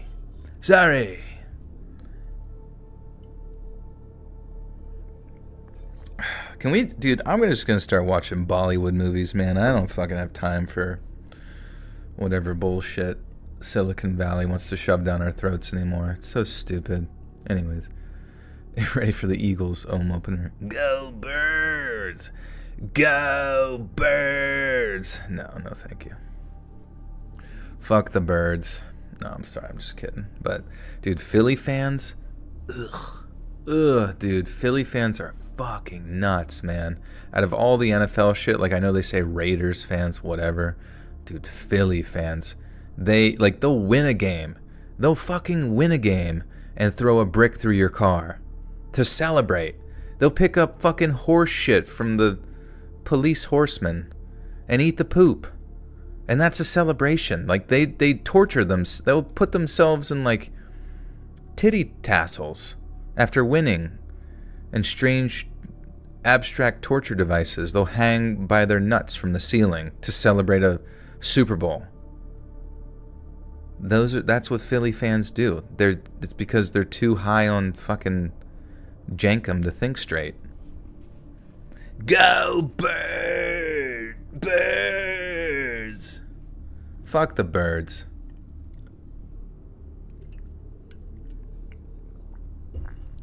Hope they run into a fucking windmill. People from Jersey, they say water in South Jersey. Water.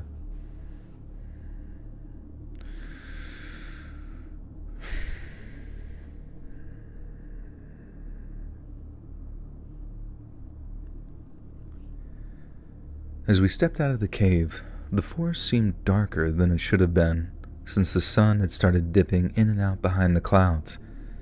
The feeling of dread was overwhelming, and with every step we took back toward the car, the sense of dread grew. We had gone far when... balls. We hadn't gone far when the sound came again, this time louder and much closer. We stopped and tried to assess the sounds. We were listening as the rustling morphed into the unmistakable sound of footsteps. We turned, and that's when I saw them. 2 dark figures moving swiftly through the trees, their shapes blurred by the shadows. And we both started to run. I turned back several times, and it was impossible to tell what was chasing us. I was refusing to believe that it was some dark entity, but I truly just couldn't tell in that moment as my heart was racing. Carlos and I were running awkwardly through the forest, trying not to run into trees or trip on the roots, and it seemed almost like these people were gliding through the trees. The faster we ran, the louder their footsteps. The footsteps. Bollocks. Bollocks and balls. Bollocks is balls, right? Like testicles? Texas pays zero attention to sports. Actually forgot the Texans were even a team that existed the other day. Got my gat from Ohio.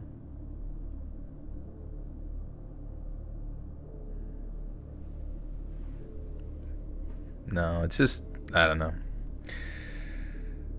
Just not a Pennsylvania sports person team excitement, you know? If you or a loved one has fallen asleep to a Let's Read narration or live stream it, and received weird dreams with Joel's voice looming over them, you may qualify for compensation. You may qualify for becoming a member. I'm gonna gift a member. And this one's gonna go to Chris for the fact that the Birds are gonna have a losing season this season. Isn't that crazy?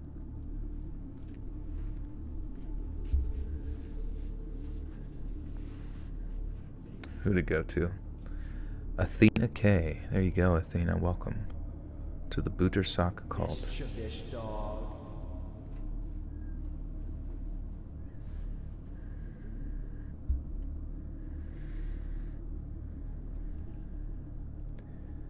The faster we ran, the louder the footsteps grew, until it felt like we were... Damn it to hell. The faster we ran, the louder the footsteps grew, until it felt like we were...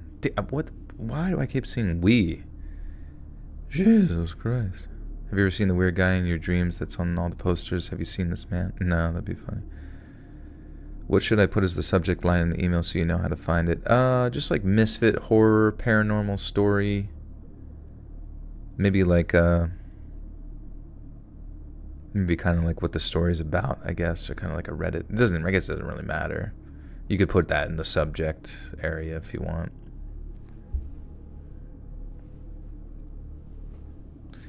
Story about school shootings. I don't think that would be good. I feel like it would be like yeah, I don't know about that. Hey Lynn, what's up? Thank you for the 5 gifters. 2. Jeff Gabberflast, Edgar Juarez, B-Man 15, Rick D, and Kimberlyn Robinson. Welcome, friends. You now have access to bonus content. You got a good question, Mindy? You can ask it at any time you like. Mischievous dog.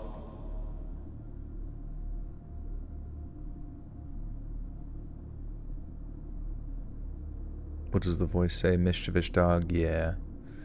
It's from a Chills video. It's really funny. You should look it up. The faster we ran, the louder the footsteps grew, until it felt like they were right on top of us. I risked a final glance over my shoulder and got my clearest view of these people. Not only were they still chasing us, but they were closing in very fast. They were clearly human-shaped, but there was something just off about them, something in the way they moved. I couldn't make out any details other than that they were shaped like people. They clearly were dressed in all black, and they moved so effortlessly through the trees. Carlos could see that I was slowing down since I was looking back at these people, and he shouted for me to hurry up, and we made our final push to the car. We practically dove into the car, slamming the doors shut behind us, Carlos fumbling for his keys, his hand shaking, and when he finally turned that ignition on, the engine roared to life. And relief flooded through me until I looked down and saw the dashboard light up with some warning saying, "Tire pressure low." Carlos looked confused but didn't think too much about it. He just threw the car into gear. But the moment we tried to move, the vehicle lurched awkwardly. Our tires were flat. All of them. I stuck my head out the window and saw that the tires looked as if though they'd been slashed. And before we could fully process what was happening, movement caught my eye. I looked up and there they were. It was 3 people. Not just 2, emerging from the tree line walking slowly towards us. My stomach dropped as I realized that they were the same blurred shapes that I was seeing before. And these weren't some ghostly apparitions, but actual humans, dressed in solid black from head to toe, their faces hidden behind featureless masks. And these masks looked very similar to ski masks, maybe a shiesty, if you're familiar with those. Just complete black, though. The car was locked, but that did little to calm the rising panic inside me as they drew closer. Carlos frantically tried to dial for help, but the signal was very weak, and the call continued failing to connect. Finally, Carlos got through to someone. He was screaming for help, giving his location, and then we lost the call again as it dropped. I could see these people now more clearly than ever. They were sprinting after them, and then now they just slowly are walking towards them. Full-grown pizza.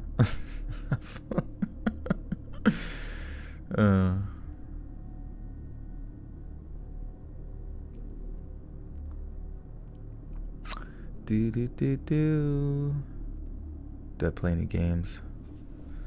I play... I don't know.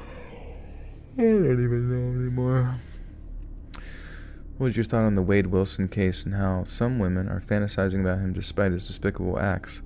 I remember we talked about that a little bit before previous stream about how sometimes women just sort of like have a psychological bend to dangerous men, even if they've done terrible, terrible things. The Harley Quinn sort of psychology. Exactly why that is, I don't know. Maybe they feel that they can tame the beast, or he'll love me but hurt everyone else, or some weird shit. I don't know much about Wade Wilson, though, or I don't recall his name per se.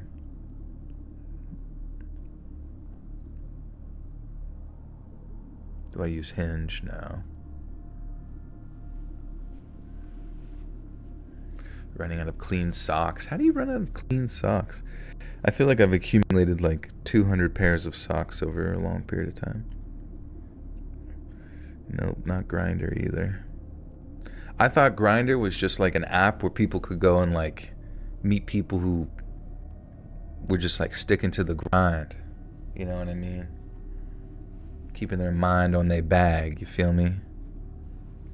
But now I'm getting fucked in my ass, and it's kind of awkward.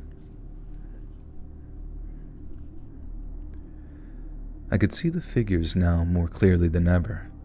One of them had a more slender build and smaller hands that had glittering nail polish, a detail that should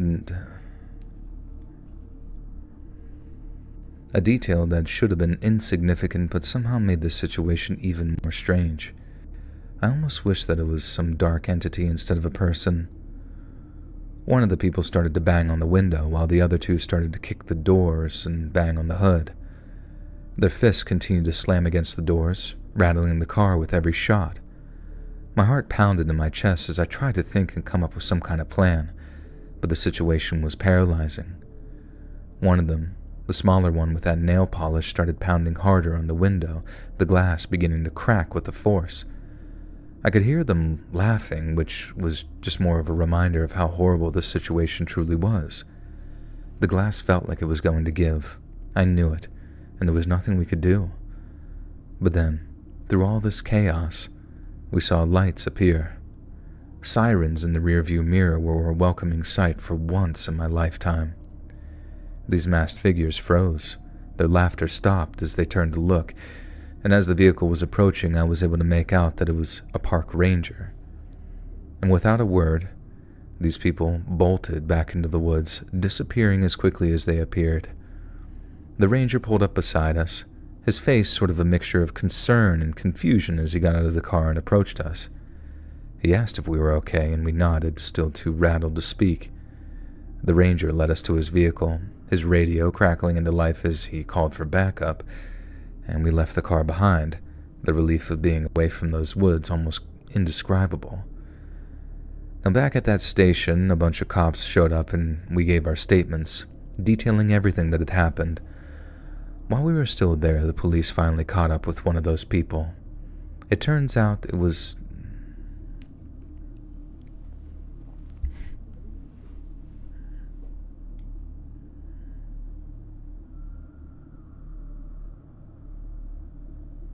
Do you wear calf or ankle socks? I guess I have a mixture of both.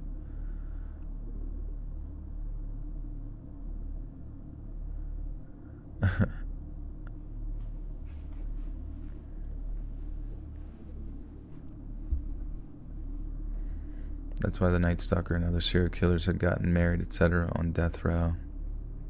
It's crazy. Well, anybody will do for pussy.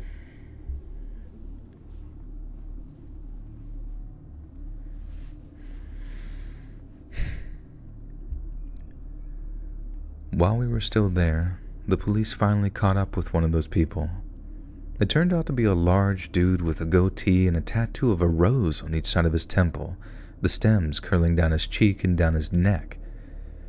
Perhaps the worst part of the story is when the officers asked him during questioning why he was doing what he was doing, and apparently he just smiled and said, "Because I could, and I wanted to." His voice contained no remorse or empathy, and he seemed almost happy about it from what they were saying. We never found out who the other two weirdos were, never found out if they were part of some gang or just a bunch of sickos, And honestly, I'm not sure I want to. The thought of them still out there just lurking in those woods, waiting for their next victims, is enough to keep me awake at night. And after all of this, my buddy Carlos and I proved that the woods aren't haunted, but that doesn't mean monsters don't inhabit. Oh, come on. Why the fuck would it say those? Like, if you're gonna write you know one thing I fucking hate so goddamn much when people write shit is when they repeat a word too fucking much. Like, you're trying to sound poetic or interesting or whatever the fuck, and you say, after all this, Carlos and I proved that the woods are not haunted, but that doesn't mean monsters don't inhabit those woods. Like, does that not sound fucking redundant as shit when you say it and not, like, phonetically interesting? It doesn't flow at all. I don't know. It just sounds gross.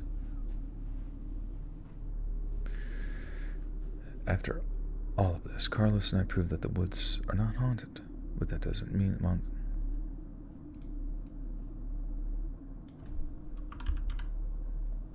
No, I'll edit it out. I'm sorry. It's weird. It weirds me out. Like, how does that, like, wouldn't you say, doesn't that mean monsters don't inhabit them? Like, wouldn't that, like, it's weird that, like, it's like when people have like, they don't have an ear for music kind of thing, or, like, you don't hear that in the song.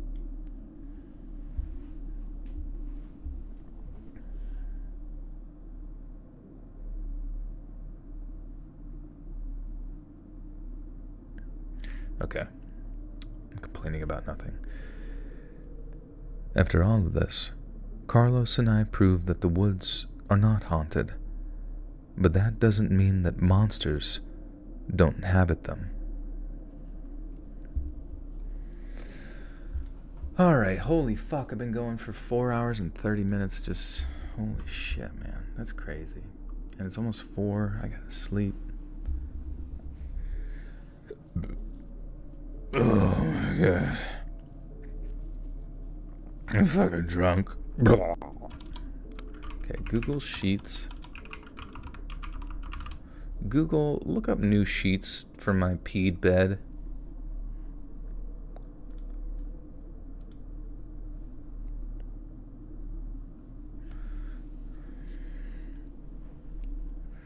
Alright, wait, what am I, not Google Sheets, Google Docs, what the fuck am I doing?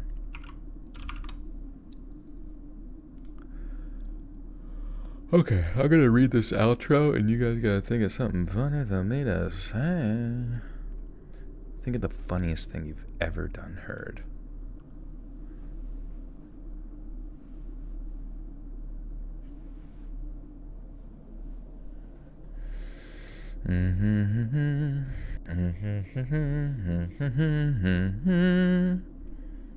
All right.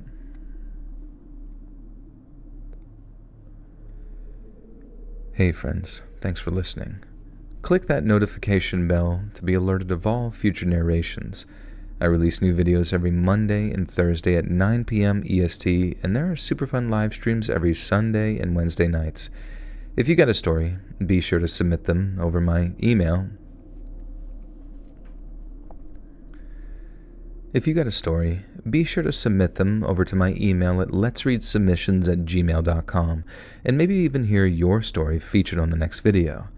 And if you want to support me even more, grab early access to all future narrations and bonus content over on Patreon, or click that big join. Fuck! Christ. I don't understand. Man or bear? What about man, bear, pig? And if you want to support me even more, grab early access to all future narrations and bonus content over on Patreon, or click that big join button to hear about the extra perks offered for members of the channel. And check out the Let's Read podcast, where you can hear all of these stories and big compilations located anywhere you listen to podcasts. All links in the description below. Thanks so much, friends. And remember, always keep an eye on your sock drawers.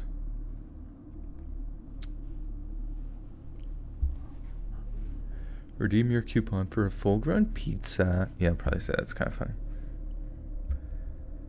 Thanks so much, friends. And remember, redeem your coupon for a full-grown pizza. Oh my gosh. All right. This was fun tonight, though. Just like close the door on me. But yeah, guys, thanks for hanging out. You guys rock. I hope you have a great day or night wherever you are on planet Girth. And yeah, I'll be back streaming on Sunday. You can follow me over on, well, I'm going to get this up and edited on Patreon first things first. So that'll be cool.